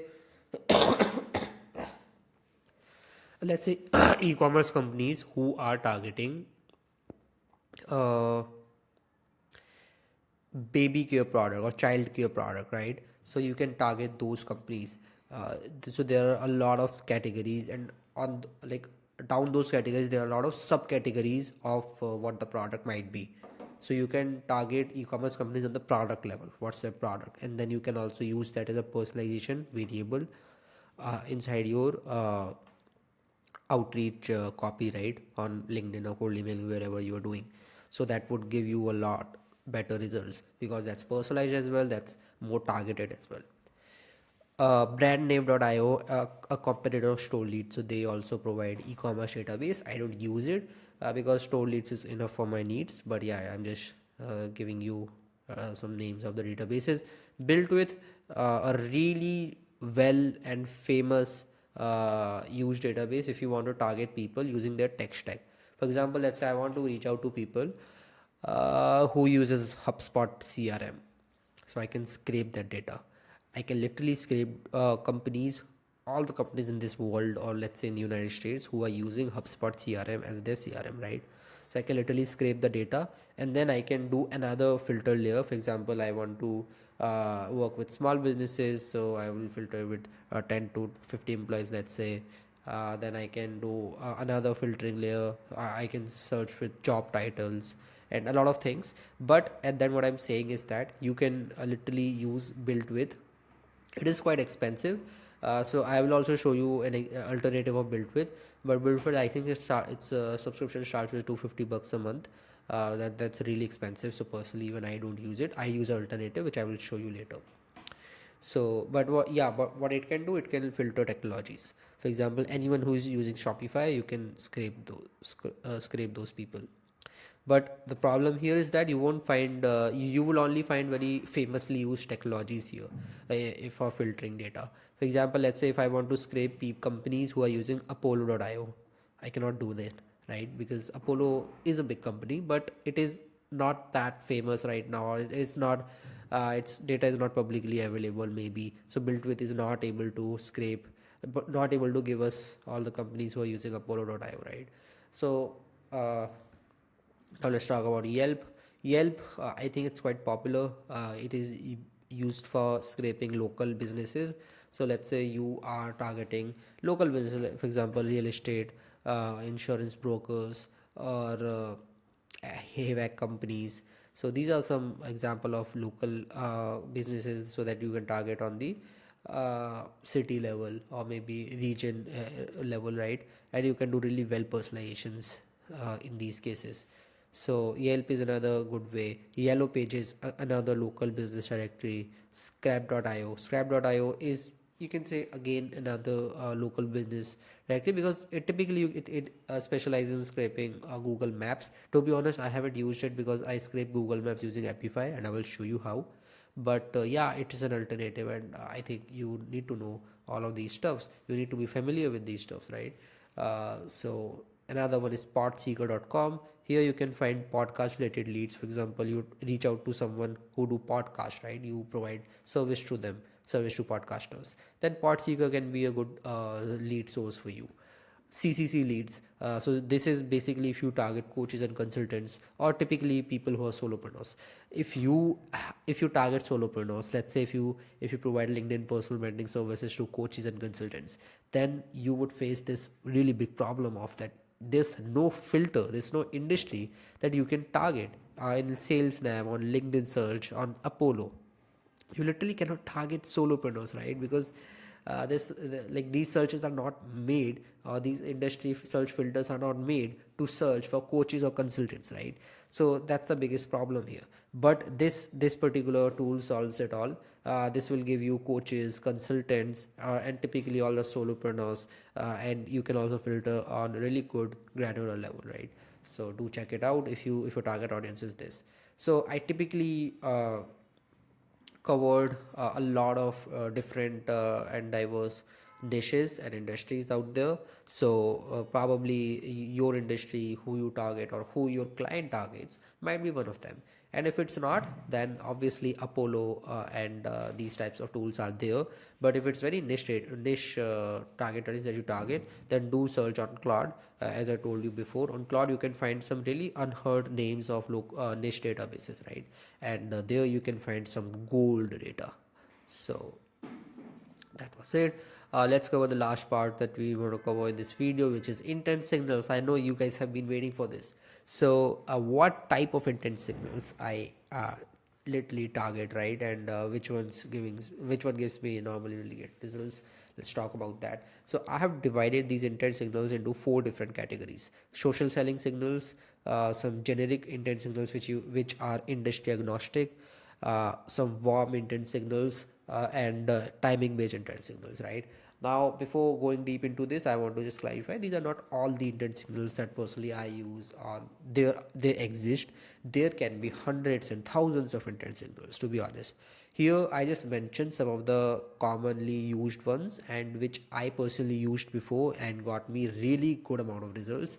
I've also mentioned some of the ones which even didn't give me good results, but I just mentioned because they might give you good results if your target audience fits well with the intent signal. So these are typically all the intent signal that majorly exist there, but there can be a lot of other ones as well, which might be unheard ones. So let's start with the social selling signals. These are most related on LinkedIn, right, or different social media platforms. But right now I'm focusing on LinkedIn. I'm not focusing on Instagram or or YouTube right now. So here you can say the first one and the one in the dark. So in the each category you can see one intent signal is in the dark, and that intent signal is literally the best performing in that category, with my personal experience, because I've used these multiple times for multiple of my clients. So here you can see for social selling signal, the best performing is companies or leads following your competitor's company page, right? This literally performs really well, and it is literally industry agnostic as well. Generally works for every single industry if their competitor is active on LinkedIn, right? So what it means is that you can literally scrape your competitor's LinkedIn company page follower, right, without even having access to that company page. I will have separate video of how to do this. uh, so here let me, when I'm searching for YouTube. So let's say who is my competitor. Let's say I'm doing outreach for myself. I provide outbound systems, and I sell these AI outbound infrastructure and stuff like that, right? So what I would do, I first need to find a competitor. So there are two ways how I can do it. Either I can find a competitor who is a service based competitor. Either I can find a company uh, who is a SaaS company, right? But I would prefer a SaaS company if I want to use this intent signal as a service based service provider. So I'm a service based freelancer, right? I don't have a SaaS product. That's why I would prefer a company who is a SaaS, because normally SaaS companies have decent amount of followers on LinkedIn. That's why. If I'm talking about a service based company at my level, which is small and it's my competitor, then they might not have good amount of followers on LinkedIn. That's the only reason I'm not targeting my direct competitors who provide same service like me. But instead I am targeting SaaS companies who do who helps people for the same purpose, but they are just not providing the done for you service, they are providing a solution for that, right? So that's what I am doing. For example, Lemlist can be a really great one, because if I scrape Lemlist followers on LinkedIn, so let's search for Lemlist. So I can scrape Lemlist followers on LinkedIn, right? And I can see there are 33,000 followers, and I can scrape them, and I can then further qualify them on Clay, because not all of them would be my target audience. A lot of them would be the people who are looking to get hired on Lemlist, because see, Lemlist obviously would be hiring on LinkedIn, and if some company is hiring on LinkedIn, then uh, all the uh, all the people who are applying in that job would follow Lemlist, right? So that's a common thing there. So if they are following Lemlist, then when I will scrape the follower list, the 33,000 follower list, then I will get a lot of people who are also uh, applying to this job, and they are not target audience, they are not using Lemlist, right? So in those cases, I want to disqualify them, and that's why I would first qualify this list, see whether they are fitted to my ICP, and then only reach out to them. But they can be a really good intent source for me, and yeah, that's how you do it. Then we have a lot of other social selling signals as well. For example, companies or leads who are engaging with my competitors or influencers post, right? So again, this doesn't work with all the industries. This only works with industries where there are a lot of creators on LinkedIn. For example, let's say LinkedIn personal branding industry or niche. So there are a lot of people who build personal brands, and they are creators, and they are getting good engagement. So you can use this particular signal, and you can scrape their engagement, scrape the likes, the comments of these creators, and then reach out to them. Like first qualify them and then reach out to them. So this is what you can do. This can also work with lead generation space. This might also work with SEO space, because I see a lot of SEO creators as well. So what you need to do is just go to LinkedIn and see what type of creators you have in your space. I see a lot of content marketers out there. I see a lot of sales people out there, sales consultants out there. I see a lot of solopreneurs out there. I see a lot of course creators out there. So if you see if you are targeting these type of niches, which are literally like online business niches, uh, AI niches also, like I see a lot of AI creators, AI infrastructure sellers out there who receive decent amount of likes, right? So if you target these type of niches, then you can literally scrape their followers, or sorry, not followers. The follow one is another intent signal. So you can like scrape the connections or followers of competitors founder, right? So that can also be done. You can scrape their engagement. uh, you can also scrape connections of your competitors HDRs or account executives, right? That can also be done. So because if your competitor is really active in the outbound space and is and do have an HDR, then you can literally scrape all their HDRs followers and connections, because their HDR would be doing outreach a lot, and then you can literally leverage their outreach efforts and scrape all the connections and then reach out to them. So that's also a really good source of leads. You can also reach out to prospects who are engaging with post with a specific keyword. For example, let's say I want to reach out to all the people who are interested or who are engaging with a keyword of cold email. So what I will do, I will search cold email here with these quotes, and then I can see a lot of posts here, right? Now these are all the posts on cold emails, or which consist of cold emails. Now what I can do, I can literally scrape all the engagement of people who are engaging with posts related to cold emails. For example, for you keyword might be different, right? I can even sort by date and set this I can set this as a automation to run daily. So daily it will identify new post which features or which consist cold email as a keyword, and then it can scrape all of their engagement. So that can also be done. So you can do this by any keyword that you want to track, and it works really well. I've done this multiple times. So this was all about social selling signals. We have a lot of generic intent signals as well, which also works really well. Don't go with the name which is generic, but this works crazy well if you know how to use it. For example, companies who are using specific tech stack. So I told you before, right? I don't want to waste a lot of time on this, but again, I can scrape companies who are using a famous technology, for example, Shopify, or let's say Zoom Info, or let's say HubSpot, or Salesforce or anything, and then I can scrape them, right? There's a feature, like obviously built with is where you can do this in a very accurate level. Built with provides really accurate data on this, but you can do this on apollo.io as well. So I will show you how you can do it.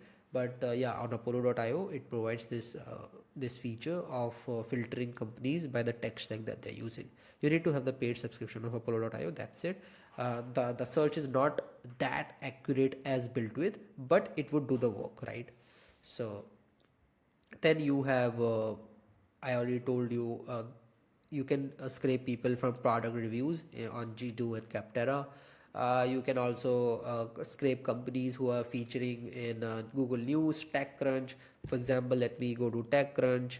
uh, I can find a lot of companies, right, who are featuring in news for any purpose. For example, they have recently launched a product, or let's say they are getting funded, or let's say they are getting merged, like they are getting like some acquisitions happening. So there can be a lot of things. For example, you can see this one. Funding societies raised $25 million to boost capital for SMEs, and I can find a lot of startup news as well. Uh, with 25 million user, Blue Sky gets a $1 million funding. So this is a startup news, and you can scrape this data, and if Blue Sky is a target audience for you, you can literally reach out to them within an automated way, right? So these are some news that you can through which you can target different companies. Similarly on Google News. On Google News, you can target on the keyword level. So you can do a search query, and then you can set up an automation which will daily run over all the new news, and then you will reach out to them automatically. We will literally create a automation on these later. So don't worry about that. Right now I'm just giving you an overview, but don't worry, we'll cover exactly how to do this, how to create these processes which automate the entire step of process, scraping these leads and stuff like that. Then we can also scrape people or leads who are featuring in a executive podcast, business podcast, article, etc. We can literally scrape people who have recently raised a funding round. We can scrape people who basically companies who are running Meta or Google ads, right? We can scrape them. So this is one, and then there are a lot of warm signals as well. For example, you can literally scrape your website visitors, right? Whoever visiting your website, you can get the data of it even without them doing it. So normally what happens is that uh, let's say I visit leadbird.io website. Now it's a lead gen agency, right? So now they don't know that I visited their website because I didn't fill any of my email ID or anything. I let's say I didn't even click anywhere, right? I just visit their website and then I just close it. But what happens is that if they have installed this system of de-anonymizing website visitors, then they would get my data. They would even get my email and everything about me, LinkedIn profile and stuff like that. And they would know that I have visited their website. So we can set up a system in your website as well. But right now there are some limitations. It can only, so there are some tools, for example, b2b, which can only identify US based websites. There are some tools, for example, Sift Analytics, which can identify European based companies, right? In terms of website visitors. So yeah, but this is literally one of the best intent signal out there if you have website traffic. Then obviously some generic ones, for example, people who are viewing your team's LinkedIn profile. So you have a sales team, let's say, and what you can do, you can literally track this, like set up this automation on every single decision maker's LinkedIn profile, which sees who are viewing their LinkedIn profile, scrapes them, qualifies them if they are a fit or ICP or not, and then reaches out to them. So you can find some decent leads there as well, because these are warmer leads. They already know about you, so the conversion rate is normally really high, even though the volume might be low, right? And people who are engaging with your post, if you post on LinkedIn, people who are connected with you or following you, or any of your team member, any decision maker, right? You can also reach out to them. So now talking about the last category, which is timing based signal, right? So here you can literally reach out to people who recently changed their job, or they recently posted on LinkedIn. You can find these filters on sales tab, right? You can reach out to people who are companies who are hiring for a specific job title which solves your service. For example, let's say I provide web design service, so I can reach out to companies who are hiring for web designers, or who are hiring for front end developers, or who are hiring for back end developers, or any of these related job titles, right? Or Shopify developer, because I solve that issue, right? So again, you can reach out to latest product launches or product hunt, companies who are, or people who are attending common event, prospects with rapid company or headcount growth, that represents that they are growing really fast, so you can they might have some need. So what in the next video what we'll do, I will cover in detail how Epify works, right? And then in the next video, we'll cover how RSS feed works, and then we'll cover Instant Data Scraper. And again, we'll go through all these intent signals that I just covered right here, but in an overview. But in this in the next videos, I will gonna show you in much more detail how exactly I'm scraping these leads in front of you, right? Hey, what's up? So, this is the beginning of a new module, which is where we will be discussing on how to build lead lists, right? So, this we'll be doing entire thing on Clay. So, this is essentially a Clay training, and within this training, you will be learning these things that you see here. So, how to build highly intent and segmented lead lists, how to qualify leads, how to score leads, and how to enrich leads, right? Third thing would be how to save Clay credits and get maximum ROI, because Clay is expensive. So I'll be giving you some ways that I use in order to save Clay credits. Then I'll be talking about how to use AI agents for hyper personalization. Then I'll be talking about how to automate your entire lead list building process using Clay. So this guide, this entire module, it's literally more than 7.5 hours of recorded content. You see, 7.5 hours of recorded content. So I've put a lot of energy into it. I've break down the entire systems. You see these systems, these complicated workflows that you are seeing right now, you're gonna understand all of it, right? And with this, you can really make really good and highly intent lead lists, highly segmented lead lists, and highly targeted lead lists using Clay. And you can automate the entire process, and you can also personalize these at very high level. I'm not talking about generic like AI generated personalization at all. I'm talking about highly relevant personalizations right now. And in this whole assignment, like in this whole session, I've also given a few assignments, and I've also solved these assignments in front of you, so that you know how I build lead lists, right? So actually we'll be building lead lists in this assignment. This is assignment 1, this is assignment 2, and I literally spent around 1.5 hours solving this assignment. So it's essentially building a lead list for a specific service, goal, and ICP with this type of message. And so you can see the level of personalization we are doing and how to do this personalization at scale on Clay. I'll be doing exactly all of this step by step in front of you. So I'll be demonstrating you all the processes, and we have another assignment. So we have all the assignments, we have all the theory, we will be doing everything in front of you, so that you can understand how to do it. If I show you who should watch this training, so in order to understand this training, this might go into a bit advanced level, but I will try to ensure that even beginners would like can learn from this. So you can see you must have done outreaching at least, right? If you never done outreaching, then this would be really hard for you to understand, right? So if you have done outreaching, no matter it is was it automated or manual, you must have done outreaching, right? Second thing is that you or your client, if you are a like service provider, is willing to invest at least 500 bucks to 2000 bucks per month in your cold outbound infrastructure, right? Because if you or your clients are not willing to invest at least this much of money in the tech stack, then it doesn't matter, bro. Like, why are you watching this video? It's not useful for you, because Clay is expensive. Clay is itself around 330 or 350 bucks per month, 350 $360, I think, right? So and apart from that, you would need a lot of other tools. So the tech stack would be definitely more than $500. It might be 100, like it might be 1000 bucks, it might be 2000 bucks, and sometimes it's more than 2000, right?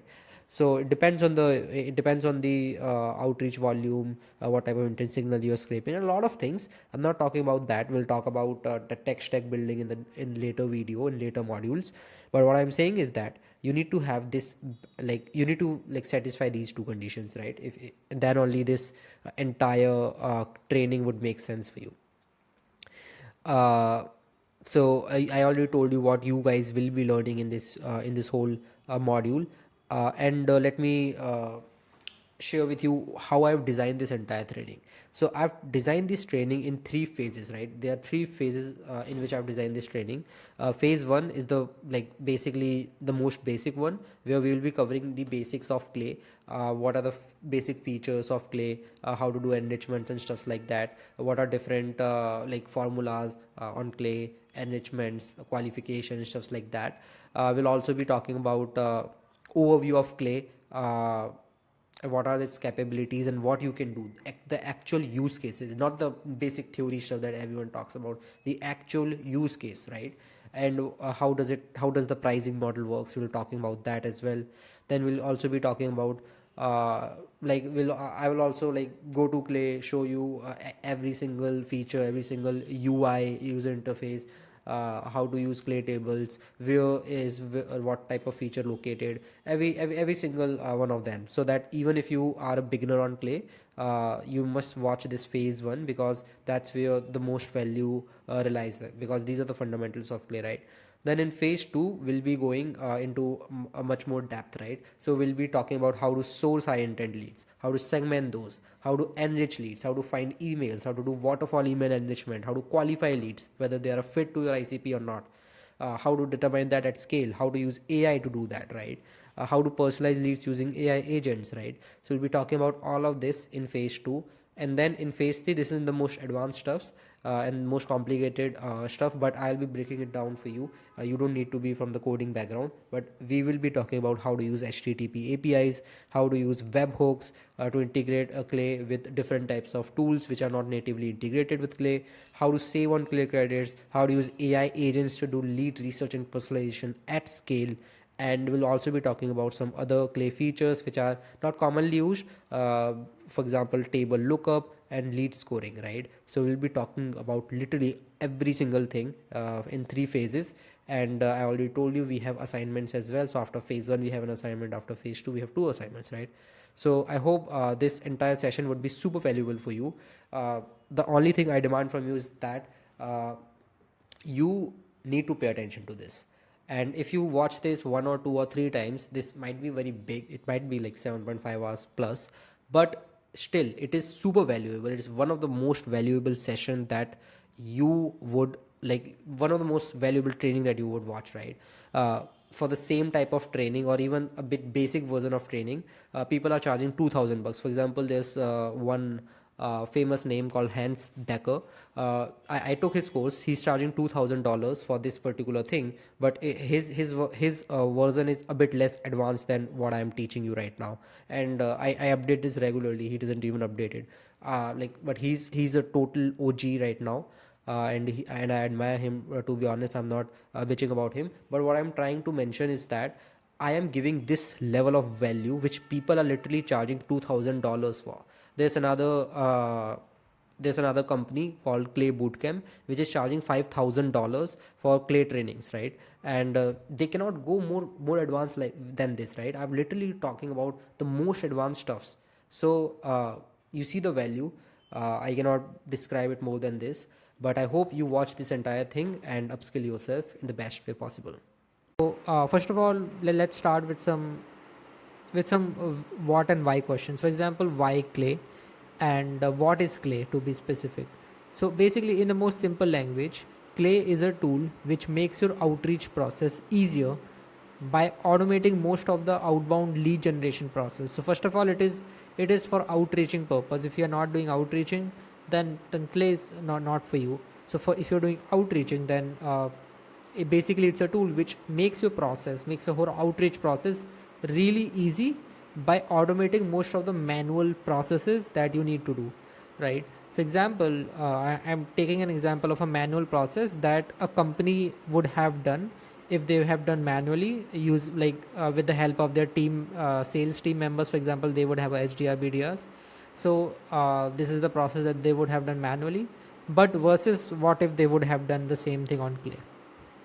So let's suppose there's a SaaS company who automates LinkedIn outreach. Um okay, who wants to do LinkedIn outreach? Just a second.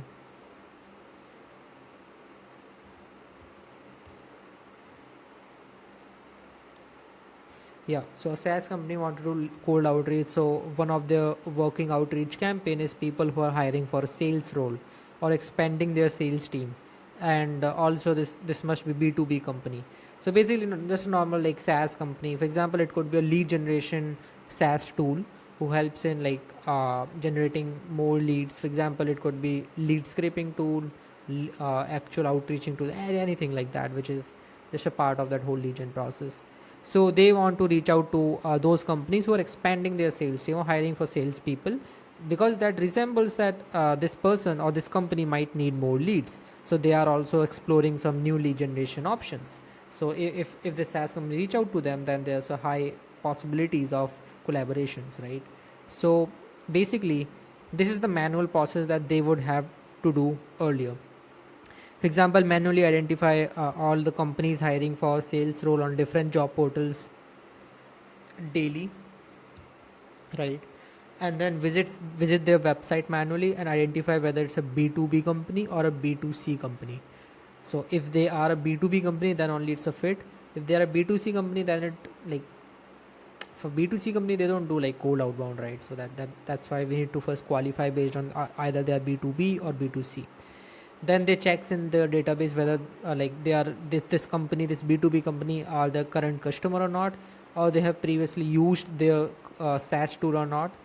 And if they haven't, then they go to their LinkedIn company page, identify who is responsible for lead generation activity based on the decision making level and department, right? For example, let's say I got to know about this company Leadbird.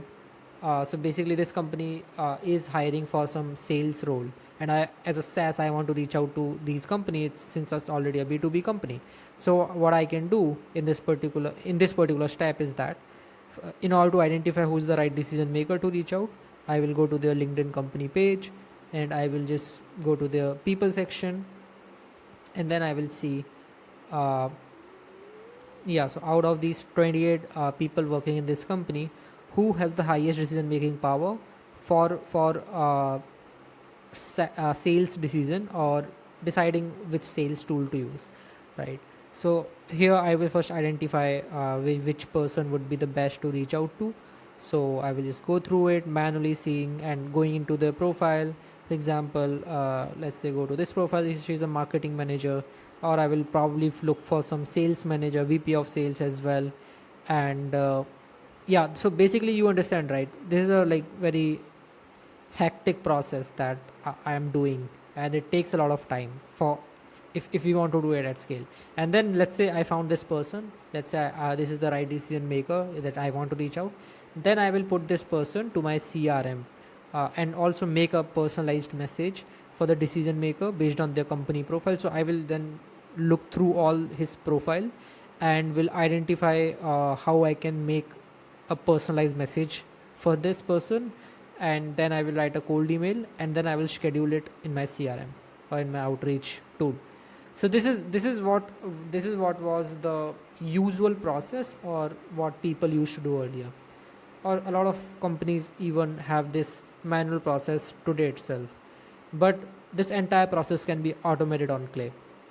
So yeah, you can automate every single step using Clay, and we will be going through a similar workflow later in this training. But just to give you what Clay is capable of, you can understand that like basically Clay can identify all the like all the companies hiring for sales on different job portals daily. It can also visit their website and also like identify whether it's a b2b or b2c company. It can also check over your database whether they are a current customer or previously used your SaaS. Or it can also go to the company page and identify who's responsible lead gen activity and stuff like these. So basically like you understand the capabilities now. Clay is capable of every single step, and much more than what is even mentioned here.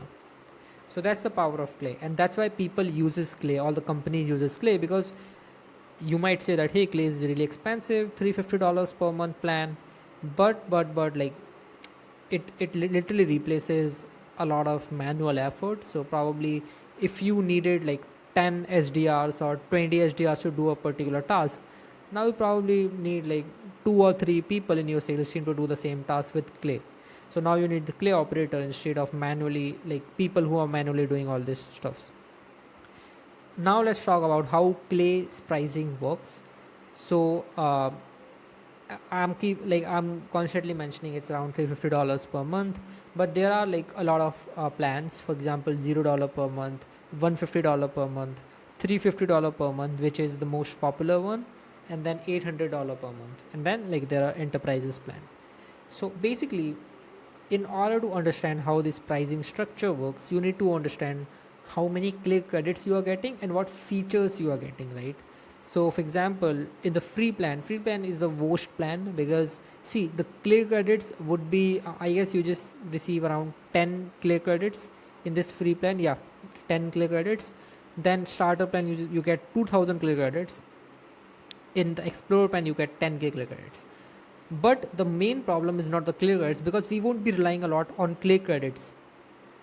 We will be mostly connecting our own tools with Clay, so that we can save on Clay credits. Because see, for example, we want to enrich a email for a person, so we have a lead and we want to find its email on Clay using Clay credit.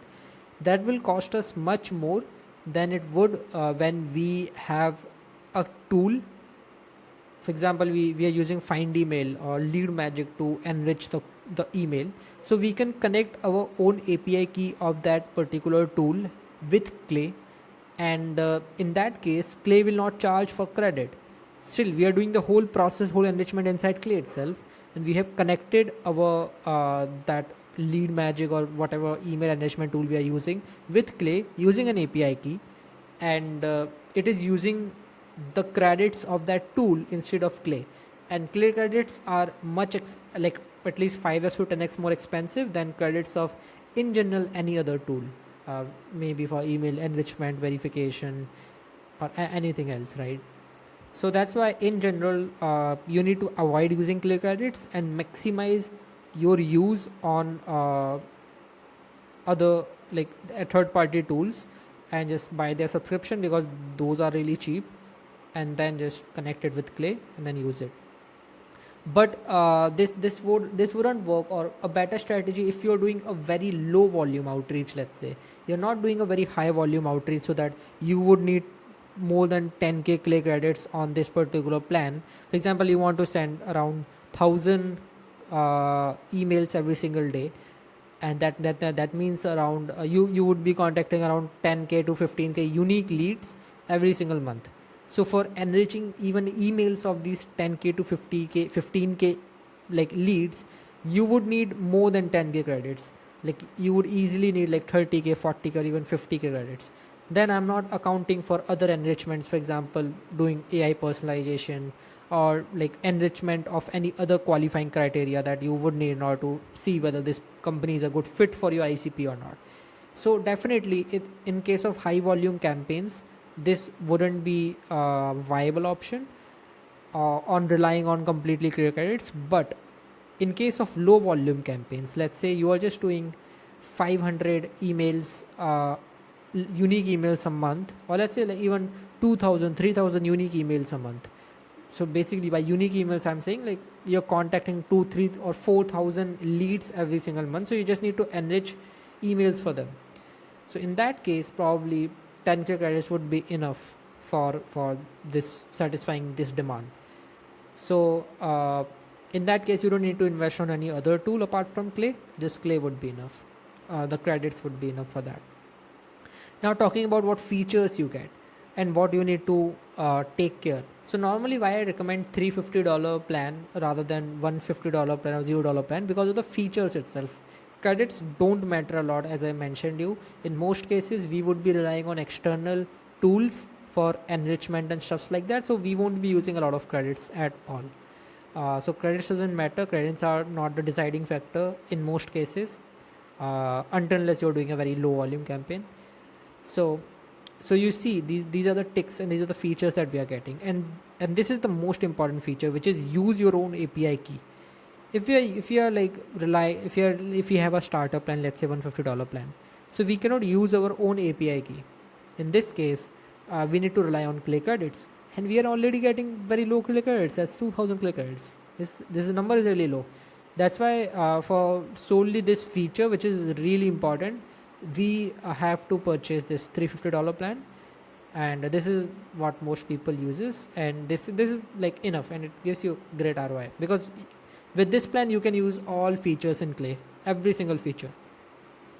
And yep, typically everything is unlimited apart from clear credits, which is 10k, and even that's enough, because we'll be discussing how you can effectively use these as well. So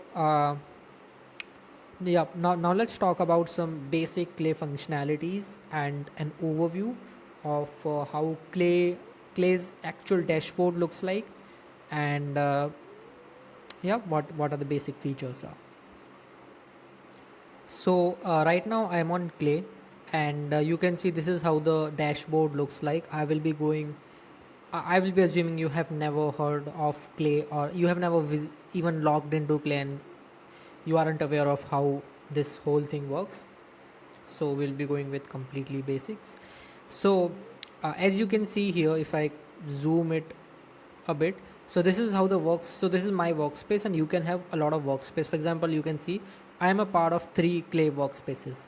So since I work with a lot of clients, so that's why for each client I have, like, they invite me to their workspace for most of the clients, and for rest of them, like, I have their credentials. So basically how it works is that you will get to know all your credits, how many credits you have here. If I click here, you can see I have around 27,000 credits out of 15k credits monthly that I get.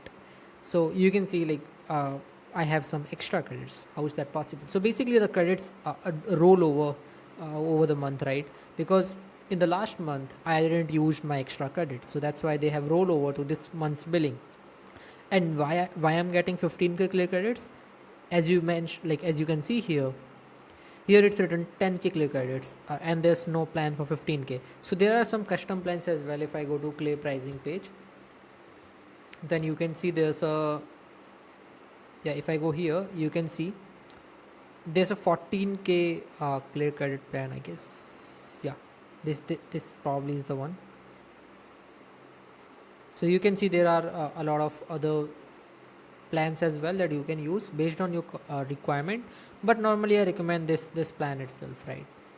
So yeah, one thing is this, you can see your credits here, and you can see what's your billing date. So my billing date is 29th October. Then let me quickly make this small.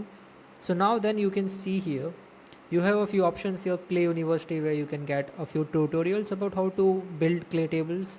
You can, so basically there's a lot of information, a lot of guides, educational guides, which will teach you how to use clay. And then here's the main stuff, which is all the folders and your clay tables.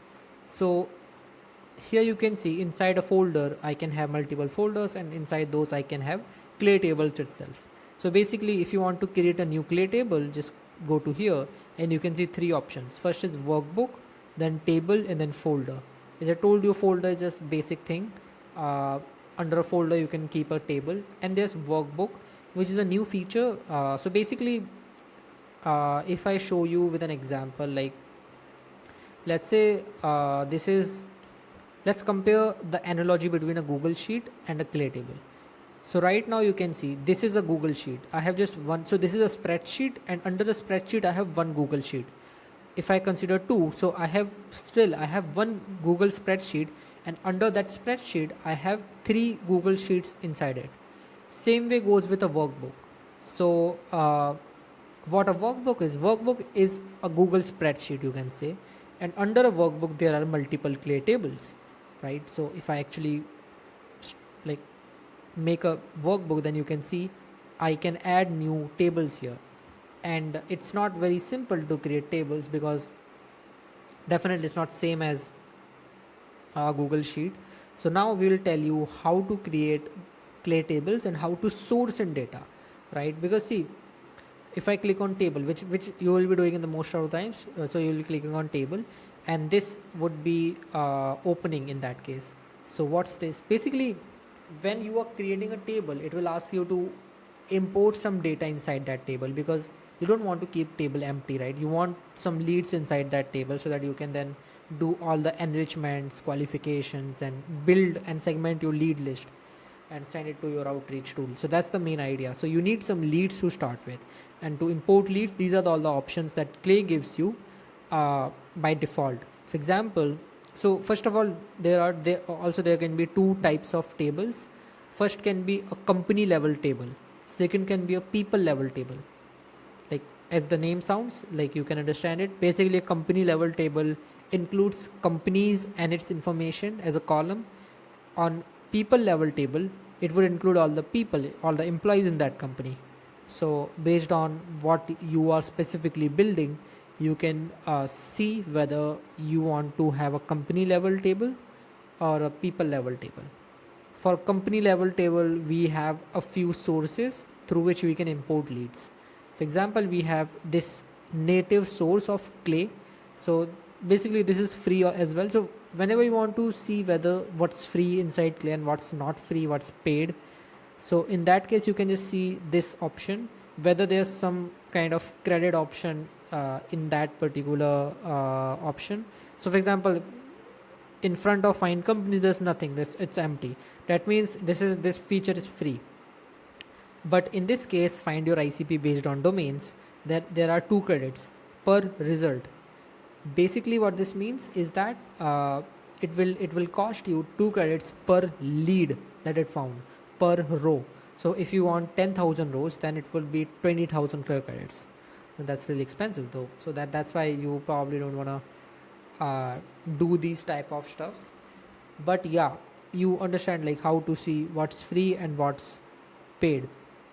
Now let's say I want to go with this option, which is I want to build a basic company list initially. So I'll click here, and now it gave me a lot of filters in order to identify all the in order to like build a lead list of companies. For example, let's say I want to reach out to companies with 11 to 50 employee count. Then let's say the industry should be let's say software development, and I want to reach out to only privately held companies, and partnership companies as well. Yeah, and then I can even include description keyword. For example, let's say sales. So this would be related to sales. And then let's say I want to reach out to companies in the United States. Let's limit, so I can limit the result as well. Let's say I want just, let's say just 100 companies right now. So if I will click on preview, you can see uh, it generated a list of around 1844 companies out of my filters that you can see who have sales in their description. So these are the description. This is the primary industry, size, type, location, country, LinkedIn URL of that company. I can easily import that into a new table.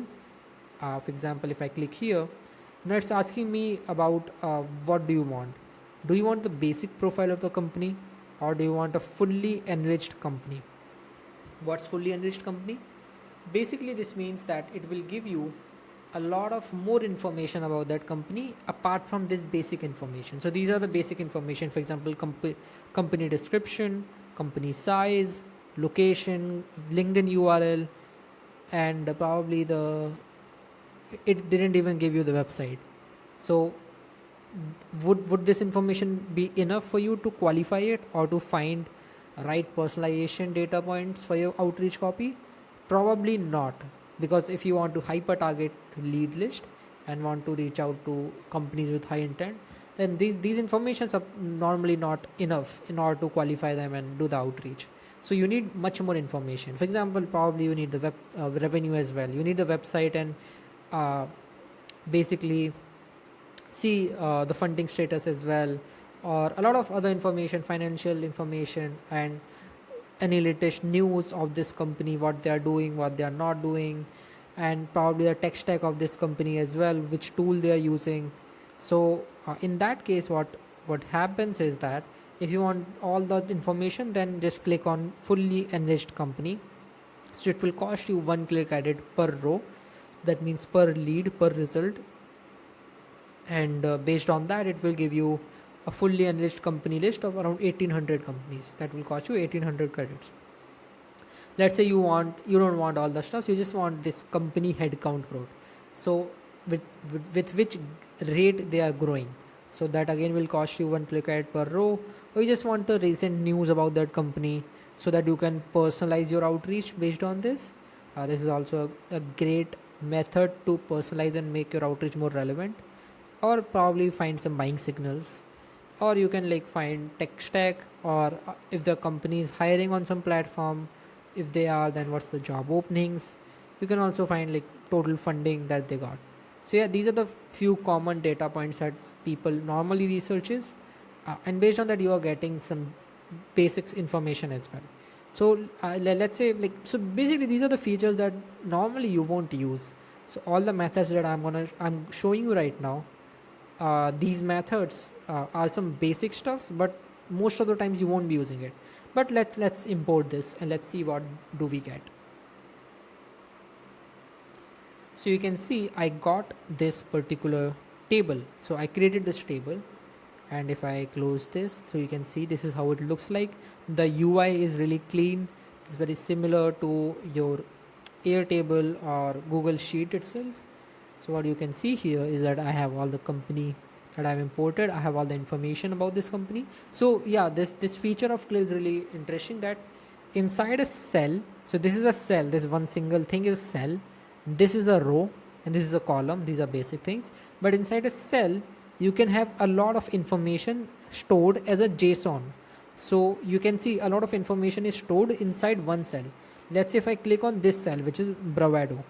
So this is a company, and you can see I have a lot of information stored in this particular cell itself in the JSON format. So this is something you cannot do on Google Sheet or other tools. Like you can write a JSON formatted information encoded inside that cell, but it won't be reflected to you as this information that you can see. So for example, I add this particular as a new column. I can click on add as column, description to, whether like it's already added here, but I have added like one more time. So you can see I can add any single information which is here as a new column, and it would be organized in the most uh, streamlined manner. So you can see now I've deleted it. So you see we have the company name, description, primary industry, size, type, location, country. Yeah, we got a domain as well, so that's really good. And we have the LinkedIn URL as well. So you see we got typical like the basic information about these companies, and all these companies have satisfy that all the filters that we have included earlier. Now let's say I want to find people in these companies or employees who works in these companies, and if I want to do it manually, then what I can do, I can just click on actions, and I can see here there's an option which is find people at these companies. Again, this is a free feature. Just click on this, and then here there are a lot of filters that I can use. For example, what should be the job title? Let's say I want to reach out to owner, partner, C-suite. Yep, won't be going much detail into the job title and stuff like that. And yeah, let's see how many people are there. Cool, I got around 92 results out of the 100 companies. So now you can probably see that the result should be more than 100 definitely, because 100 are the companies, and I want and I'm finding very generic job titles like these. So we should have minimum one or more than one a job title for each company. So in a nutshell, this thing is not accurate. It's not showing you all the companies or all the people who are working in those companies who have this specific seniority level. That means this is not that accurate, and that's why you don't need to use this. Right now I'm just showing you because this is a free feature, but we won't be using this a lot. So either you can add this to existing table, but you don't want to do that. You don't want to mess it up, because this is a company level table. You cannot add people to a company level table. For example, let's say I try to do it. So I won't be able to do it actually, because it, as I told you, it's a company level table which I'm importing it. So as I mentioned, cannot import people into the same company table. So in this case, you need to have a people level table. So that means we should have a new table for this. And again, you saw that we have a lot of enrichment options as well. So right now, let's see what information it gives us of the people. So the first name, last name, full name, job title, location, company domain, LinkedIn profile of that particular person. Yeah, these are the typical information that it gets me. Yeah, so basically uh, this is how in general clay table works. You can create new tables, you can delete some tables, you can have all the columns, you can have a lot of information inside one cell. You can also create new columns for this particular information, and that would give you a basic understanding of what clay UI is, and where are the major feature inside. Now let's talk about more native integrations inside clay and the lead sources. So earlier, like I just showed you this particular lead source, right? There are tons of similar lead source. For example, you can find company lookalikes with ocean.io. So if you don't know, ocean.io is a really good tool for finding lookalikes of the company. For example, let's take an example of Leadbird itself. So let's say Leadbird is one of my client, and now I want to start my cold outreach, and I don't know who my exact ICP is, because I don't have a very good history with outbound. So I need to first identify who my ideal client persona is. So instead of going for the manual process of manually testing out which particular persona is responding better with my cold email and outreach, and then doubling down on those particular personas and campaigns, instead of doing that whole big manual process, I can use lookalikes. So if I know that Leadbird is an ideal client for me, and I'm already working with him, like with this company for a long time, then what I can do, I can go to ocean.io, which is basically known for finding lookalikes of that company. So I can like just put my Yeah, so I can just put the company that I'm working with here, and it would give me lookalikes of leadbird.io. So you can see around 2893 companies are matching with leadbird. So all by matching it means the attributes would be matching. For example, the company headcount, the location, the description, what they do, a lot of their news, all like even what tools they use, a lot of nitty gritties that you can see are matching. So basically, if you reach out to these people, these companies and employees inside these, then there's a high chance that they will be a part of your ICP, and they will have actual need of your solution.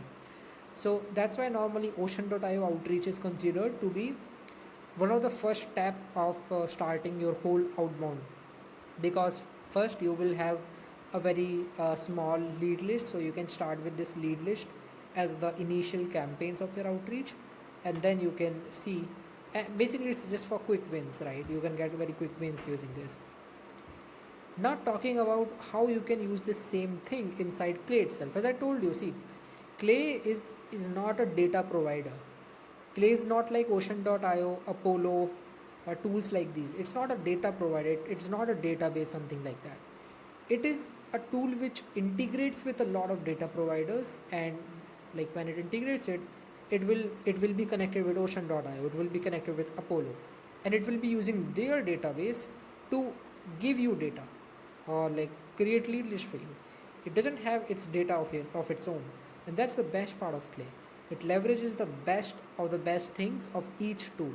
So if you can see, let's say I want to build lookalikes and I don't have a subscription of Ocean.io. Let's say the Ocean.io subscription is pretty expensive. In terms, like for example, if I'm just using $60 plan, then yeah, you can see I can do around 5. So it's an annual plan, I think.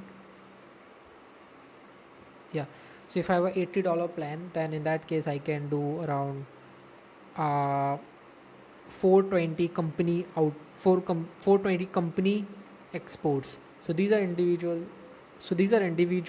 companies that I can export. 420 is a very less number. I want to reach out to like 10,000 plus companies, let's say, every single month. 420 is a very less number. That's why like Ocean.io is considered to be pretty expensive. That's why you don't need to have a subscription of Ocean.io. You can use Clear credits. Yep, you can use Clear credits to use Ocean.io inside of Clay itself. So if I click here, and I can see here there are two options. Either I use a Clay managed Ocean.io account and use Clay credits to use Ocean.io functionalities, or I add my own Ocean.io account with this if I don't want to use Clay credits. So in that case, I can use Ocean.io integration inside Clay for free without using like Clay credits at all. But yeah, 100% I need to have a paid plan here, and in that case, it would be definitely like this is quite expensive, right? That's why I don't want to have Ocean.io account. I want to do everything inside Clay itself. So let's say I click here, or if I had an account, I would just click on add an API key. Would just randomly name this API, and then enter the API key here. And I will even show you how you can get API keys. But yeah, this is how you would do it. But right now I've like selected this and just click on continue, and now I can select it here what company domain I want to find lookalikes for. Let's say leadbird.io, and then I can also fill some optional things, which is keywords, countries, include e-commerce companies or not, which technology they're using, a lot of stuffs that can be used. Let's say I want to limit results to 10 itself because I don't want to waste my credits, and I want to make this in a completely new table. So here you can see now it's finding and fetching 10 lookalike companies, and you can see it found 10 companies. If I so basically right now you can see what's this, it's just one cell. Where's all the information? Every single information is inside this cell. So if I click here, you can see I can expand it using this. You can see now I have all the information. I can see what's the company name, what's the website, the 2 emails that are publicly available on their website, their Twitter link, their LinkedIn socials, phone number. So you got the phone number, so you can directly call them. Then you got their again domain, then all the keywords that they're listed for, the country they are located in, that's India, the industries, for example, these are the industries, these are the keywords, the company size, their description, what are the technologies that they are currently using or have previously used, what's the department size. So yep, so management is one, founder is one, so it's like a small company, and then you can see a few other informations as well. So yeah, in a nutshell, you get all the information inside one cell. So you basically, let's say I want name, so I will add as a column, and I will map it to an existing column which is full name. Let's say this. Yeah, let's say I want their domain as well. This is the company domain, it would be mentioned here. For example, let's say I also want what's their company headcount. So if I want to identify what's their company headcount, in that case what I can do, I can just add it, and I can even add a new column and create columns such like this, so that it would add as a new column. So you can see basically these are some basic things about Clay, how you can build a, like how you can source leads, right? So this is how you can source leads from whatever source you're using for lead scraping. So yeah, apart from that, there are a few more, like there are tons of more sources. I'm not gonna go into each of them, but yeah, I've shown you some of the important ones. And to be specific, we won't be using any of these. Sometimes, like, so as I told you, we will be using this one 100%. So if you're launching any outbound campaign for the first time, Ocean.io, you can start with Ocean.io campaign, because that will give you like very highly targeted companies which are like similar to your current customers. So you can even use your current customers case studies, you can even name their mention their name. That would probably increase your conversion rates and stuff like that. You can also find companies who are hiring for a specific job. So basically this fetches only on in like companies who are hiring in LinkedIn or on LinkedIn, and not for other job titles, job portals to be specific. So this is something that not you won't be using. Again, this won't be like this, you won't be using this, you won't be using. For store leads, you can use it for e-commerce data. So if you have a store lead account, then you can connect your store lead account using an API key with this and find a highly targeted e-commerce data using this. And obviously you can also find local businesses using Google Maps if you're targeting local businesses. And yeah, these are the main things, but in the most of the times what you will be doing, you will be importing companies using a CSV. So you will be finding company like from sorry, I don't know what I'm saying. So basically you would have exported a list of CSV from whatever lead scraping source you're using.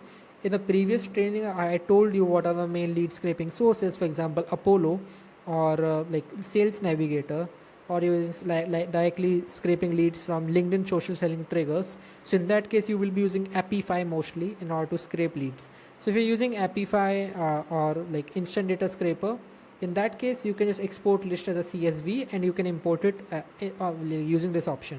So in most cases, you won't be using any of these integrations. You just would be like scraping leads manually and would be importing it using this option. Or if you want to automate that process, then you would need to use webhooks. So CSV is a like manual way of doing it. If you use this option, which is import data from webhook, you can automate the process of whenever like Epify actor will run automatically and it will scrape leads automatically, and all the leads should be uploaded to Clay automatically, and all the enrichments for the inside Clay would be done automatically. So if you want to automate that, use webhook. If you want to do it manually, use CSV. So for the static lead list, which are very big lead lists, for example, you are doing one-time export from a big Apollo search. So that's a static lead list. You won't be getting fresh leads in that static lead list every single day or every single week. In that case, use CSV. But in case of that, for example, you are targeting companies who are who just got funded like within a week, or people who just recently changed their job, or people who recently posted something on LinkedIn. So triggers like these who are more time specific and dynamic. So basically these are dynamic lead lists, and in that case you cannot be doing these manual stuffs of scraping leads and importing leads on Clay as a CSV every single day. In that case you can use webhook. So yeah, this was a basic overview of when to use what. Definitely you won't be knowing right now how to use webhooks. We will be covering it because it's kind of advanced stuff. So we will be covering it once we have covered phase 1, phase 2.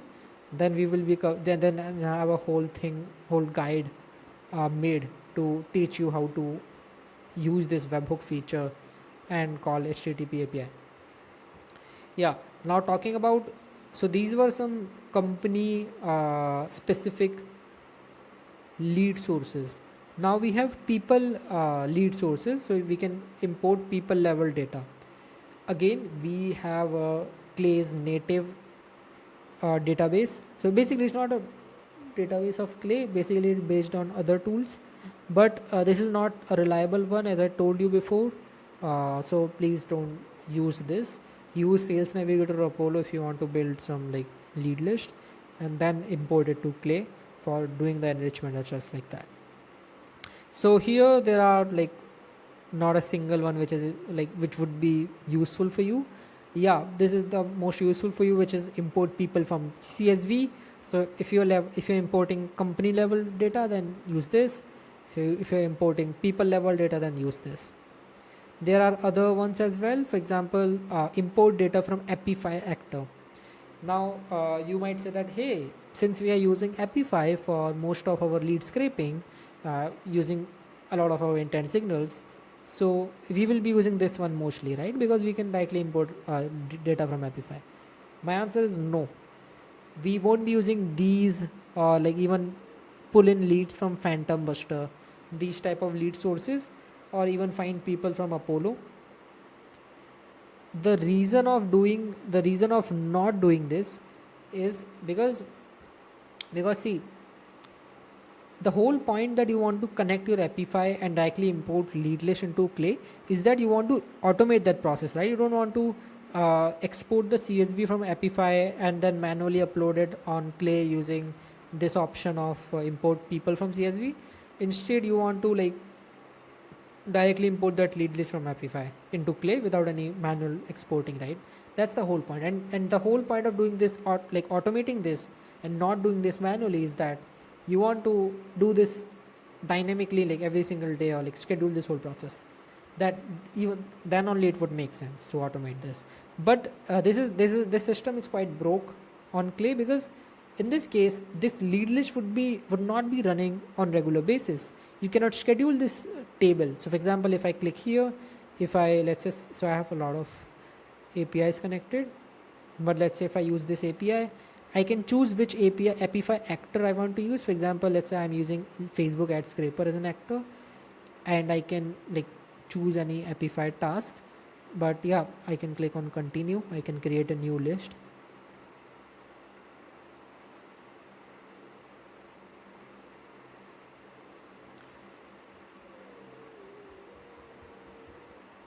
Just a second. Hey, so I'm back. So basically, so you can see this source, this lead source is a dynamic one.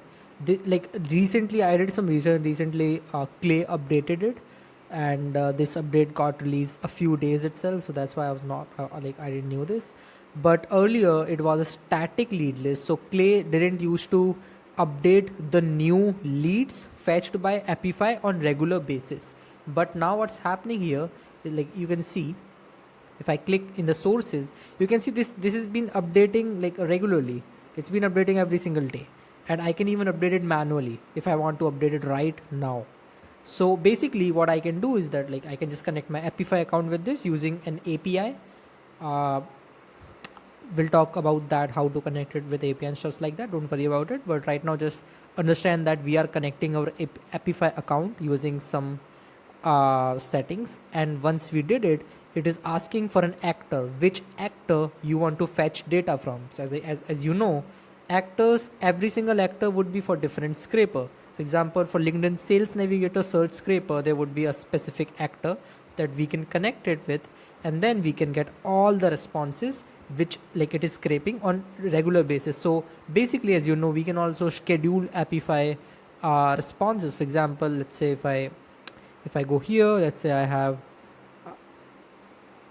okay, I don't have any actor right now, but yeah, basically we can schedule it using make.com, which is another automation tool using which we can schedule it on regular basis on custom dates. So for that, probably you need to watch another training if you want to know how we can automate it on regular basis. But yeah, for one time automation stuff like that, you can do it on Clay itself. For example, just like I did it right now.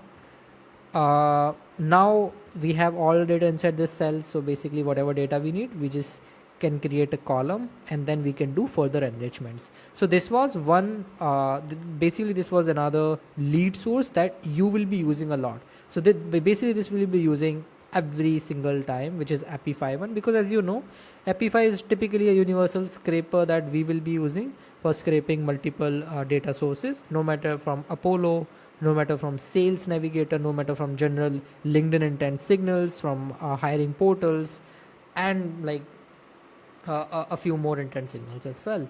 So apart from this, we have one for Phantom Buster as well. So we can pull in leads from Phantom Buster. So you can connect your Phantom Buster account by clicking add account and just put here your API key and just click continue. You need to put the agent ID here. So or you can just choose a scraper from drop down. So whichever scraper the on Phantom Buster, first you need to set the scraper. So once you have set the scraper and you have did all the setup part, then you can choose the agent from here, or you can say Phantom from here, and then you can click continue and it will fetch all the data that it is scraping on regular basis. Again, it's not that complex, it's really easy, but we'll not be using this, so I'm not going deep into that. But yeah, you can see we have the data here, and it can scrape all the data on regular basis whenever it actually pulls the data. So on Phantom Buster, you would have know that we can already schedule the scraping part on regular basis. So you don't need any external tool like make.com to automate it. Cool. So now you have a good understanding of what are the lead sources in order to get the leads. So mainly we'll be using this Apify actor. That's it. And and apart from that, we'll be using this import people from CSV.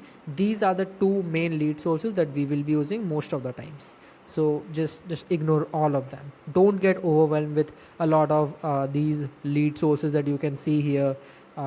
This might get you overwhelmed, but don't worry, just focus on the ones that I'm telling you, because those are only the important ones and those will do the job. Now we have done most of the part. So we did the Clay UI, we covered all the Clay's native integration lead sources. Now we'll talk about these four features one by one. First one is enrichments. So now how you can do enrichments on Clay. Now let's talk about that. So let's say I have this. Yeah, let's say I'm back on this lookalike table that I scraped earlier. Lookalikes of this particular company, which is leadbird.io. Now let's see what I want to do. So basically I want to so this is the company level lead list. Now I want to enrich some more data points of this company. Let's say I want to find which tools this company is using, or let's take a realistic approach. Let's say my target audience or my ICP is someone who have an SDR, or who have a BDR or account executive or an appointment setter in their team. If they don't have any of these sales roles or junior sales roles, then they are not my target audience. I just want to reach out to people who have a SDR, BDR, account executive, appointment setter, these type of roles in their team. Let's say that those are my target audience. So yeah. So for that, basically I would need to enrich whether these companies have an HDR or not, or whether these companies have those junior sales roles present or not. So I need to do an enrichment. Basically, I need their information first. So I need to do the research, and then I can find out uh, whether there's an HDR or not. So for that, if you want to do any type of research, any type of enrichment, anything on clay, then you need to click on this blue button, which is add enrichment. Just click here, or what you can do, click on add column, and here there's an option of add enrichment. So you can click here. Now you can search for any enrichments. For example, there can be tons and tons of enrichments possible. For example, if you want to search for work email, like get emails of these people, so you can select this work email, which is the native native integration of like native waterfall of clay. Or what you can do, you can go towards another integrated tools which helps you find work emails or validate work emails. For example, you can use drop contacts integration. So basically these are third party tools which have a native integration with clay, right? So you can either use a specific tool which you want, or you can use this clay's native integration, which we'll be talking about. Like basically it's a waterfall enrichment. So we will talk about what is waterfall enrichment later, but right now we wanted to do an enrichment which finds HDR in the company. Now if I want to find a contact at a specific company, that then I will just write find contact at company. So you can see there's an enrichment called find contacts at company. I will just click here, and it's asking me would I like to save search results for this particular people level search on this particular table itself or on another table. Right now I want to do everything on this table. I don't want to overcomplicate it because I'm just qualifying these companies. I don't want to reach out to SDRs, right?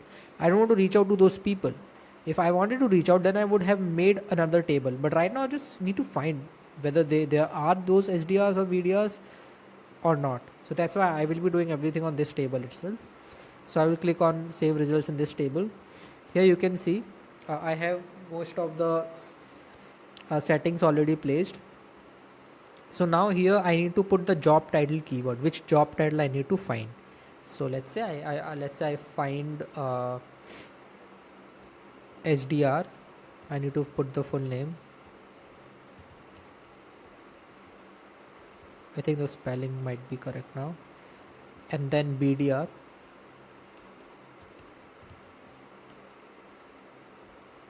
Then I need account executive. Then the short forms.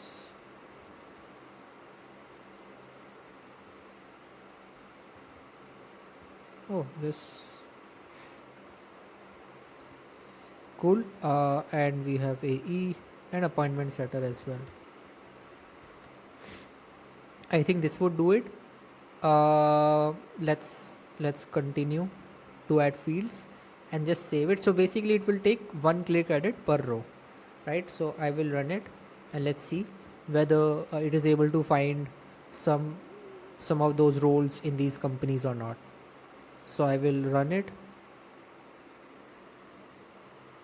So it will like first say queued. Basically that's asking. Okay, so in these companies it was not able to find any person,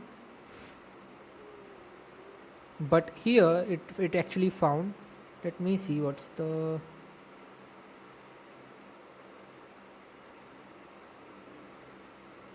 so yeah. So in company identifier you need to put either a LinkedIn profile or website of the company. So we have LinkedIn profile, so that's cool. So in all the companies it was not able to find any SDR, BDR, stuff like that. It only found those roles in this IAZ media, and I can also see the information. For example, the person name is Favor Ilochuku. Sorry if I'm pronouncing the name wrong. And he is AI email manager and an appointment setter. So you see, I found a person who matched my role. I also have his LinkedIn profile. So now this person is qualified, right? So since this is qualified, so I can further enrich this lead and find the relevant decision maker who I want to reach out. For example, I might need to reach out to founder. So I will then then I will find founder for this particular person, and then I will reach out to him or her. So that's what I will do. So this is the typical process of enrichment, of what enrichment is. It's just an example. Let's see one more example of what enrichment is. Let's say I want to find a recent news in these companies, so I will write for recent news. So you can see using predict lead, it finds the recent news in the company. So if I click here, it will take just one credit per row, and it is like, see, as a setup, as an input, it is taking just the company domain. So this is the columns. So these are the columns. It can take company size, full name, email, LinkedIn profile. I just want it to use the company domain, which is mentioned here. So that's why it is using company domain to identify the recent news. Let's put continue, let's save it, and let's run it. Let's see what happens, whether it is able to find recent news or not. Okay, no surprise, it was not able to find any recent news.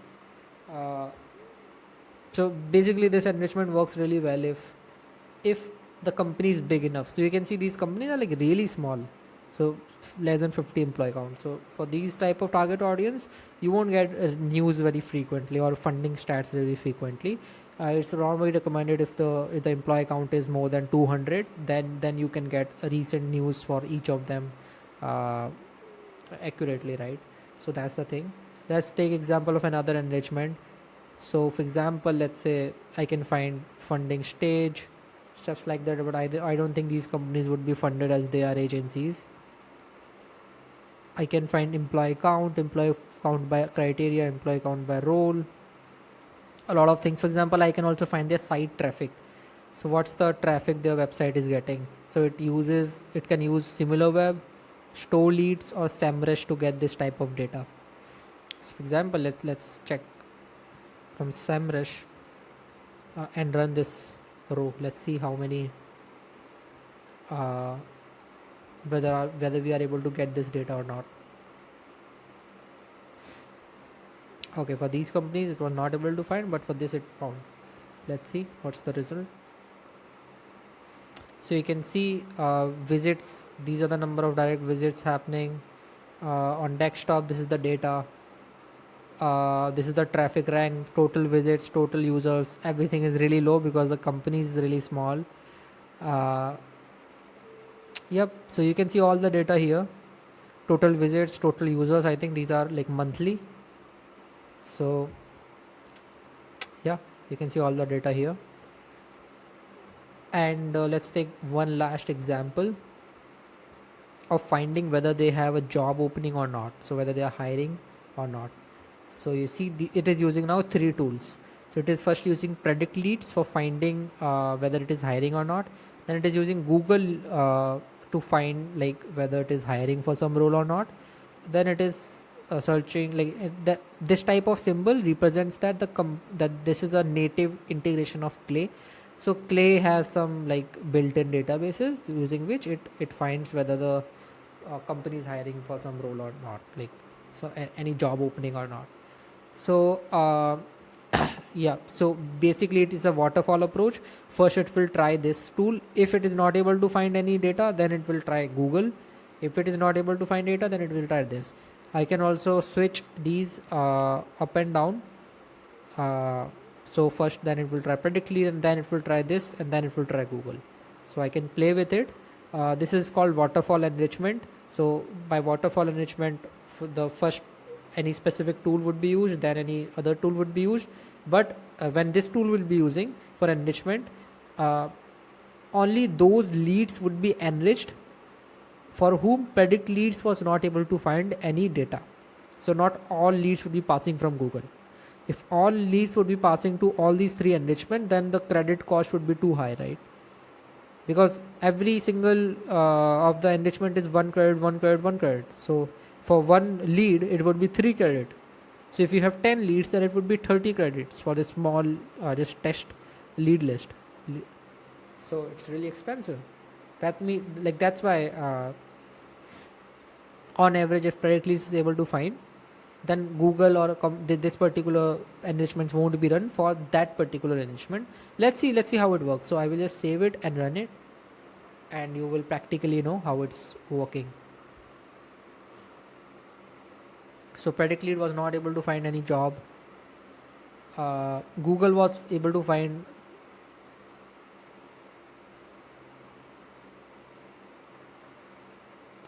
Okay, so you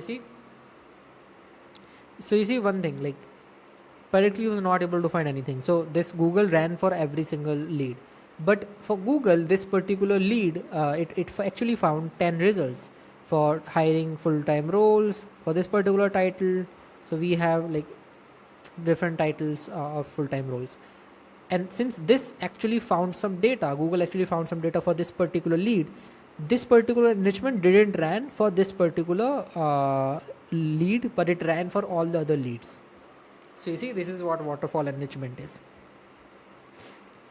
And this particular column represents the summary of this run. That means how many job openings are in this particular first lead and how many of them are in these. So basically this is 0 and this is 10. So this is what enrichment is. Basically just using any tool, integrated tool, in order to find some data about the company, about the lead, is what enrichment is. It may be email data, it may be hiring data, it may be any news, it may be traffic data, anything, right? That's what enrichment is. So now you know what is enrichment and how to use it. Now like we'll talk about formulas. So formulas are one of the most used feature on Clay, because first of all they are free. So you can use a formula feature on Clay unlimited times, right? But most importantly, what it is used for. So I have basically summarized the use cases of formula. Basically it is used for 5 purpose. First is conditional statements. So basically let's say you can use formulas to write statements in the form like, if X is there then do Y, or if A is there then do B. You get it? It's kind of if else statement. I will give you an example, like then it would be clear. Basically it's conditional statements are used in waterfall triggers as well. So for example, so this was the waterfall trigger. First step was this, second step was this, third step was this in the waterfall trigger that we did for finding open jobs. If you want, yeah, in this, right? So here we are using conditional statements. So basically we are not using it manually, but it is inbuilt here in this case. What it's doing is that Google will only run if predict leads enrichment was empty. You get it? Google will not run if predict leads enrichment is not empty. It is able to find some enrichment, then Google will not run. So these are the conditional formatting, and here you can see the formulas. If I actually go to individual yeah, if I actually went to individual Google's enrichment settings, so you can see here here's there's a formula, right? So you might not be able to recognize it. You don't need to know this coding language. It's in a specific language, even I don't know. Normally what people do is that they use AI feature in order to create these formulas for themselves. So even I will show you how you can create it for yourself. But now you know why it is used for. Suppose we want to send a specific data from this column to this column only if a specific thing is true. For example, this is empty, then only I want to send the data to this column and do this enrichment. So we can do this using conditional formatting.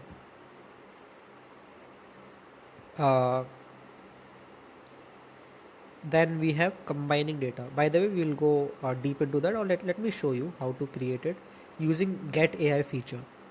So let's say, yeah, let's say my ideal target audience are just those company sizes who are more than who fall into 11 to 50 category, right? I just want to reach out to those companies who are from 11 to 50 categories. All these are not my ideal target audience. That, then if I want to use these enrichments that I am doing, I'm spending a lot of credits. I don't want to use these credits when for these companies who have less than 10 employee count. I just want to do enrichments for this and this and this, because these are my target audience and I don't want to reach out to smaller companies. Let's say this is what I want to do, because I don't want to waste my credits on just unusable leads. So all these enrichments right now, it has been done for all the leads. I just want to do for these leads, right? Right now you can see that here we can do it manually. We can just run a particular cell by clicking here, and we can do it for this, like all the 4 leads. What if you have 1000, 2000, 10,000 leads? You cannot do it manually, right? You need to have some mechanism which will only run all the enrichments if a specific condition is true. How to impose that condition? I'm going to tell you. So click on edit column, and here at the end of this I can see only run if this particular condition is true. You don't need to know any coding language, just click on use AI. So here you can see I can describe the prompt, what formula and what condition, like what formatting or condition I want to run this for. Example, run only if. So put slash if you want to input any column. For example, I want to input this column which is company size, because based on this only I will be judging whether this lead is qualified or not. So if run only if the company size contains, let's say 50. If it contains 50, then obviously it means that they are in 11 to 50 range, because that's the only range which contains 50.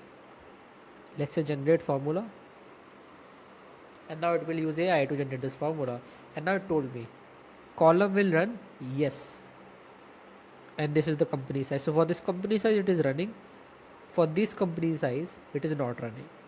So you see my formula is completely correct. I will click on output is correct and save the formula. So you can see now, let's say I save this, so it manually generated a formula for me. I will click on save and run for all the 10 rows. Now let's see. You see, run condition not met, run condition not met. So these columns are like, these rows are themselves not running because they does not satisfy this particular criteria. Simple. This is what conditional formatting is. And normally what's done is that an even better and organized way to do this is that use checkboxes. So let's say if I can add a column. So a column can be of different types. A column can be of text type. A column can be of checkbox type, number type, right? You can see all the types here. So text, number, date, URL, email, image from URL. So normally all our columns are in general in text format, but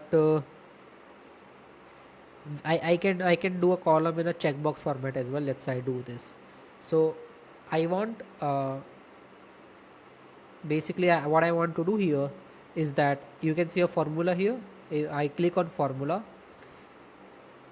and let's say I want to create a specific column where there's a checkbox and it only checks if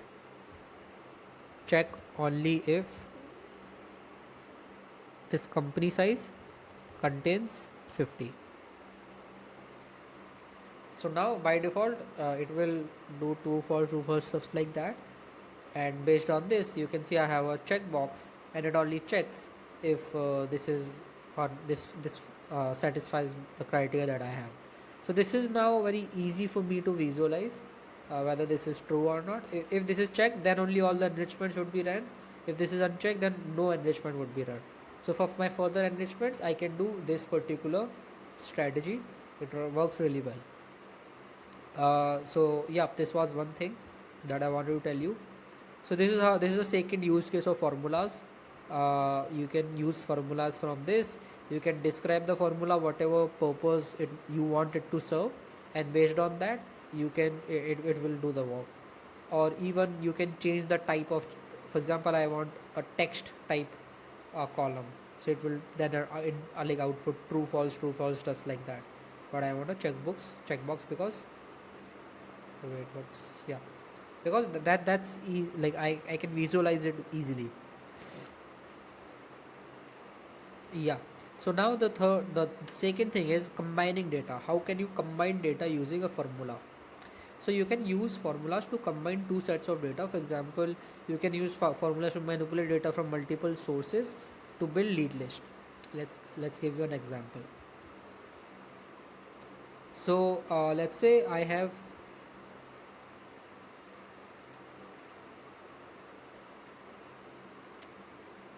uh, cool. So basically, what I want to do here, I want to find a employee name first. Let's find the employee name. Find contact. So basically, what I'm trying to do, I'm trying to find the owner of these companies or founder of these companies.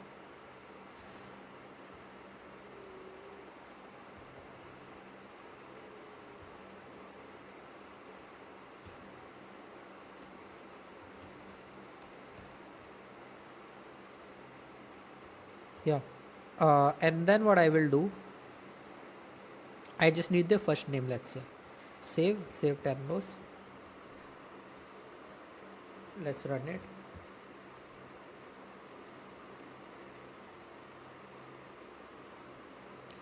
It found a few people. Now what I want to do is that I just want their first name, right? I don't want their full name, I just want their first name. Now what I can do, I definitely have their first name probably here. Yeah, you can see I have the last name and I have the first name. But let's suppose we don't have the first name, we just have the full name. But I want first name in my outreach. In my outreaching tool, there's an option where I can input hi first name and then the other things. Like the last name is basically not used for me. So what I can do, I can use formulas in order to manipulate a data. So let's say I can click column, I can add formula, and I can input get first name from, then I will put slash, and I will here input the full name. No, the name. This is the name. You can see all the examples here. Get the first name from this. Let's generate the formula. And you see this was the original name and this is the first name that we got, which is accurate, fully accurate. So I will click on output is correct and we got the first name. This is another use case that we use a lot. And again, a reminder, it is completely free. So you can combine data. So suppose you have last name, you have first name, so you can combine the data as well. So this can be used for like multiple purposes. I just gave you two examples. Then auto qualify leads. So you can use formulas to automatically qualify leads or candidates. For example, now this is quite interesting because we will be doing this a lot. Let's say so my ideal target audience is, let's say I add description as well, and let's say I add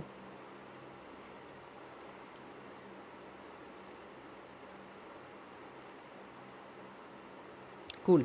So I have just added like description and I have this company size. Now my ICP says that if the company have between 11 to, or let's say if the company have between 2 to 10 employee, plus they have some keyword like lead generation or outbound in their description. So if they have the keyword like outbound or lead generation in their description, plus they have a company size of this, then it is qualified for me. I can reach out to that company. Let's say this was my ICP, very generic one, but yeah, let's suppose this is one, and I want to just do enrichments for those companies who have these particular criterias. So right now we don't have just one criteria that we used and like did a formula like this, but we have two criterias, and we can do this for hundreds of criterias simultaneously. So I will click on formula, and I will put here check only if then let's say description contains, here I will input the keyword outbound, or let's say lead, not even generation, lead or sales, let's say, as a keyword. Case insensitive, I don't want to like play into whether it's case sensitive or not. Let's say case insensitive. And now here's an end statement, it's not an or statement, so both statements are different. If I have put an or statement here, then it would do that, it would check whether description contains this, or it would check whether like the company headcount contains 10. So since I have put end, then it will check this and this, and only if both of these are true, then only it will put check. If any of these are false, then it would put like nothing. So let's generate formula. Let's see whether reasoning is true or not. Yep, so we are getting true, we are getting a lot of false. Let's see. Great. So let's see, for this it's saying that here the description contains some kind of keyword. So let's find if there is actually a keyword.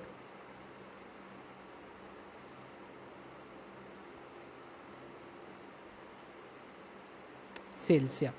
So there's a keyword of sales, so it successfully found qualified this lead based on these two criteria that I had. Similarly, I can have tens and hundreds of criteria. For example, I can input a criteria of location as well, whether they are from a specific location, specific company size, specific revenue, specific description, and if I want to qualify based on a specific other enrichments as well, for example technology and stuff like that, then first I need to enrich those information, and then I can use it in my this formula keyword qualifying thing, so that I can finally qualify all the leads that are actually my target audience and actually want to reach out to them. Cool, so you got to know this feature as well. Now extracting text. So as I already told you, like I gave an example of how to get first name from full name. This is exact same. You can use formulas to extract text.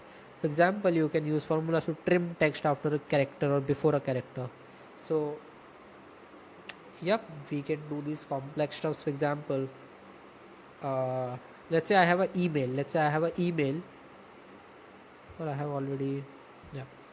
Let's say this. I have email similar to this, and I don't have the website. I just have the emails.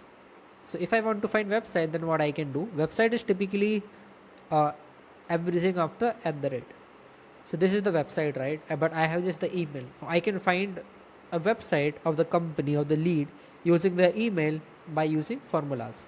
So what I can do, I can add column, go to formula, get everything after @ in, then I will input the email here, generate formula. Cool, I got the domain website from this email. So this is how you use formulas, quite simple. So and the last thing, you can also do calculations. We won't be using this a lot, but yeah, you can use calculations or stuff like that. So yep, this was typically all the features of formulas. I pretty much summarized it. We will also be doing an assignment of actually building a lead list using formulas. So just stick around till then. Then we have filters. Basically filter is quite simple, like it's same as like filters in Google Sheet. So you can see an option here which is filter.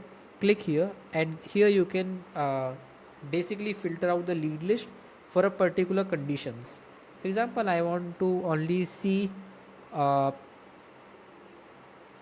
the leads whose company size is whose company size contains 11.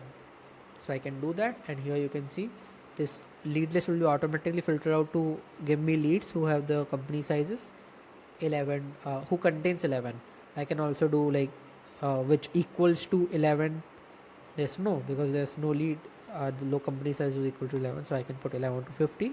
Now I can find all this. So basically you see that we have a lot of conditions here. Yeah, we have a lot of conditions here, and I can also put and or conditions. For example, add filter, add filter, add filter, and we can do a lot of information. For example, whether description contains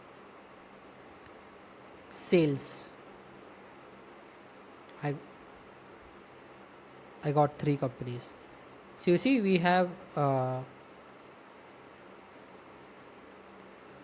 lot of filters possibilities here that we can do. Right now I will just clear all the filters. So we have covered filter as well. Now talking about auto dedupe feature and auto enrich feature of clay. So basically this feature is also quite simple. You can see these both buttons like in the bottom right corner of clay. This one is for auto dedupe, this one is for auto update or auto enrich. So the rightmost one, which auto dedupe, it typically means that it will deduplicate or remove all the duplicate rows from this automatically. This is recommended, always keep this enabled. And how it will dedupe, you need to select a column. If it finds this particular column same in 2 particular rows, then it would like delete one of them. So basically what it do is that it keeps the oldest row and delete the new row, so that let's say I will give you a practical example. So a lot of time the auto reduce feature is useful when you are using a dynamic lead list which is updated every single day. Let's say we have a workflow which finds for companies who are hiring for a specific roles, and that runs every single day. That Epify scraper runs every single day, and we get the new leads every single day. So on clay table those would be automatically added, and a lot of companies would be same as previous ones, but previous companies are already enriched, you can see. So we have spent a lot of clay credits or our app or tool credit in that case, but we don't want to use those same credits because we have already used that. We already have that company reached out to. Why should we again like enrich them and waste our credits? We don't, right? That's why we use auto redupe. Just select a column. So basically the most important column here, you can use website, you can use their LinkedIn profile, LinkedIn company page, any column which is a unique identifier of that company or of that employee. In this case I can use company domain, save changes, that would do it. So I've turned on the auto dedupe. It will automatically deduplicate all the rows. Another feature is auto update or auto enrich. This normally like you need to turn this off in case you are building static lead list, but in case you are building a dynamic lead list and you have fully built your lead list foolproof, then you can like enable this, because what it does is that like you can see this will automatically update and enrich every single thing which is in the columns, right? So even though let's say let's say here I just run this column, so I can choose a specific number. So let's say I just run this for 2 rows.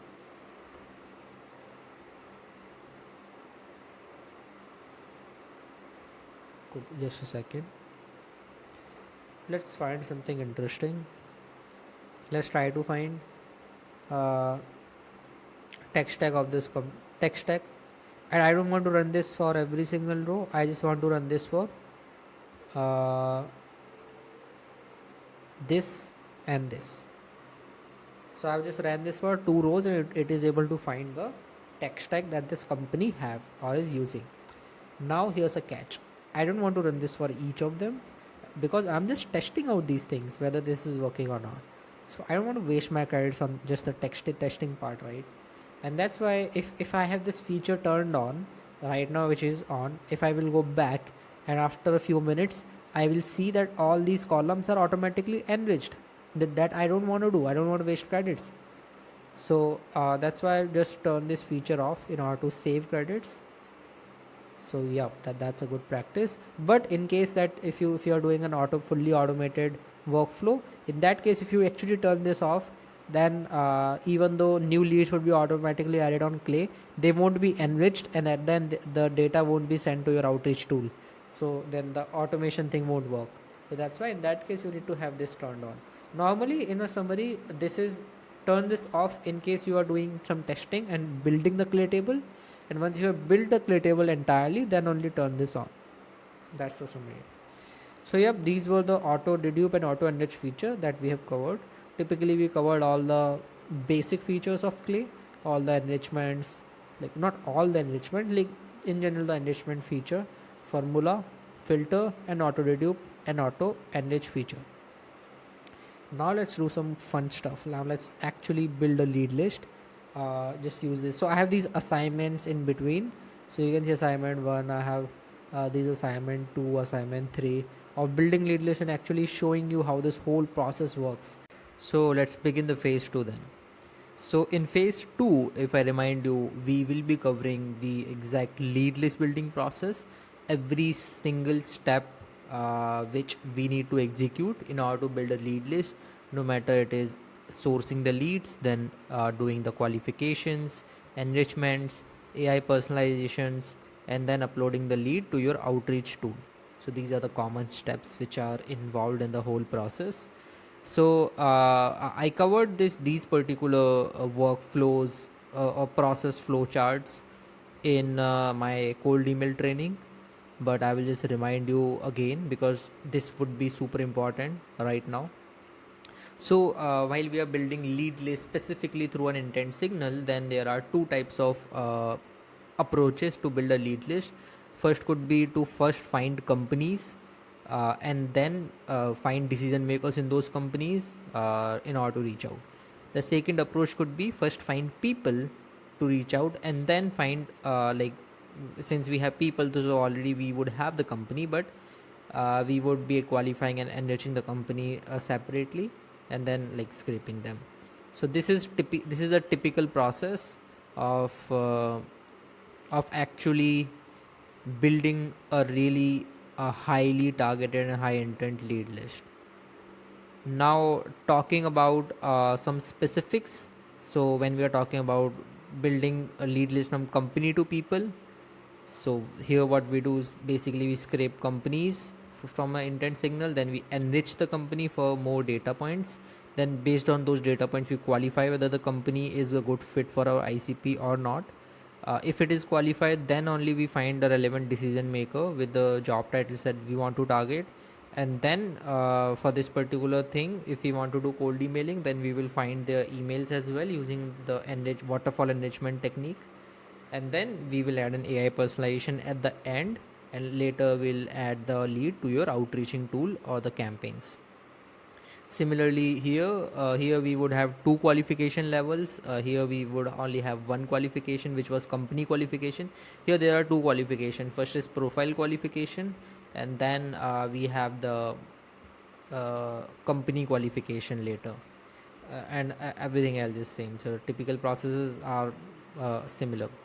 Now see, the whole point of me saying you this in this training is because you can literally do the entire process on Clay.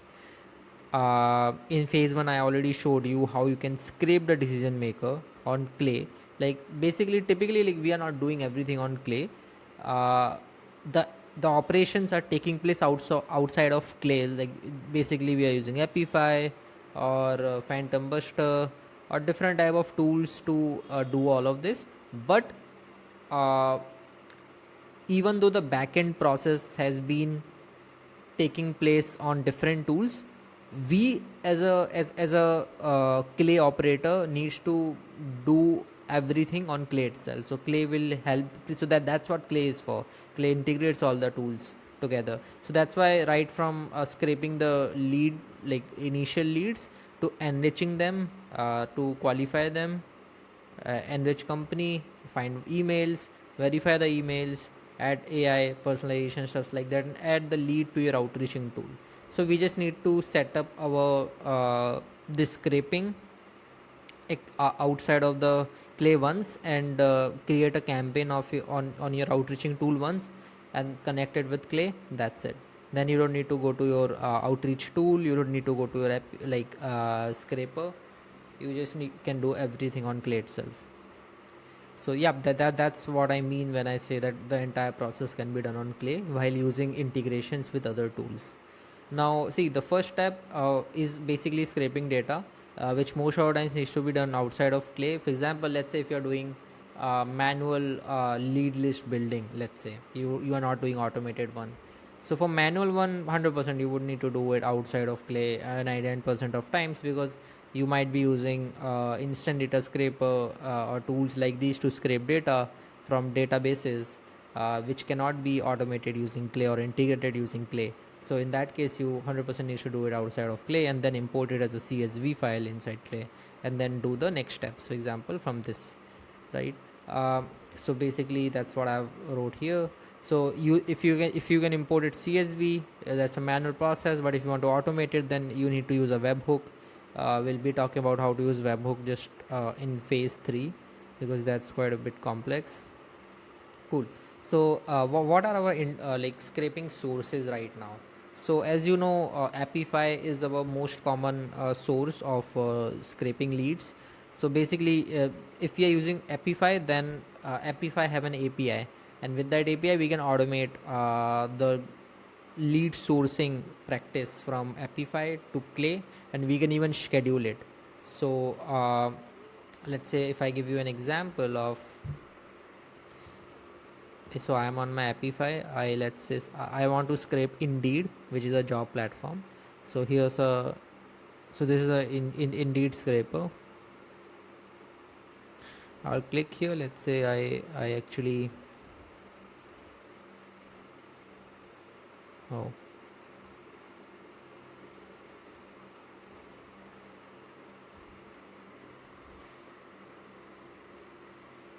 cool. So basically what I was showing you is that on Apify we can automate these stuffs by actually clicking on API here. Here you can see API endpoint. Just click here, click on manage tokens, and here you can see your API token. So basically this is your API key, which you can just copy and you can paste to Clay. How we can do that, let me show you. So I'm on my Clay. Just create go to any campaign, like go to any Clay table, whichever you are, whatever you're doing here, and let's say I want to like use any Apify enrichment. So here what I can do, here I need to connect my Apify account, so I will click on add account and I will insert my API key here, which I copied from earlier, and will name it randomly and then save it.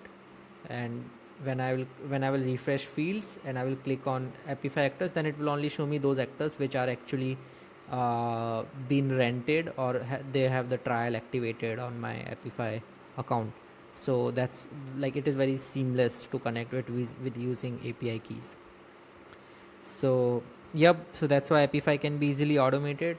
Using Apify you can scrape Apollo, you can scrape LinkedIn, you can scrape any hiring portals, for example Indeed, LinkedIn Job.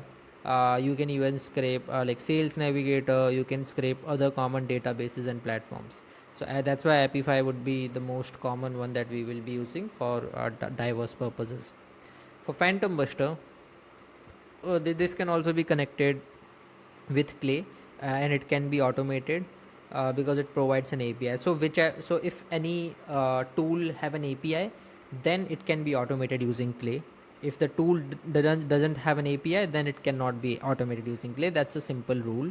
For example, Instant Data Scraper, one of the most basic tool, it is a free tool and it doesn't have an API. So this cannot be automated. You need to like scrape websites using Instant Data Scraper manually and then upload it to Clay as a CSV. and basically this scrapes everything apart from LinkedIn. Instant data scraper cannot scrape LinkedIn. Apart from that, it can typically scrape everything. uh, and last we'll be using Trigify a lot. Trigify is basically used for scraping LinkedIn engagement and also scraping hiring post from 10 plus job portals. Though you can do both of these things on Epify also, but using Trigify, what it would do, it would make the whole process really easy. Though Trigify is quite expensive, $560 per month, I believe. But even if you're manually renting a lot of Epify actors with 10 plus job portals, and then you are also you renting 2 3 actors for scraping LinkedIn engagement, and then I'm also taking in account the cost of enrichments that you will be doing, that Trigify would have done for free, stuff like that. So even on Epify the cost would be at least like $400 or something like that. So still that's expensive, right? So that's why Trigify can make the whole process really easy, and basically it is unlimited, right? You don't have a limit, say if you are on a subscription plan. So you can use these capabilities unlimited times, which were not unlimited on Epify. So yep, Trigify is there, and definitely Trigify can be easily automated, and it have a really good connectivity with Clay. So this is a summary of what scraping sources that we have and what's the purpose of each scraping sources. These are the common ones. There might be a bit more, but yeah, these are the common ones that we will be using. Now talking about so yeah, now we are actually getting into the main business that we are going to talk, which is this whole workflow, and I'm going to showcase you and demonstrate you how to implement this. So here you can see there are two rows. First I have shown you some examples of automated lead sourcing using a webhook. Then I've shown you examples of manual lead sourcing using CSV. So now I hope you know meaning of both. Also so you can see these are the intent signals. The ones in purple, I believe, yep, I believe they are for this company to people scraping. So let me, yep, and the one in the red is for people to company scraping. So basically you cannot decide whether you want to do people to company or company to people. Your intent signal will decide it. Okay, it's not in your hand, it's in the intent signal hand. So whichever intent signal you are choosing, for example, if you're choosing recently funded companies or hiring for a specific job title, or companies using a specific tech stack, then by default you will be scraping company to people's like you will be doing company to people scraping. But if you are, let's say, going for engage people who engage with a competitor's post, prospects recently changed job, posted on LinkedIn, follows your competitor's company page, member of a niche or interest focus group, then it would be from people to company scraping. So these are just a few examples of the intent signals. There can be much more intent signals. So yep, so we have kind of grid here. The rows are the examples, and the columns here are the processes differentiation. First is company to people and people to company.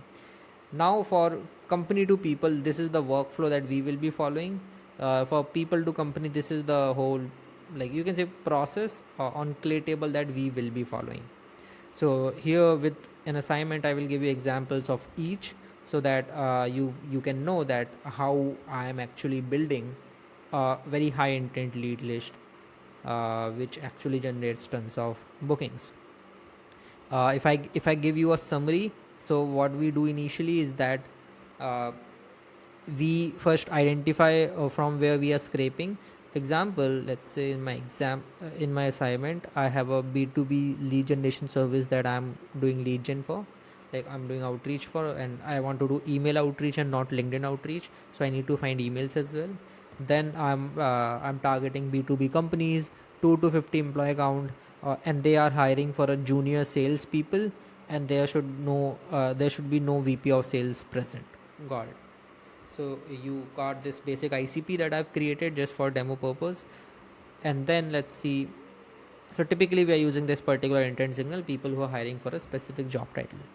So let's take example of this. So in this case, how we will be scraping data? Either we can use Trigify if we have.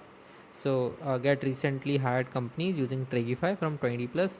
I think it's 10 plus, not 20 plus. So 10 plus job portals for a specific keyword or job title, which also enriches the leads automatically. So that's a really good thing there.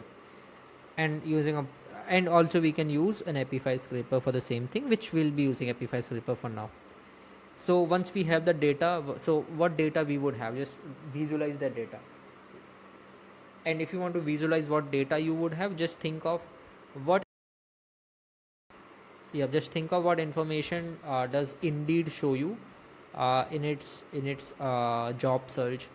These are some common information which any job portal will show you in the search. For example, what's the company name? It might give you the website as well. It would give you job description. It would give you what job title that company is hiring for. It would also give you location.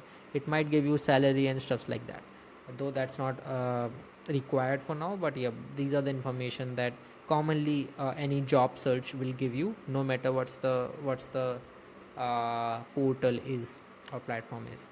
So we got this basic information.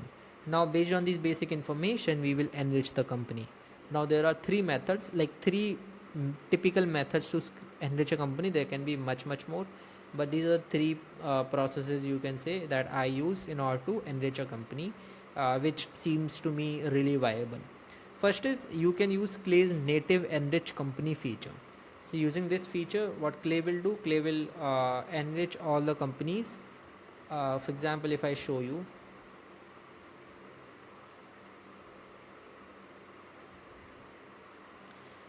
let's have a demo lead list. Yep, so these are the lookalikes one. So I have the company name right here, and I have the company domains as well. Now let's say I want to enrich this company. So I will just click on add enrichment. I will select enrich company. You can see this is the, so whenever there is this kind of black and white filter, like black and white icon or logo in front of the enrichment, that means it is Clay's native integration. It cost me 1 credit per row. I will just click on it. As a company identifier, I will include company domain, and let's do it. Let's see whether it is able to enrich the company or not. So yep, now it is running. You can see it found all the companies except these three. So if I click on this particular cell, then it gave me a lot of information. For example, what's the company description, uh, what's their employee count, what is the LinkedIn followers, what's the location they are based out of, uh, what's the website of them.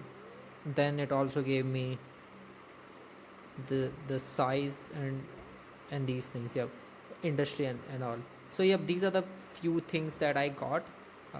Since like we already had all those information, so nothing a lot of it important here. But yep, sometimes you just have the company name, sometimes you just have the company website, and you don't have any other information, for example the employee count or stuff like those.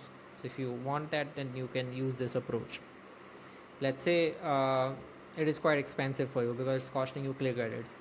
So if you are doing high volume campaigns, then in those cases you cannot afford to do Clay credits or use Clay credits in high volume campaigns. So in those cases, just use this option or this option. So this option is basically use the company API in order to enrich a company. So what's the company API? It's a API for enriching companies in a on your Clay table or on anywhere. It's basically an enrichment. So let's say if I show you how to do that, basically it will ask you to do these coding stuffs that we will discuss how to do this later, but I don't want to do it right now. But what I want to let you know is that this is possible. So what it would do, it would enrich a company. So you can see there are a lot of APIs here, right? So for example, you can search companies by name. You can also enrich a company from an email. You can enrich a company from domain name. That's what we want to do. Or you can also enrich a company from a social network URL. For example, if you just have a URL, LinkedIn URL of a company, you can enrich it. By enrichment, it typically means that you would have a lot more information about that company. Let's do this. Let me show you how I do this. I won't give you a tutorial. I will just demonstrate you, because I want to show you what type of data we get here. So for example, let's say we have a domain name. So I will click here. So this is the endpoint that we have, and let's say I want to enrich it. So I will just add an HTTP API here. Typical post get request.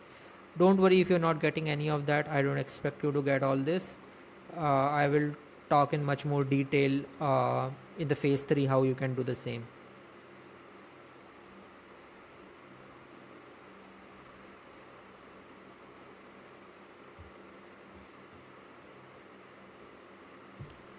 So we have this.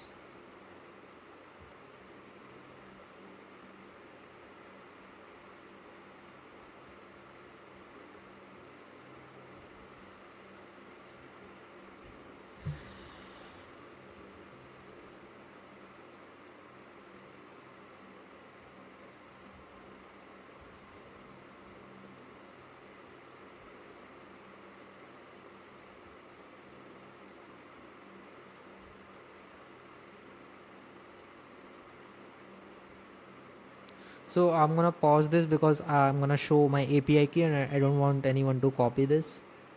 So I've actually executed this, and you can see here it is showing a message that is company not found. So this is the problem with uh, the company API, that it is only able to find big companies, for example those with more than 50 employee maybe, or some companies who have less than 50 employees as well. But if your target audience are big companies, then this would be perfect for you. But if your target audience are more like small companies, then this is not good for you. Don't you need to do, like, you need to go with other methods. But this is like really cheap. For example, for $100 you can enrich 50,000 companies. That's literally a lot. 50,000 companies for $100. So yeah, but again, it won't be able to find all the companies. For example, this Clay's feature was able to find, out of 10 it was able to find 7 companies, but the company API was not able to find even one of them. Now let's talk about the third option that you can see here, which is you can use Clayagent to enrich company using LinkedIn page or Zoom info page. Now Clayagent is typically an AI agent that again we will be talking in much more detail in the phase 3 how to use AI agents. But right now if I just want to demonstrate you the capabilities of that. So okay, so this was first enrichment, this was second enrichment that we tried to do, like an alternative. Then let's do the third alternative, which is using Clayagent. So I will just, so this is the Clayagent. I will pick my own API key, so I don't want to. So basically there are a lot of versions of Clayagent. You don't need to worry on all of that. Just click on this GPT Forum Mini because this is the most cheapest one, and you will use your credits, your API keys, so you don't need to spend on credits. So here you need to give prompt to this particular Clayagent. What is Clayagent? It's kind of GPT inside Clay, which also have access to internet, so you can find any information about the company.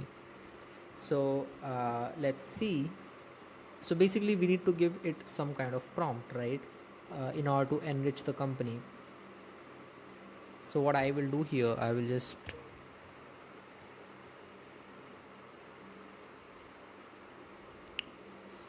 a second.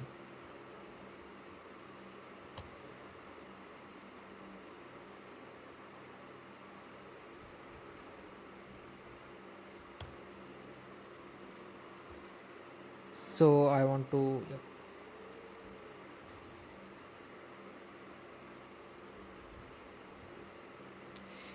Hey GPT, I want you to visit this LinkedIn page of this website, and I want you to scrape all the information about this company.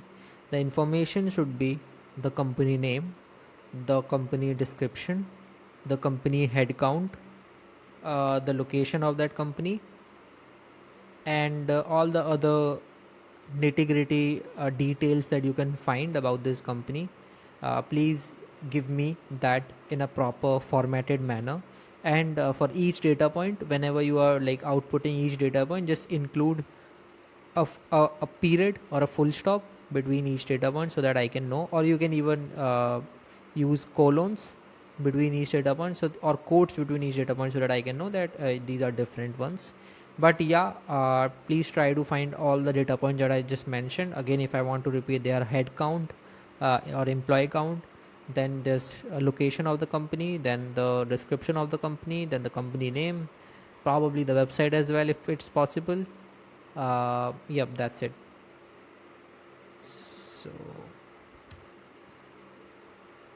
So basically I prompted it something. So basically this is, if you don't know about this tool, it's for uh, like it's a kind of voice assistant. So it converts my voice, analyzes it, and it basically converts it into a text. So yep, I got this information. Just paste it here. uh, Visit this LinkedIn page. So I will give the LinkedIn page.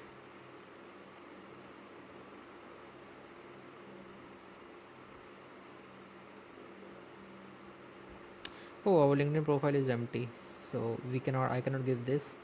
So here I'm pretty sure that we have that information about their LinkedIn.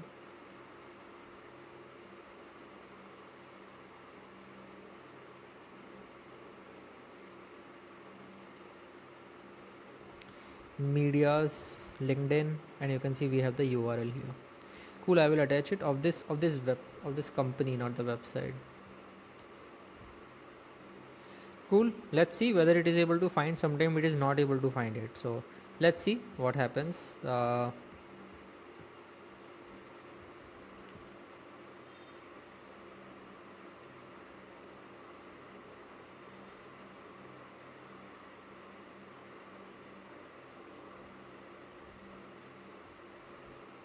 in these cases the input is missing. That means the LinkedIn profile is not there, so they are not running.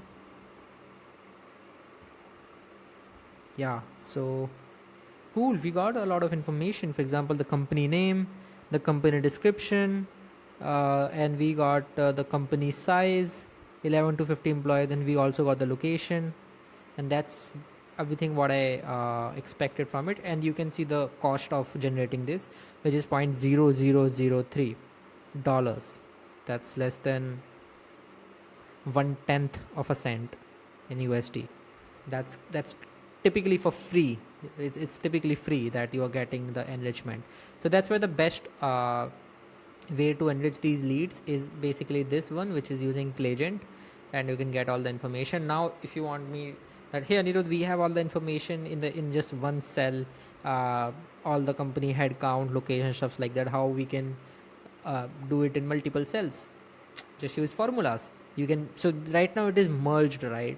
You can use formulas to create new columns. For one column for company headcount, one column for location, one column for this company name. So yep, you can do all of that. Let's say I'll just give you an example of how to separate the headcount. It's quite simple. Just go to formula, get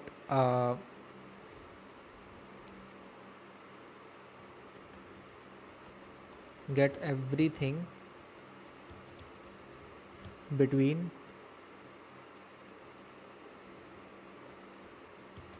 headcount and location in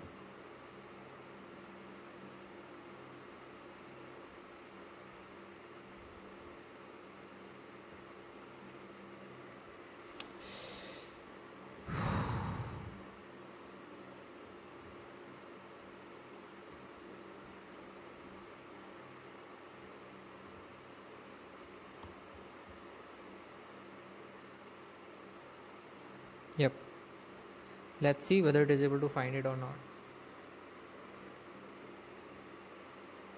No output. Okay.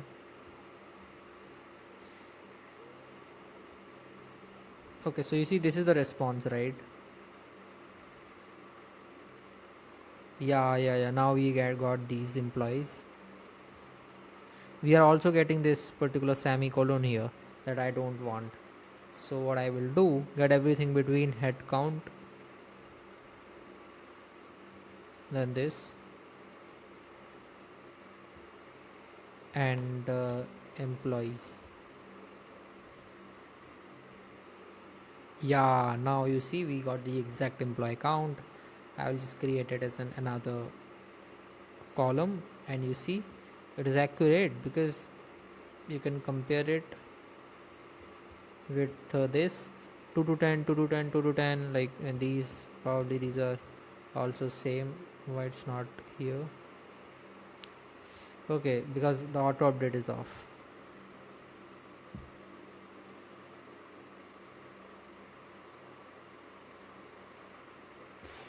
So I'll just delete this. So the company API is normally not that useful, right?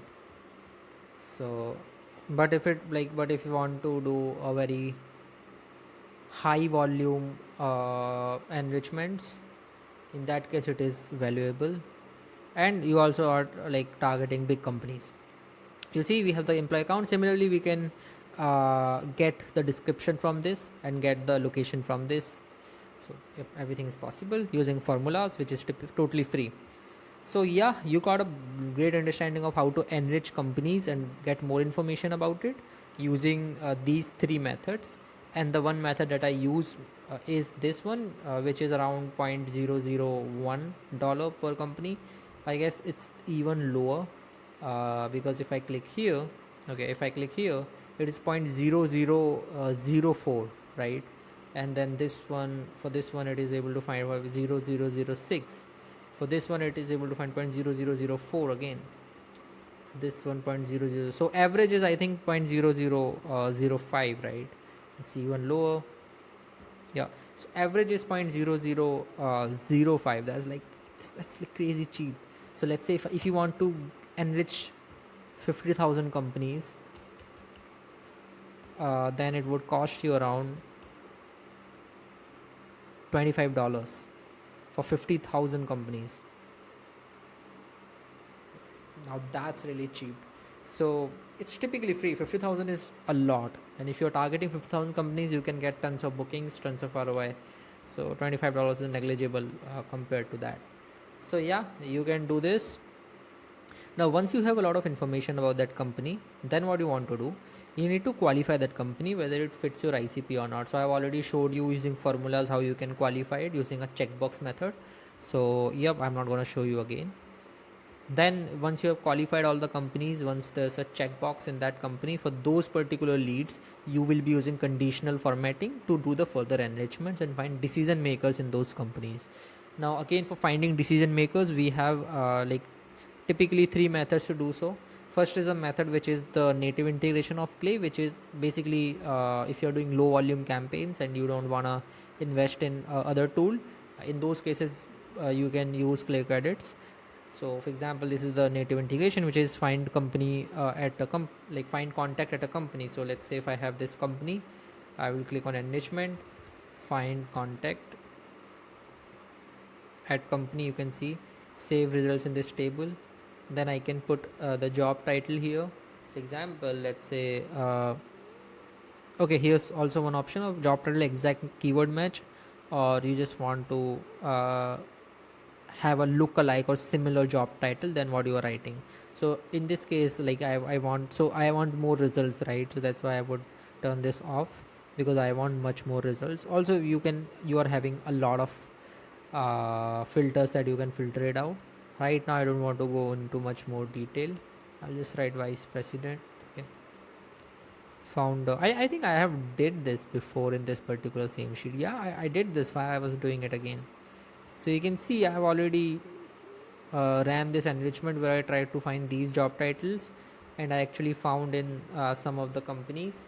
So you can see like this is not that accurate. This particular Clay's native integration is not that accurate because see, every company have a founder or CEO, and it is not able to find founder, CEO, or owner in 5 companies out of 10. Or suppose these two doesn't run, then it means only it is able to find 3 founders or owners out of total 7 companies. The ratio is really low. It's not even able to find 50% of the job titles that we requested for. So that's why I don't use this, and again it's expensive because it takes play credits. So that's why we have better methods, these and these. So again, you can use Claygent for everything. So you can use Claygent for this as well. So use Claygent to search for job title in the company, and this cost you 0.000, like this is an average or a ballpoint figure. Let's calculate this. What's the figure here? So I'm right now I'm gonna build a Claygent model in order to search for job title in the company. So let's see. I will just add the Claygent again. So basically it's all about how you're prompting, because it have internet access, so it can find the job titles. It's all about how you're prompting it that can change the game. So again I will turn on my Super Whisper. Hey AI, I just want you to find owner or founder or CEO or partner in this company whose website is this, and LinkedIn company page is this. So I want you to find these job titles and their LinkedIn profile. A typical method on how you can do so is that just search on Google the name of the person, or like the title of that person, not the name. So job title of that person, and write the company domain after that, or the company name after that, and then put LinkedIn uh, uh, uh, after that.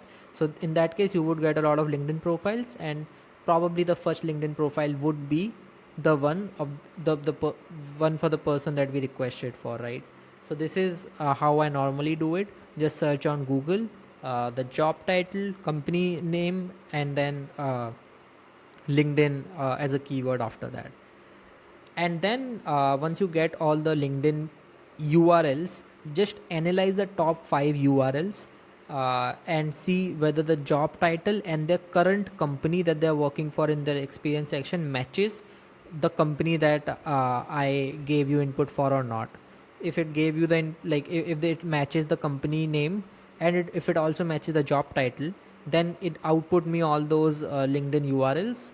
The format of the output should be: first you give me the name of the person, then the job title, and then LinkedIn URL, and do this in bulletins. Output it in bulletins. So first job title, so name of the first person, job title, URL. Then in the second line, second pointer, just output another name.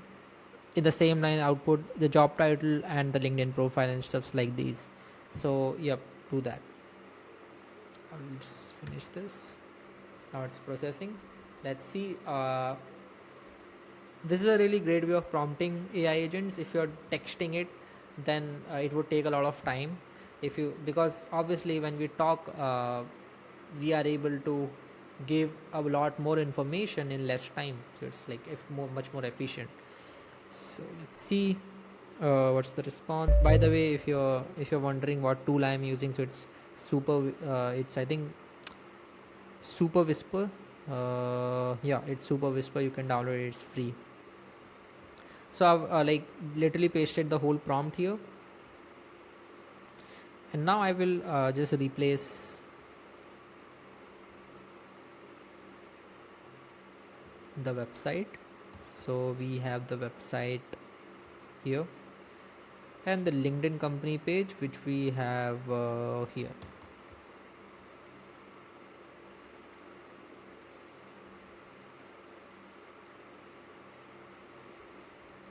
Great. So we have all the information. Now what I will do, I will just click on save. Let's see. Even I don't know whether it's gonna give us successful results or not. Let's see. I just gave you the whole process, how I do it. And even if it is not giving us the results that we expected, then we will see how we can get the results. I will show you the whole process. I'm not gonna pause it or do anything. So yep, let's wait. It would take some time to research. And meanwhile I will just close this. So this was another method of doing so. And the last method, and there are like, again, there are multiple methods to do so. These are the three that are commonly used. The third method is DataGima's integration. So DataGima is another tool uh, that you can use. So for example, if I click on enrichment, I can see DataGima. If I write it here, I can find a lot of enrichments for DataGima. Using DataGima, you can enrich a company, you can enrich a person, you can find mobile numbers, find social profile and stuff like that. In this case, I wanted to like find employee at a company, so I can just click here. I can just find so the so here I need to put the identifier, right, which should be the website, and then what job title I want. Let's say founder, CEO, chief executive officer, owner, partner, director. Let's see if I we are able to get some information from here. But yeah, meanwhile we got all the information. Let's see whether it is good or not. Ram Kumar, CEO, LinkedIn profile is this. Wow, we got the LinkedIn profile. Harish Khanna, co-founder. This is the LinkedIn profile. Deepika, founder. Okay, I think it. I don't know if it's accurate or not. Let's see. By the way, like DataGima is not able to find any employee at all. So because again, it's a small company, right?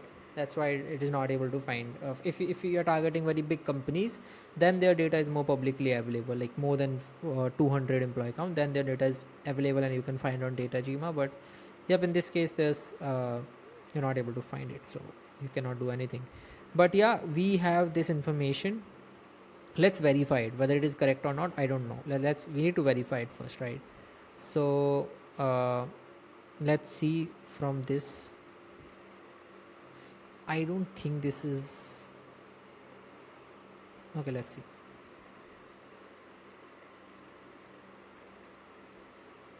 So this person Ram Kumar, like he is actually a CEO of Elevation X, and the company that we wanted to find is Elevation X. So yep, it is accurate. Let's see the other profile. You see how accurate this is, and it's really cheap, 0.0006. This is getting me really excited. So it's 0.002. See, sometimes we get this type of thing. 0.001. If I consider 0.001 is an average, then this is the cost that it comes. And it's not per employee, it's per company, right? It's per company, so you can get multiple employees per company, so it's good for you because it expands your lead list without any external cost. So but yeah, we were verifying all these lead list, like all the output here. So let's see whether this person actually works in the same company or not. Harish Khanna. Okay, so he's the co-founder of Elevation X. That's great. Now let's see for the third one. Deepika, she's the founder. I don't think like we have a founder and a co-founder. Let's see.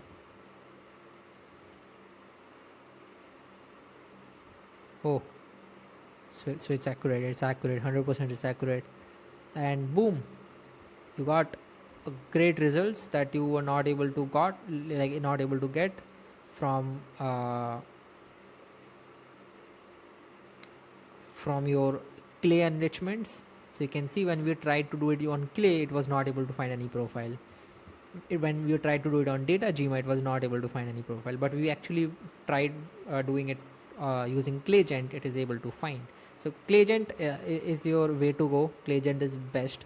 I always use this. Even in these, I use ClayGent only in order to do all the enrichment. Sometimes whenever my client want to do a low volume outreach, then we don't invest in any other tool, because since we are already getting credits with our clay subscription, so we try to utilize them. Cool. So now you know how to find decision makers in a company using ClayGent. Like it's really cheap. If you, let's say, if you want to build a lead list of uh, 10,000 people, that would be around $10. And let's say with each results you get 2 people, that means for $5. So for $5 you can typically build a 10,000, like you can get 10,000 high intent leads using this cost, like which is $5, which is again typically free. Now let's talk about it. So you can stop here if you want to do cold outreach on LinkedIn. You can stop here since you got the LinkedIn profile. So you can stop and go towards this step, which I'm going to show you later. Add CI personalization, and this you can skip this step. But if you are actually doing cold emailing, then you need to do this step as well, which is waterfall email enrichment. So in this case, what we do typically, I already showed you I already gave you some idea on how to do this, which is like just enrich emails using waterfall technique, right? So in order to do this, so this is a basic waterfall flow that I have put. For example, most of the cases you will be getting emails from Apollo. So enrich emails from Apollo, then use million verifier to verify them. Then for the rest of the emails that you were not able to get from Apollo or that were invalid, that Apollo gave you, so in that case pass all those leads from lead magic. And then again, lead magic is also really cheap. Then all the emails that you get from lead magic, then again verify them or validate them using million verifier for email verification. And then again you would have some leads that even Apollo was not able to find and even lead magic was not able to find, and some leads who were invalid by million verifier, which was shown. So in for those leads you will just send to Clay's native waterfall email enrichment that will cost you Clay credits. So typically 3 Clay credits per verified email. Also, like even Clay's native waterfall integration wouldn't be able to give you all the leads, but typically it's only it might give you at least 70-80% of the emails in your lead list which are 100% verified. So yep, you can use that. And since you are using Clay credits here, why we are using it? Because it's very low volume. Because if let's say we have 10,000 lead lists, so in normally if you are following this approach, then for the most of the 60, for 10,000 you can get 6,000 or 7,000 verified emails from these first two methods, and for the rest of the 4,000 emails you can use this approach. And even Clay would only be able to find 50% or 60% of those emails. So yeah, we were discussing this waterfall technique of enriching emails. So here see, like as you know the basic process, we are using multiple tools here. What we are doing here actually, like basically the first step is using Apollo to enrich emails. Now we can also use another email enrichment tool for this, but it's just the whole flow that I have made. It's made that like it's made while keeping in mind that our cost is the lowest and the quality of emails is the highest. And so you don't need to experiment with changing these tools. This flow is like quite decent. And here there are two options how you can scrape leads or emails from Apollo. First, you can like either do it from instant data scraper that you need to do manually. So for that you need to have an actual paid Apollo account. So you have a paid Apollo account, you save the emails, and then you like use instant data scraper to like scrape all the emails from the list. So that's the manual one. You need to have at least $60 plan of Apollo that would give you 10k emails inside it. Now these emails, normal email and like verification rate on Apollo is 50 to 60%. So at least 50 to 60% of emails which Apollo gave you would be verified, would be actually verified, right? Apollo says that 100% of them are verified, but they are not, right? So yep, that's one thing. Second thing, if you want to automate this whole thing, let's say if you want fresh leads every single day or every single week and you want to automate stuffs, so you can do it without having an actual Apollo account. So you don't need to have a paid Apollo account. You can have a free Apollo account just in order to build a search. For example, let's say this is my Apollo account, and even though it is paid, but I don't need to have a paid account because I just need to make a search. I don't need to use any email credits or anything like that. So just create a free Apollo account, just create your search. For example, let's say I want to reach out to these. Okay, just let me refresh it.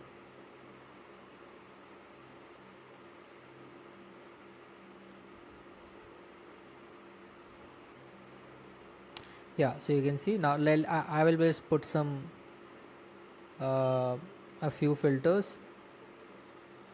Let's say the job title should be CMO.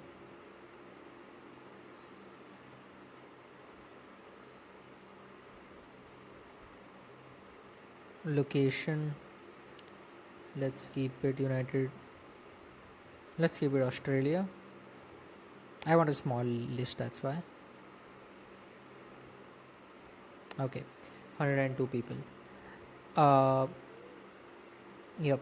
Now I want to automate this process, and let's say this is a free Apollo account and it's not a paid one. So if I want to scrape leads from this, then I will just go to Epify. I will actually search for an Apollo scraper. Here's the Apollo scraper. Just start this. So here you can see this is the, so basically you need to put your email and password of Apollo here. Yeah, basically what you need to do, you need to just put your cookies. You already know how to put cookies. Just go to extension, this added this cookie, uh, just export it just like this, paste your cookies here just like this, right? It's simple. Then you just need to put your search URL. So just put your search URL and it would be there, and then just click on start and that would do it. Now the best part of it is that okay, just a second, I think this is the wrong one.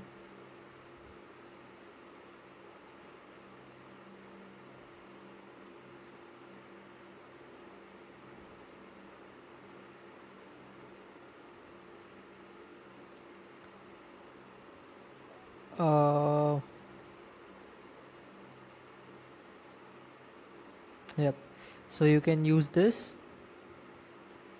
or there's, or if you want to go even more cheaper, then what you can do, there's a like website called exportapollo.io. So this will automatically export leads from Apollo. You just need to provide search, and what it does is, and also you don't need to have an Apollo account. So it would give you 1,000 contacts for this price, 2,000 contacts for this price. So if you want unlimited, then just pay them $2,000 per month. So yeah, basically this is the average price of this whole thing. So yeah, there are multiple options to get data from Apollo, and that can be automated using Epify easily. Now okay, sorry, now let's talk about once you actually enrich companies, then what you need to do. So in that case, like further you need to verify them from million verifier. So once you have all the data on Clay, the data should automatically be verified. So there would be another column which would be for million verifier, that will automatically enrich or verify all the emails scraped by Apollo or enriched by Apollo. And further, then there would be different columns, one column for each enrichment that you can see here. I will show you this exact process and implement it right away. This is just a kind of an overview of me going through it. You can see all the pricing. Million Verify is quite cheap, $40 for verifying 10k emails, and it is one of the best email verification tool out there. So you can, so I highly recommend this. So yeah, that's the whole process. I will definitely show you this whole thing. Actually I will demonstrate you, so don't worry about it.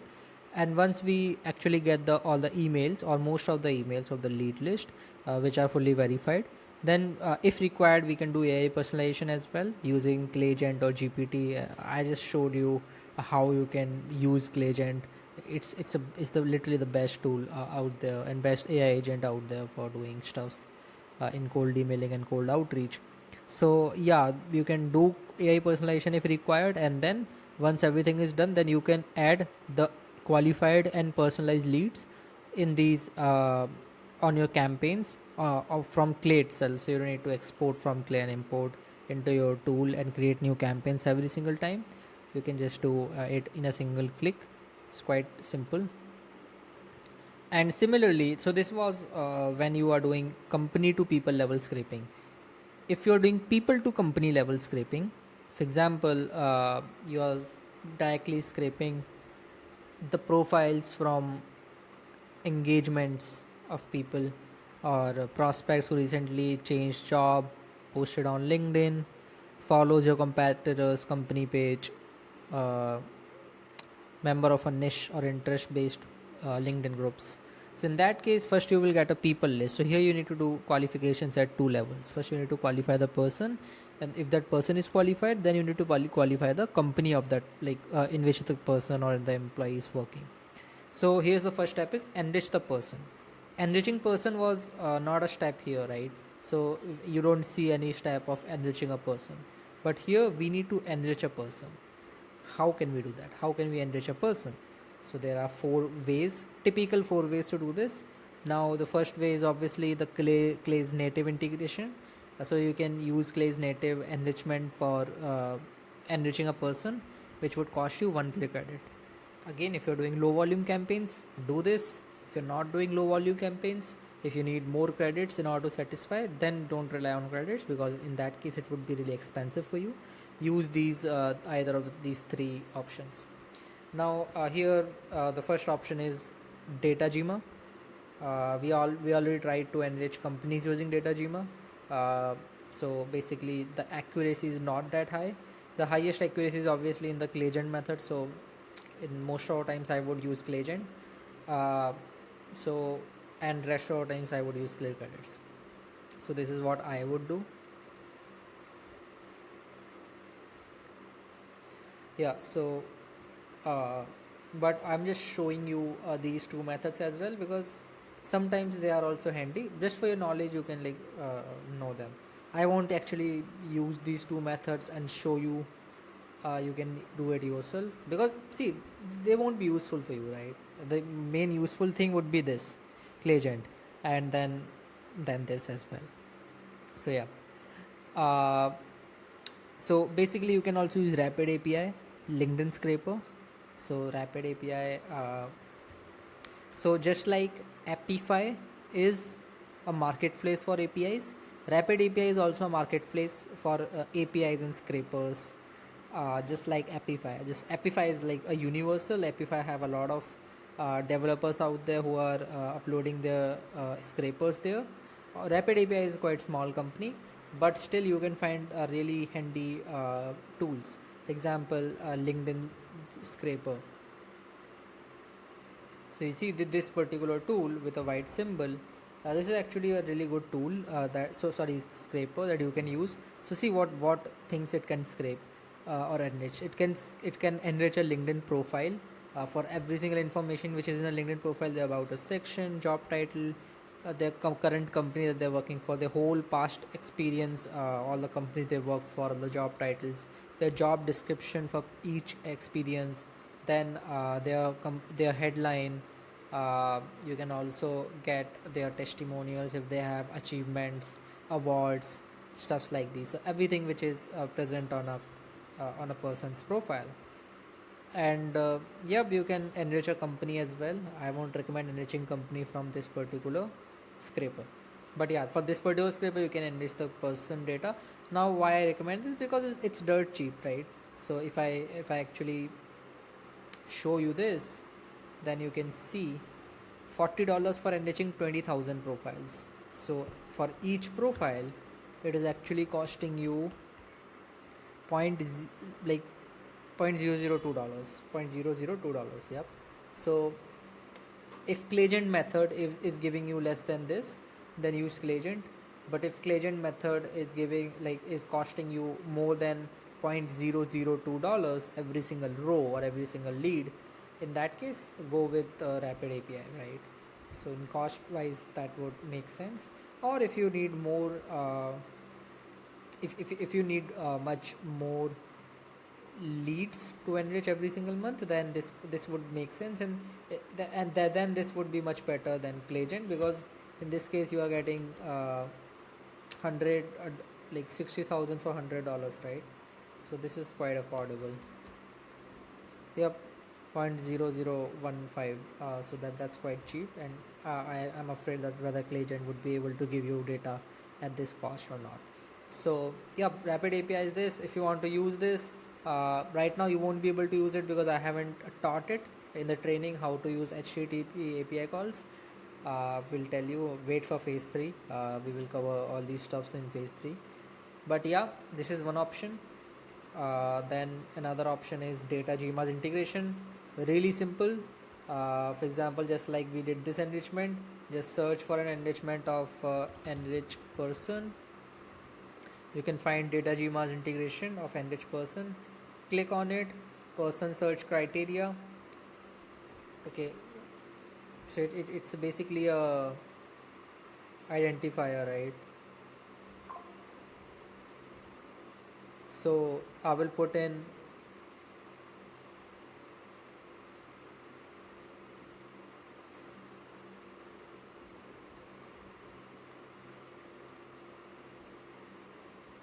the profile of this person. So I first I need to, okay, first actually I need to get these profiles out of this. So but you get the idea, just get the profiles out of this thing in a new column, and then use that column as an identifier, and then just you can use that enrichment. It's really simple like that. Now talking, just a second, I need to pick this call. Hey, so we are back. So basically, I was talking about enriching person on Clay. We discussed 3 methods. Now, like, you know how to use 2 of them. You don't know how to use this. You will get to know how to use Rapid API when we'll be talking about phase 3. But just to give you an idea, Rapid API cannot be used directly with Clay. You need to use Make and Clay simultaneously in order to use that, so you need to learn how to use Make as well. So that's why normally I ignore Rapid API, because it's quite complex to use, and though it is cheap, but yeah, it is quite complicated to build these infrastructures. But yeah, I will be doing a training on make.com too, so there I would be giving you example of how to use Rapid API. So yep, feel free to watch that as well. So basically, the third one, which is the actual one that we will be using in most of the cases, when we are doing high volume campaigns and we don't have enough clear credits to use this feature, right? And this one is the most accurate out of all. See, whenever we will be using Claygent, it would be most accurate. Why? Because it is scraping direct internet. It is not scraping from a database which might be outdated. It is scraping directly from internet, real time, directly from their LinkedIn profile or their LinkedIn company page, or from their website. And that's the most reliable data that you can get. And it's most of the time it's the cheapest, and these are only called AI agents. We'll be talking in much more detail about these in phase 3, but I will show you some basic, I will give you some basic idea of how to use this particular thing here for enriching a person. So what I would do here is that I will just go to Clay. Let's say I want to enrich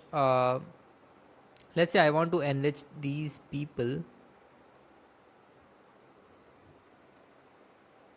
that I found using this, right? But I don't want to now use formulas in order to separate them. So I would rather find, okay, I will go with the easy way. So I think I will create another sheet, right? I will create another sheet, another table, and here what I would do, I will just find a list of people randomly. Uh, let's say I just want owner, partner, C suite in location, let's say San Francisco, let's say San Diego. I think I just want a small list, that's why. Create profile. Okay, limit. I will limit the results to 50. I don't want a very big list. It's a small list. 50 people. Let's see. And my goal is to show you. So right now you can see I just have these 5 informations. And these informations are like not enough for me to know about that person, uh, and see whether that person is qualified or not. So now see, like now what I would do, let's say I want to enrich this person, I want to enrich their LinkedIn profile or typically scrape their LinkedIn profile. Then I will just click on enrichment. I will search for Claygent. So you can see this is the Claygent, this is AI web researcher. Now you can see there are two options. Either I use this feature, this use case of Claygent, which is typically GPT, or I use web research, which is the actual Claygent. So I want to use actual Claygent in this case. I can choose the model. I again told you in most of the cases, 99% cases, you will use GPT 4o mini just because how cheap it is. You don't need to use all these because in those cases, only these only make sense when you're doing very complex tasks. But for enriching person and stuff like that, you don't need that, right? Now what I would do, I would go to configuration, just write a prompt. I will use Super Whisper for that. So I will just start Super Whisper and see how I'm prompting, how I'm talking with AI. That's what I want you to notice. Hey GPT, I want you to visit this LinkedIn profile and find out all the information about this LinkedIn profile. The main information is what is their first name, what is their last name, uh, what's their about LinkedIn about us section, what's their experience section, and I want you to pull in the current company that they are working for, the name of the company, the job description of the company, then the location where the person is based out of. I also need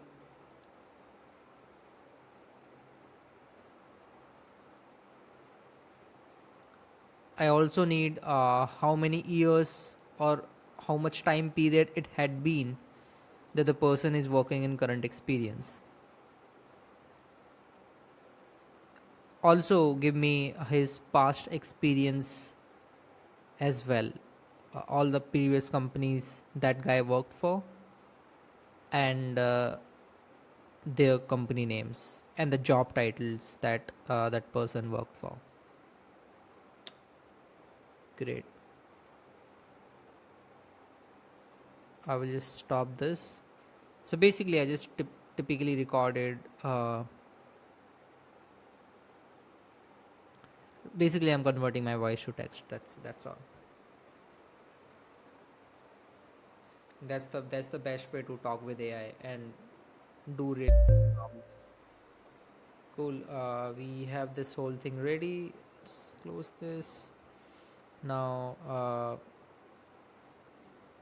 doing some changes and putting the input. The variable, like putting variable is the most important here. About this LinkedIn profile, and this is the LinkedIn profile. That's all. Uh, Now click on save. Also, I don't need any output the information.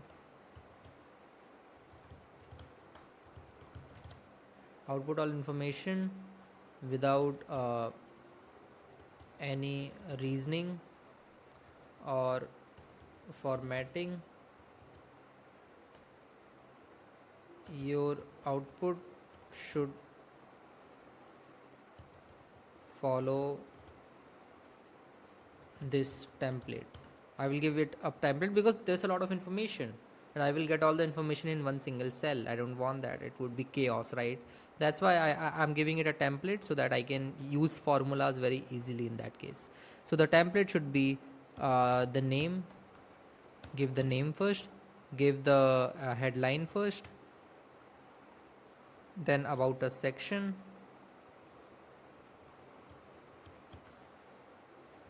and then the job title of the current experience. Then we need company name, again current experience, Then we need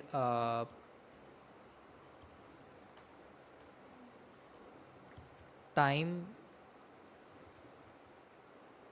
since started working in this company, then previous experience. You can also like create multiple previous experience based on like just last company that guy worked for example, last company name, because you can like sorry, past company name, because you can use this in your outreach copyright, their past company name. uh, yep, that's all. Probably past job title as well, and then the location that this guy is based out of. I guess that's enough. A lot of information is there. Also, one important thing: current job description. Like, what's their role? Like, not their role. We are getting their role, but what are they responsible for? I guess that would do it. Just save it, and I will just run 10 rows for now. Let's see what type of results we are getting. Now, again, this might not give us the expected results, but we'll see how we can improve it and how we can get the expected results out of it. So, what I'm expecting is just like in the template format, I'm expecting all the information for each of these 10 leads. Let's see what happens.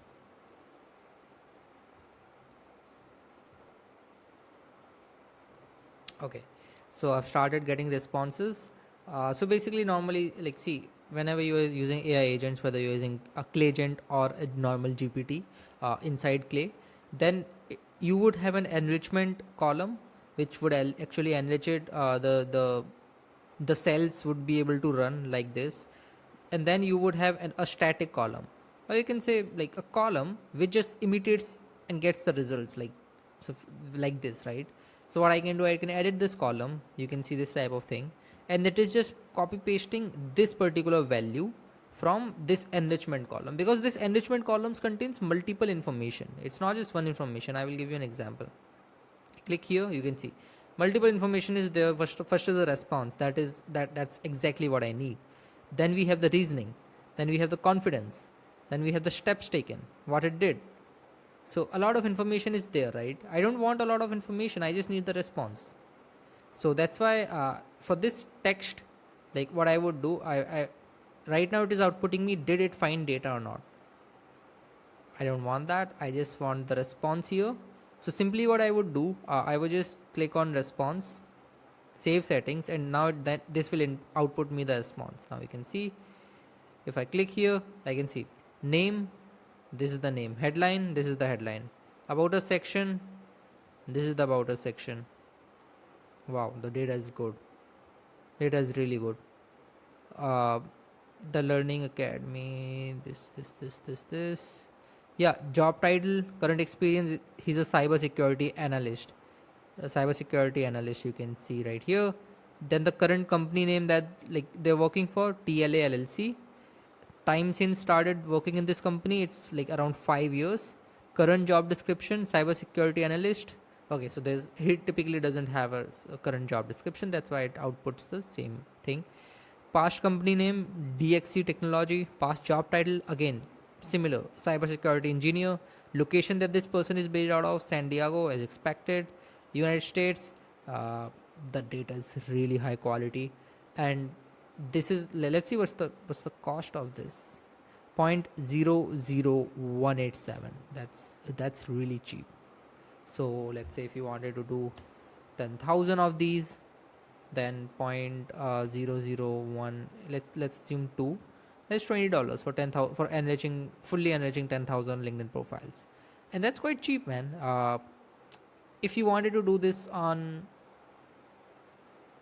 Rapid API, so the cost of Rapid API and these are same actually, because on Rapid API you can get 20,000 LinkedIn profile full enrichments for $40, and here you are also getting that at $40. So the costs are like comparable, But again, Rapid API's use case is quite tough because you cannot directly use it with Clay. You need to use it with Make, and then Make will also cost you something. Make is quite cheap, like it's in some tens of dollars, but it like still, it takes a lot of efforts and all. That's why this is the best option that you can do.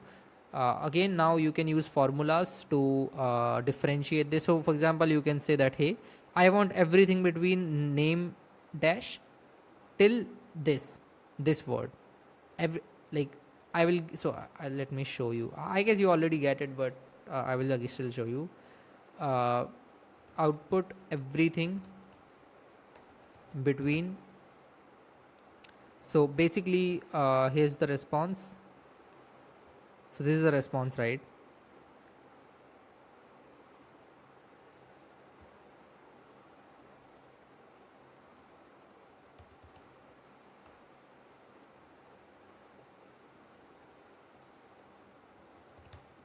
So output everything between name dash and I think we have this after name. What was there? I think headline, right?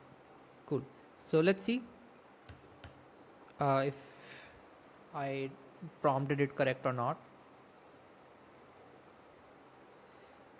Okay. Oh, so the slash is like different one. The slash is different one. This this one, right? Let's see now. Great. Now we are getting a better result.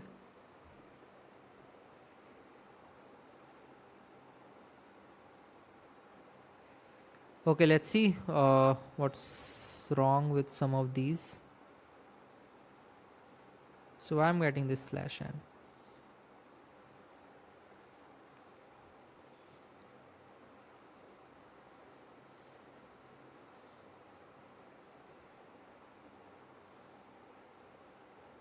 Okay, I will also put remove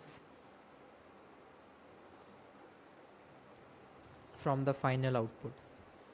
Let's see if it resolves the issue, because it is putting this slash n after all the first name, and it did remove it. I'm now getting full name of each the person. That's what I wanted. So this is how I got the first entry. Similarly, I can get the other data points as well. For example, headline, about a section, and all the other things. So this is exactly how we do it. It's quite simple, nothing very complex. Just prompt the AI the right way, and it would give you good results. Now talking about the further things. So this was the typically the only thing that was extra that you wanted to know. Rest of the things you can like easily use. So right now, again summarizing what we are doing, we are building I'm breaking down this process of building lead list from people data to company data, right? So here we need to do two level of qualifications. First, we need to qualify whether that person is a qualified or not based on their job title, experience, section, something like that. And then if that person is qualified, then only we enrich the company further and then see whether the company is qualified or not. So we are doing two qualifications: people level qualification and company level qualification. So yeah, that's what we are doing. We have enriched the person. We got a lot of information about that person. Now we qualify that person using formulas. You already know how to do that. So basically you would have a ICP. For example, you work with these job title, then just use formulas to match those job title. Or the best way to match job title is use AI.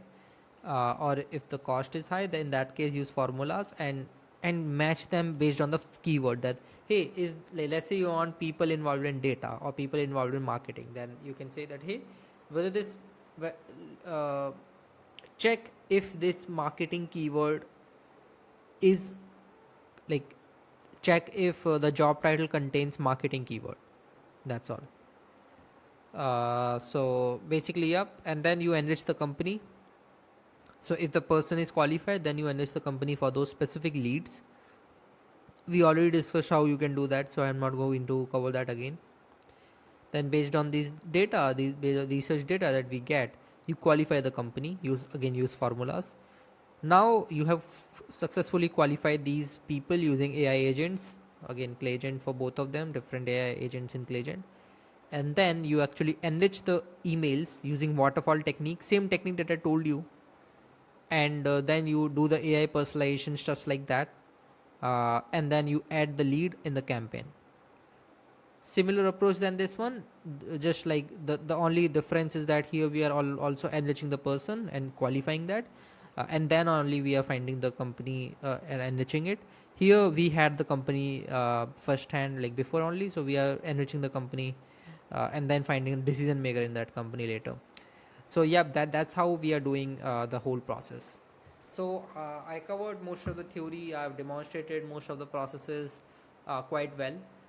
If you didn't got any of the step, just like go back, you can watch it again, or you can just wait for this, because right now I'm gonna do two assignments here, one for email, building a cold email list, and one for building a LinkedIn list. And this is gonna give you a great idea of how I'm actually building a lead list right from scratch to doing a good level of personalizations there. Like basically we'll be building a campaign live in front of you.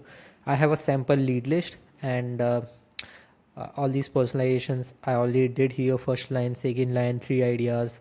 So if you have watched my previous cold email copywriting videos, clear trainings, then you would know that what these personalizations are, right?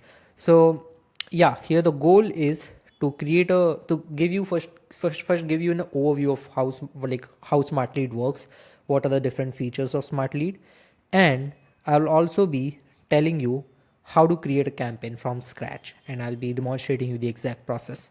So let's start without further ado.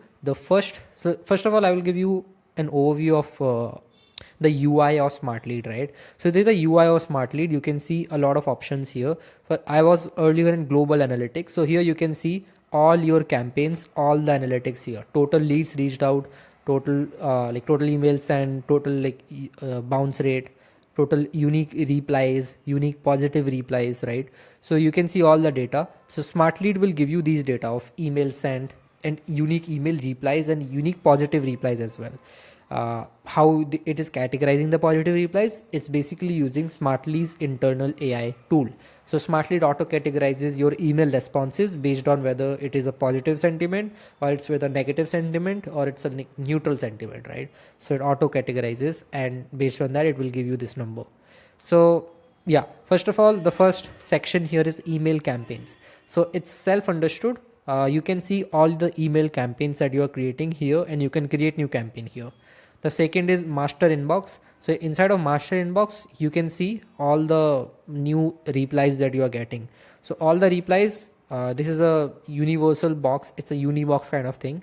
And all the campaign, like all the replies spanning over all the mailboxes that you connect with Smart Lead, spanning over all the campaigns would be like, you can literally see them here, and you can also filter them out, right? So here's a filtering option. Right now it's not coming because there are no email accounts, but you can also find the filter option. Then here's the email accounts. So here first, the first step whenever you create a Smart Lead account is to connect your email accounts, right? So ideally what I do is that I use a reseller, and the reseller auto connects the account on my Smart Lead tool. But normally, like right now, I'm not using any reseller, I'm just demonstrating you, right? So in this case, I will manually connect my account, but don't worry about it. You would mostly, like, your your reseller would do it, right? No matter if you're doing using Hypertide for this email service, or let's say you are using Scaled Mail for this. Scaled Mail is also really good. Or let's say if you're even using cheap inboxes, I guess they also connects the mailboxes directly to your Smart Lead account, so you don't need to worry about how to connect them. But let me show you a manual process. So I have this so I will connect my G Suite account, right? So I have this G Suite account. If I go to G Suite, okay, I need to go to the admin console, right? So let me show you. Okay, so this is my G Suite account, like the business email, which is anirudh@theorganicbuzz.com. So I will connect this particular account with my Smart Lead tool, right? So I need to connect all the email accounts. So here so first of all, you need to ensure that you are not using your primary domain. Right now I'm using my primary domain just for just to show you how this process works, right? So let me quickly verify this. Okay, cool. So here what I would do, I would click here. So I can connect my accounts using different ways. For G Suite, this Smart Lead had done the whole entire process very simple. You just need to click on this. It's an OAuth setup. So first of all, you need to head over to your admin panel and look for Smart Lead Oath app using this client ID. So let me copy this client ID and I will go to my admin panel. Okay. So it will open my admin panel. Let me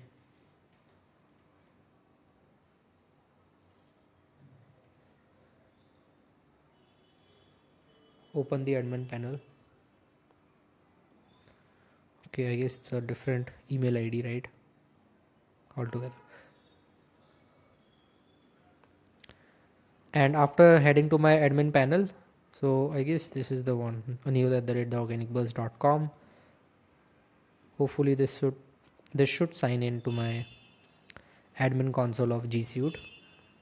Let's see. And then I need to look for Smart Leads Oath app using this client ID. So I've already connected my client ID. Okay, it's asking for the password. Let me remember it. I guess this is the one.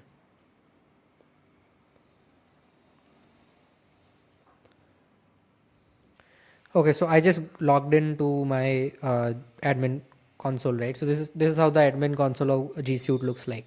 Now what I will do here, let me first make this small. Now here I need to look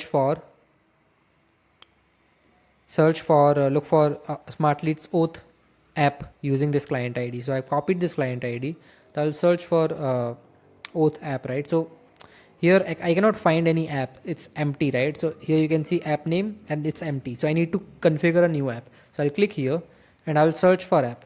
So I'll just search for, paste this ID here and I can find the smartly.ai. I will click here and I will click continue and hopefully this should work. Okay, so this is trusted. You need to always turn this to trusted and just click continue, finish. And then you have successfully did the authentication and set up an app access control so that Smart Lead can automatically log into your G Suite account. Now just click on connect account and I will select the account that I want to connect and I will click continue and hopefully this should do the work. Let's see.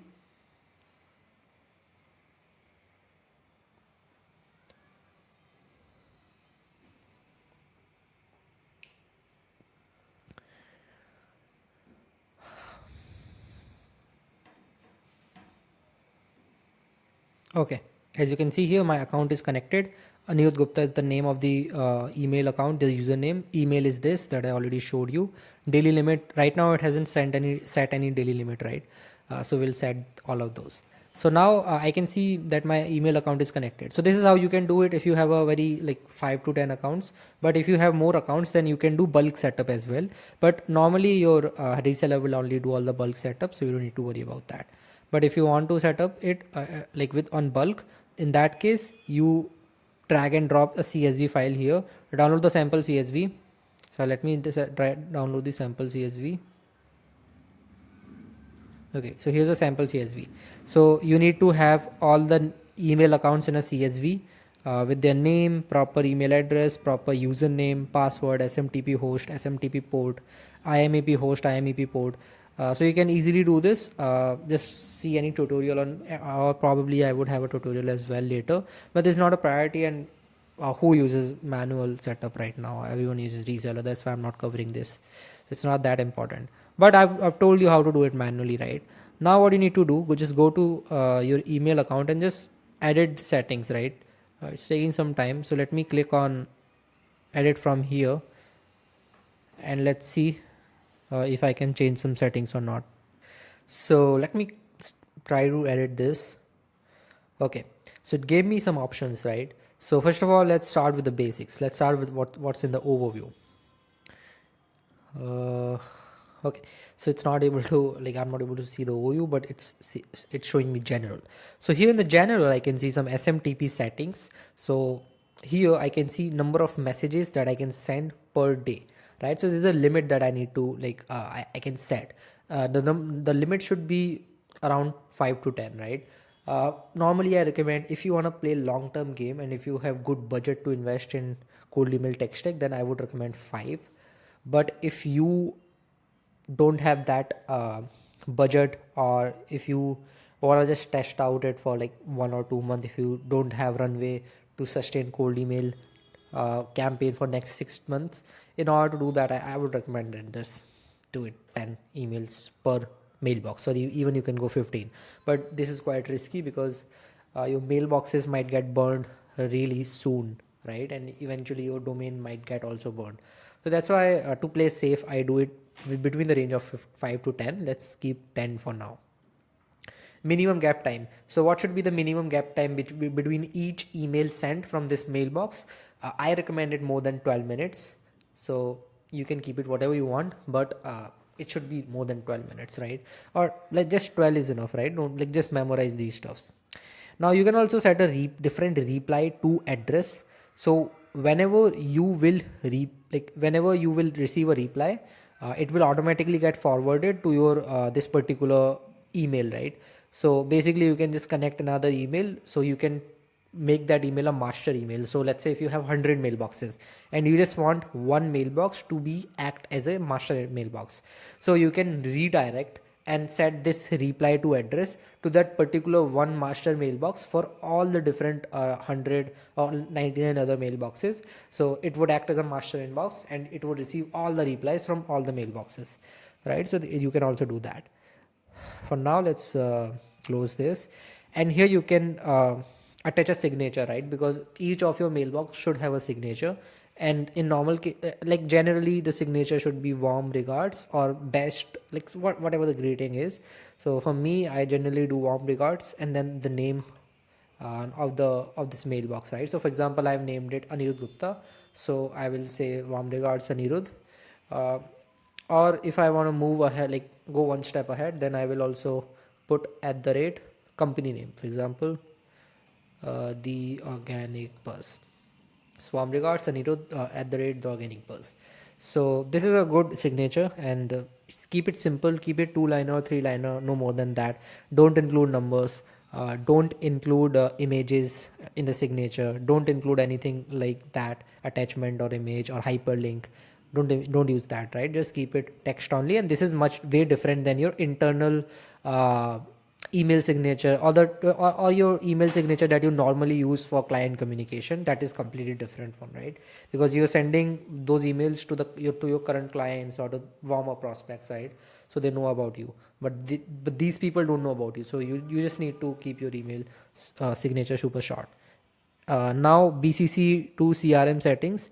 So basically you can also whenever this mailbox will send any email, you can also do BCC to like for to any email. So that email will get will also receive that particular email that this particular mailbox sent, right? But normally I don't use this feature, and most probably you also don't need to use it. Custom tracking domain. Let me zoom it. Yes, I can zoom it a bit. Okay. So what's custom tracking domain?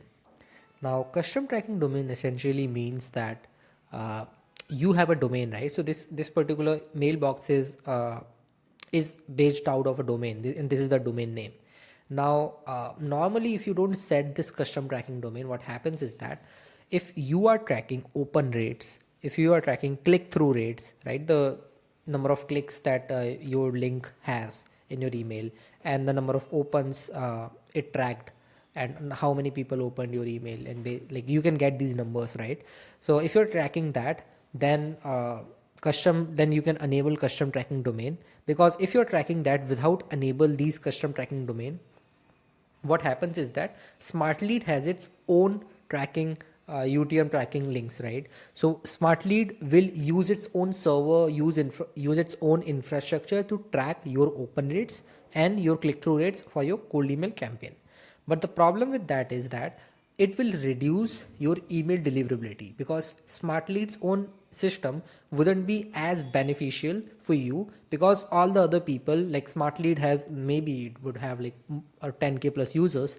So all the users who are currently using smart lead, they would, like most of them would be using, most of them wouldn't have set up this custom tracking domain, right? So they would be using smart leads infra. But since a lot of them are using it, so what happens is that even if someone's emails goes more into spam, and what it does is that it reduces the reputation of smart leads infra.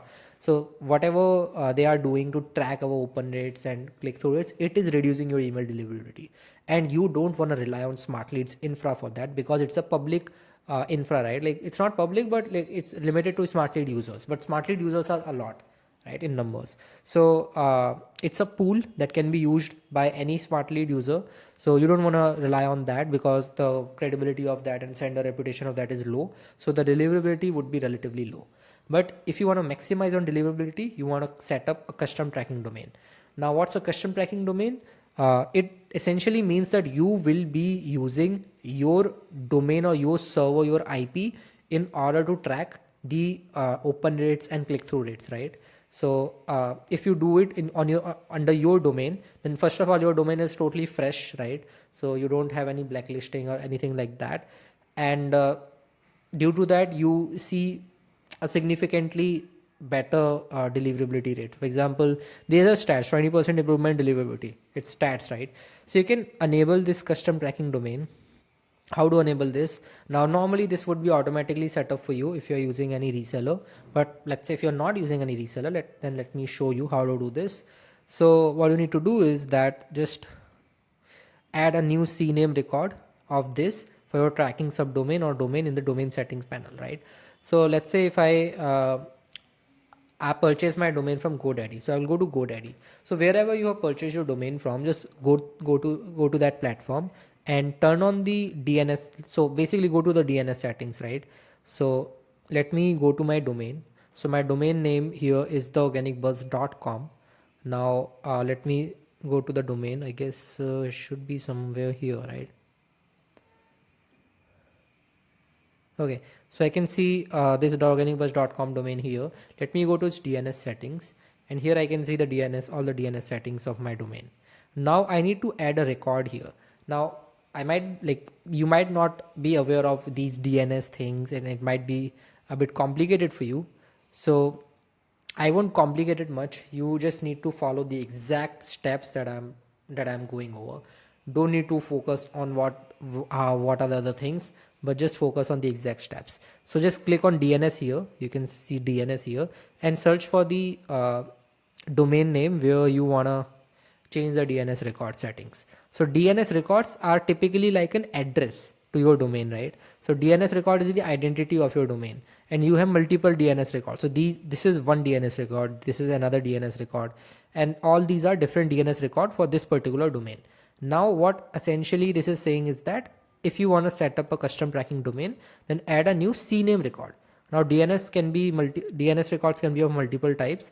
If I want to set it up, I will click on add new record, and then I will click a CNAME type record, because it's essentially what Smartly is saying me. Then what's the name? Name can be essentially anything, right? Because it only tells me type and value. So this is the type and this is the value. So let me copy the value and let me put it here. So here's the value. TTL should be as low as possible. So half an hour is there. TTL essentially means that how much time it will take to get this in action, right? Name could be anything, because since it didn't mention, so it could be essentially anything. So let me try with smart lead. Let's save it and let's see if it's working or not. Okay, record data is invalid.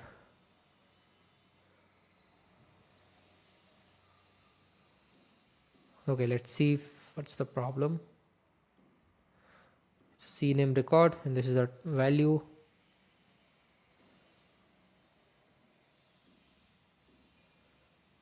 Okay.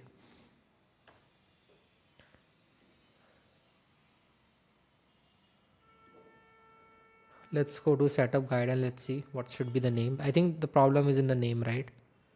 Okay, so Yeah, it says that we need to put email tracking in the name, which is essentially host, and the value should be open.sleadtrack.com, which we already did. So host should be email tracking. So now let's put the name as email tracking, right? And let's click on save and let's see if it's working or not now. Okay, again, there's a problem. What's the problem? Oh, cool. It worked now. So actually there was a space after .com, but it worked. You see your DNS record has been updated successfully. Most DNS updates takes effect within an hour, but could take up to 48 hours to update globally. Cool. So it might take some time to get updated, but let's see if it's working or not. So my DNS is already set up. Now I will go to, okay, what I would do here, I need to put my domain name. So what's my domain name? My domain name is theorganicbuzz.com. And let's check the status if it has been checked up or not. Okay, so CNAME still not verified. Please wait up to 12 hours for DNS configuration to reflect or recheck your DNS settings. Okay, so it might take up to 12 hours, but like once you wait till 12 hours, then if you check the status, it 99% chances is that like it would be verified. So there's nothing like a rocket science here. So I hope this is clear how to set up this custom domain tracking. It's quite simple. You just need to add a DNS record in your domain. And if you have multiple domains, multiple mailboxes, then you need to do this for each domain you have. So yeah, now let's go to the next section, which is warm up. Now what's warm up? I think I already covered what warm up is, but if you don't know what warm up is, warm up essentially means that this mailbox that you have will be connected to a pool of different mailboxes that SmartLead have, right? So SmartLead have access to a lot of mailboxes. So it will create a pool, a network, a chain effect of each and every single mailbox it has. It may be like millions of mailboxes that SmartLead have access of right now. So all those would be interconnected, and they would be exchanging emails within among each other. So they would be exchanging AI generated emails among each other. Email 1 will reply to email 2, then email 2 will reply back to email 1. A random AI generated conversation will automatically be happening, so that this type of behavior reflects an human behavior, and it gradually increases the reputation and email deliverability of your mailbox, right? So this is in a nutshell what warm up is.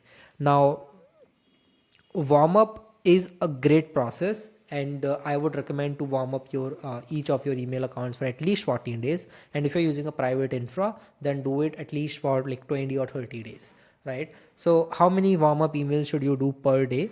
I would recommend around 25. No more than 25 is a good number, right? And daily ramp up, so basically you will start with, let's say you will start with 5, right? So you'll start with 5, and daily it would increment 5 uh, 5 warm-ups emails, right? So day 1 you will send 5 emails automatically, and on day 2 you will send 10 emails automatically, on day 3 you will send 15 emails automatically, until day 5 you will send 25 emails every single day. But it is a limit, right? So on day 6, on day 7, on day 8, you will still send 25 emails a day, and all these are auto emails, and this would be happening, every single process of this warm up would be happening on background. You don't need to do anything, and it would be gradually increasing your reputation of of this particular mailbox. Now here's a randomizer. So let's say if you reach till day 5 and you're sending around 25 warm-up emails every single day, so like these servers like Google, Microsoft might recognize that, hey, this is sending 25 specific number of emails every single day to random mails, right? So they might get that, hey, this might be using any cold emailing tool or automation tool to do, because the number is very hard, right? It doesn't reflect the human pattern, because normally what an office worker would do, sometimes they would send, let's say, 50 emails a day. Sometimes they will send just 2-3 emails a day. Sometimes they will send like 20-30 emails a day, right? So it's a random behavior, and it's common, right? So in that case, you can also randomize the number of warm-up emails here. So let's say if I can randomize it among 20 to 25, right? So once it reaches the 25 mark, then it would be randomizing the number of emails per day between 20 to 25. So let's say on day 6 it is sending 21 emails, on day 5, sorry, on day 7 it is sending 23 emails, on day 8 it is sending, let's say, 25 emails, on day 9 it is sending, let's say, again 22 emails, right? Something like that. Reply rate. So what should be the reply rate that you should get while you're sending emails? So I suggest this to be 30 or 40, somewhere in that range, right? And also, like, turn on this send warm-up emails only on weekends. You don't want to send like warm-up emails on weekdays, sorry, on weekends, right? You only want to send warm-up emails on weekdays and not on weekends, because on weekends, if you're sending warm-up emails, it doesn't reflect common human behavior of an office worker, right? Because they don't work on weekends generally. So just turn this on, and these are the normal settings that I do, and I will enable my warm-up. Cool, my warm-up will be started soon. Now let's come to the management. Here I can, like, if you're using multiple infrastructure services, then you can tag them. For example, this is a G Suite, so I will create a tag of G Suite. Let's say if I'm using Hypertide, so I will use a tag Hypertide for those type of mailboxes. So basically we can do the tagging here, and here's the campaign. So this will show for this mailbox how many campaigns does this mailbox belongs to. So let's say I have 10 campaigns running right now, but this mailbox is a part of only 2 campaigns. So those 2 campaigns would be shown me here, right? So I can see the specific details of this mailbox performance in those campaigns. It's quite simple, and this is how you set up your cold email inbox, right? So general settings, I already told you, it should be, let's say, 10, and like just save it, and signature warm regards Sanirudh @ the organic bus. Quite simple. Let's click save, and we are good to go. Now let's come to all leads, right? So all leads is typically, you don't want to focus on these, but if I want to show, like, tell you what this is, basically all the leads that you would be uploading in the campaigns while creating campaigns would be shown here, and you can also search any lead. You can filter out any lead based on the campaign level, lead status level, or anything. So yeah, it's quite self-understood. Integrations, this is something that you won't use much, but yeah, you can integrate this with your HubSpot CRM if you have, or if your client have Clay or ListKit. Client access. So if you are an agency, then you can add clients here, and you can have one smart lead account which can manage multiple clients, right? So it's something like workspaces. So you can have multiple workspaces inside of your smart lead account. Then you have global analytics, so you can see your analytics here, all the, like, entire email, like on campaign level analytics, client level analytics, you can see everything here, right? So let's start with email campaign. Also, like, there's smart delivery. I haven't, like, talked about this. Basically, this is a feature of smart lead which allows you to do inbox placement test. By inbox placement test, I essentially mean that you can test out the spam rates of your emails, the actual spam rates of the email. What you can see here, if I click on email accounts, you can see the reputation, but right now it's NA, but after sending some warm-up emails, it will reflect some number here, but normally this number is more than 80%. So normally it is 95, 100%, 85%, 90%. So this number is more, like, generally in the higher side, but this number cannot be trusted at all, right? Just, like, focus on numbers. This number cannot be trusted. If you actually want to know what is your actual spam rates are, and you need to test this on weekly basis, because this is one of the biggest, not one of the, it's literally biggest problem that all the cold emailing agencies right now are facing. The biggest to biggest cold email agency, they are facing the problem of email deliverability. So you need to weekly spam test your emails. How you can do this? Do inbox placement test. Email guard allows you to do that. I will probably have another training separately for email guard, but on smart lead you can also do this, but for smart lead you get only, like, very limited test, right? That's why I don't prefer doing this on smart lead. But yeah, I'll do a test on smart lead as well, like, for my inbox, how much is the spam rate. I will also test out, right? So yeah, we'll do that, but in order to do that, I need to first create a campaign. So let's create a campaign first. So what I would sorry, my phone fell off. So cool. I was gonna create a campaign. So let's click on create campaign if you want to create a campaign. And then the first step, so if you want to create any campaign, no matter on LinkedIn or on cold email, if you want to create any single outreach campaign, you need two things. First thing is lead list, and second thing is the copy. So you need lead list and copy. Now first is that you need to upload a lead list. Let's first name this campaign as demo smart lead campaign, right? So you can name this campaign and then just upload a CSV file. The leads, you need to upload the leads, right? So I have a sample lead list for you prepared, right? So I have one for email and I have one for LinkedIn that I will do it. I will show you on the Hey Reach video when I will be showing you how to create campaigns on LinkedIn tool. But this is for cold emails, right? So here in this lead list, you can see I have first name, I have last name, I have emails. So these are the only three things which is super required, right? If you want to launch any campaign. Now everything else is just a data point that you can use in your email. Here I have mentioned, like I have enriched three uh, personalization lines, right? First line is this, like is the highly personalized line that I can use as an icebreaker or as a first line in my cold email. This line is again super personalized and I can use it in my second, you can say, uh, after first line, after this personalization, I can use this one, right? Third one, which is three ideas. So I can use this in a follow-up email.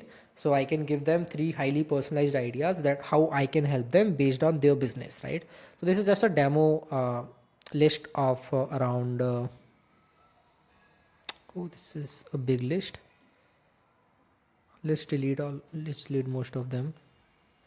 I just want 100 leads just to showcase you how this whole thing works, right?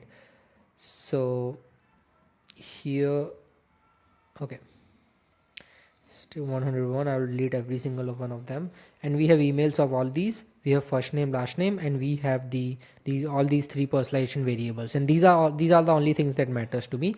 All this is noise, right? This is all this is noise for now. So now I will just export this as a CSV.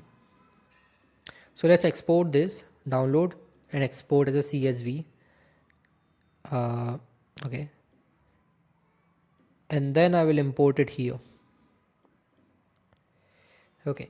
Now you can just read this out, import even leads even if they are in the block list. So you need to maintain a global block list on Smart Lead. So I won't recommend like to turn this on, because let this turn this off, right? Because you don't want to reach out to your global block list people, and everything should be like this only. Click on save, and here you need to first map your CSV with smartly data points.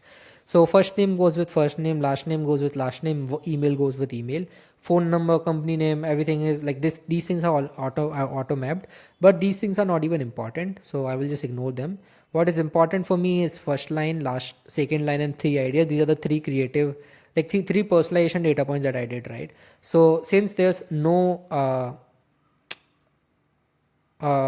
default name of these types of data points, then I will mention custom fields.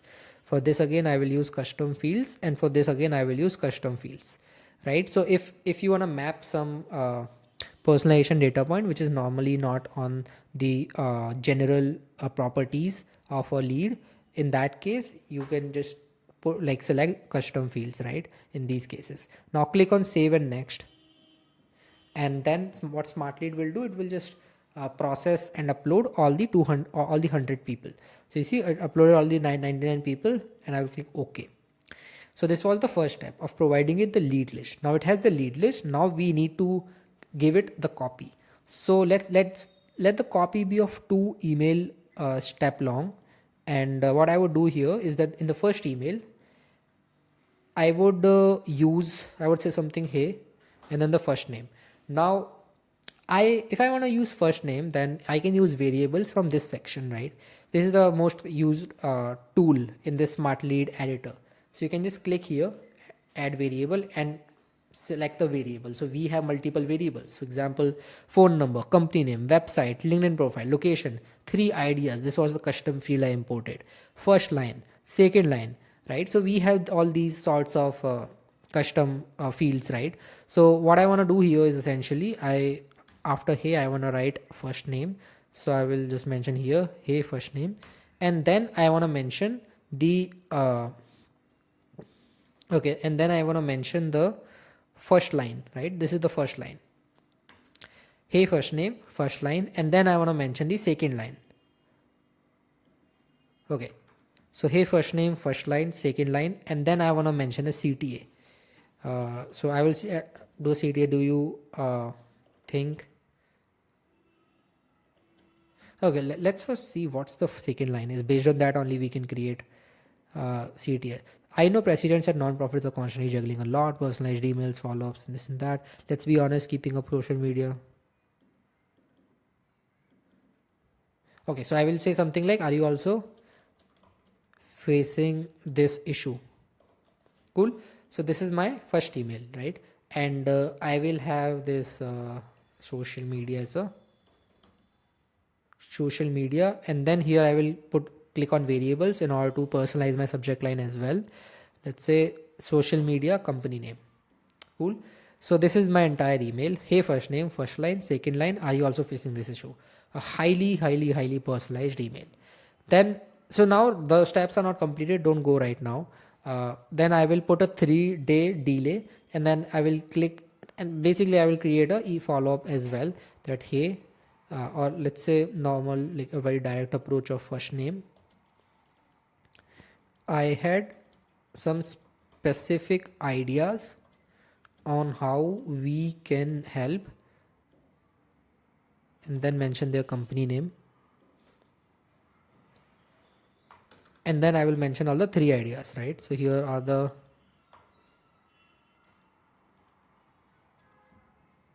here's the 3 ideas, right? So these are 3 ideas, and then I will mention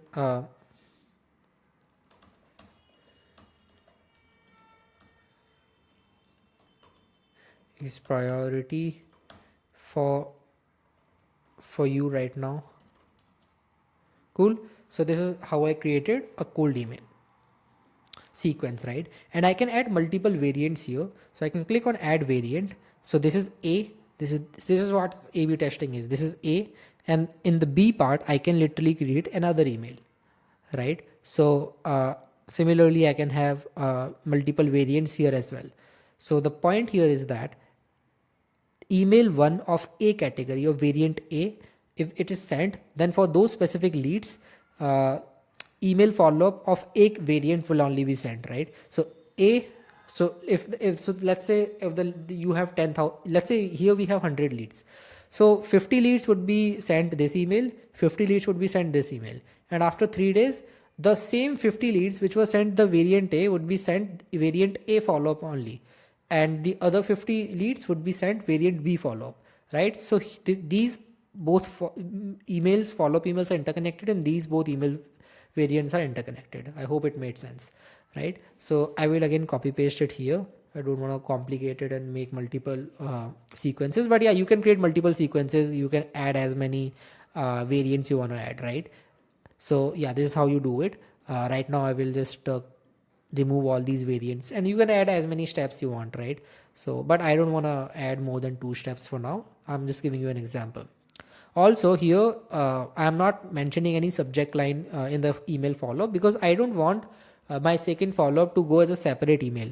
I want my second follow-up to go to thread over the same email which I sent earlier, right? So my email 1, and then I will send email 2 threaded towards email 1 only, right? So because it's also said here, leave this subject line empty if you would like to if you like this email to be a reply in the same thread to the lead's response, else add your subject line to create a new thread. I don't want to create a new thread, and I won't even recommend you to create a new thread.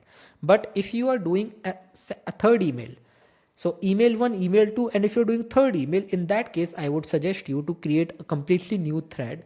3 emails in one thread doesn't looks good, right? So you want to create a completely different thread with new subject lines. So this is how essentially I would recommend it. So let's say I have this. Is my work completed? No, absolutely no. Now you need to do spam test. So you need to first create syntax for your emails, like for your email copy, And after creating syntax, you want to do spam test, right? So I will go to this, I will click this ABC option, because this will give me readability uh, of my entire email, right? So right now my email mostly contains the custom variable, so that's why it's not able to identify, because so less data. But let me click spam checker and see if there's any spam words right now in this email or not. So let's see, I will just click save changes for now. And right now it doesn't show me any spam word, right? Let's see here if I'm able to see any spam word or not. Word count 26 words. Cool. So I'm not able to see any spam word here, right? What I would do here is that I will first create syntax, right? So in order to create syntax, you can go to my GPT. uh, the prompt is so you don't need to create a prompt. I have a custom GPT for this. It's not original, to be honest. I'm using it like someone else created it, so hopefully that should be okay. I know where's it. So I gave you the link earlier in the cold email deliverability guide as well, so I'll just go towards that, and I guess the link should be here, right? So I just mentioned always have a spin text for your email copy, so use the GPT-4 prompt. So what I would do, okay, I will copy this and I will paste it in my chat GPT. Okay, so this is the spin text, right? Now what I would do here, this custom GPT automatically creates spin text, so I will just give it my email. So this is my email, right? But most of this email is already super personalized. That's why I don't actually have a need of spin text, but let's do it still. I just want to give you some examples. So okay, so it gave me the spin text, but the spin text is not the best one. Okay, so what I would do, it also did spin text for these first line, second line, which is actually a variable, but I don't want spin text for these. But it gave me spin text for the last line as well. So I will only use the spin text for the last line, right? I hope you got the logic, because these are literally variables. I don't need spin text for these. These are variables, right? And these would be different for each email. The whole point of spin text is to make each email unique. So these variables are already making each email unique. So we don't need uniqueness over uniqueness, right? So I will just make this particular thing like spin. I will just introduce spin text here. Now I will also introduce spin text here on hey.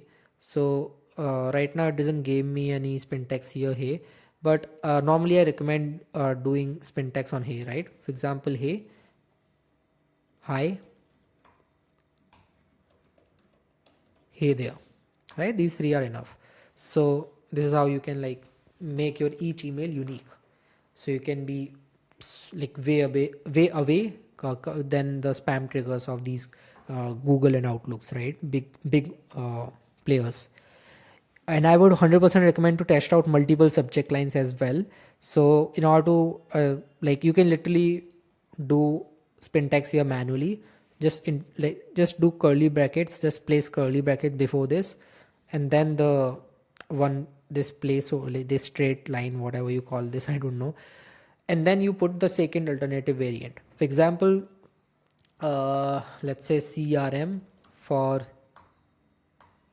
company name, right? Then let's say another one is let's say AI emails for first name. Cool. And I will end it with a one curly bracket. Now there are three subject lines inside of one subject line, and this would be changed constantly, right? So essentially here, what's the problem? Okay, I guess there are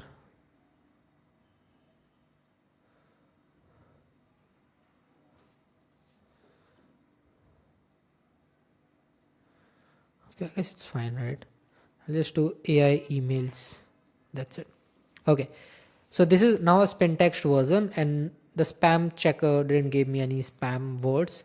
So I'm good with that. And here also, like, I can do some spin text things. I'm not doing that right now. I already told you how to do it, so you can spin text, introduce some spin text here as well. Now click on save and next, and essentially now what you need to do is that just click on. So now you need to set up, right? So you provided this campaign the lead list, you provided this campaign the copy, the exact email sequence, the spin text version of it. Now you need to choose the sender accounts from which email you want to send this. So right now I have only this email, right? So I can select this email that I want to use this inbox for my this particular campaign. Save email accounts. Then I can introduce scheduling as well. Let's say if you're doing a USA outreach, in order to do a US outreach, you need to have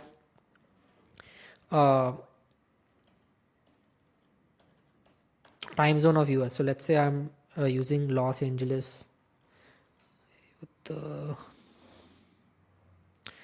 Okay, so this is an American time zone. So okay, so this is a Los Angeles time zone.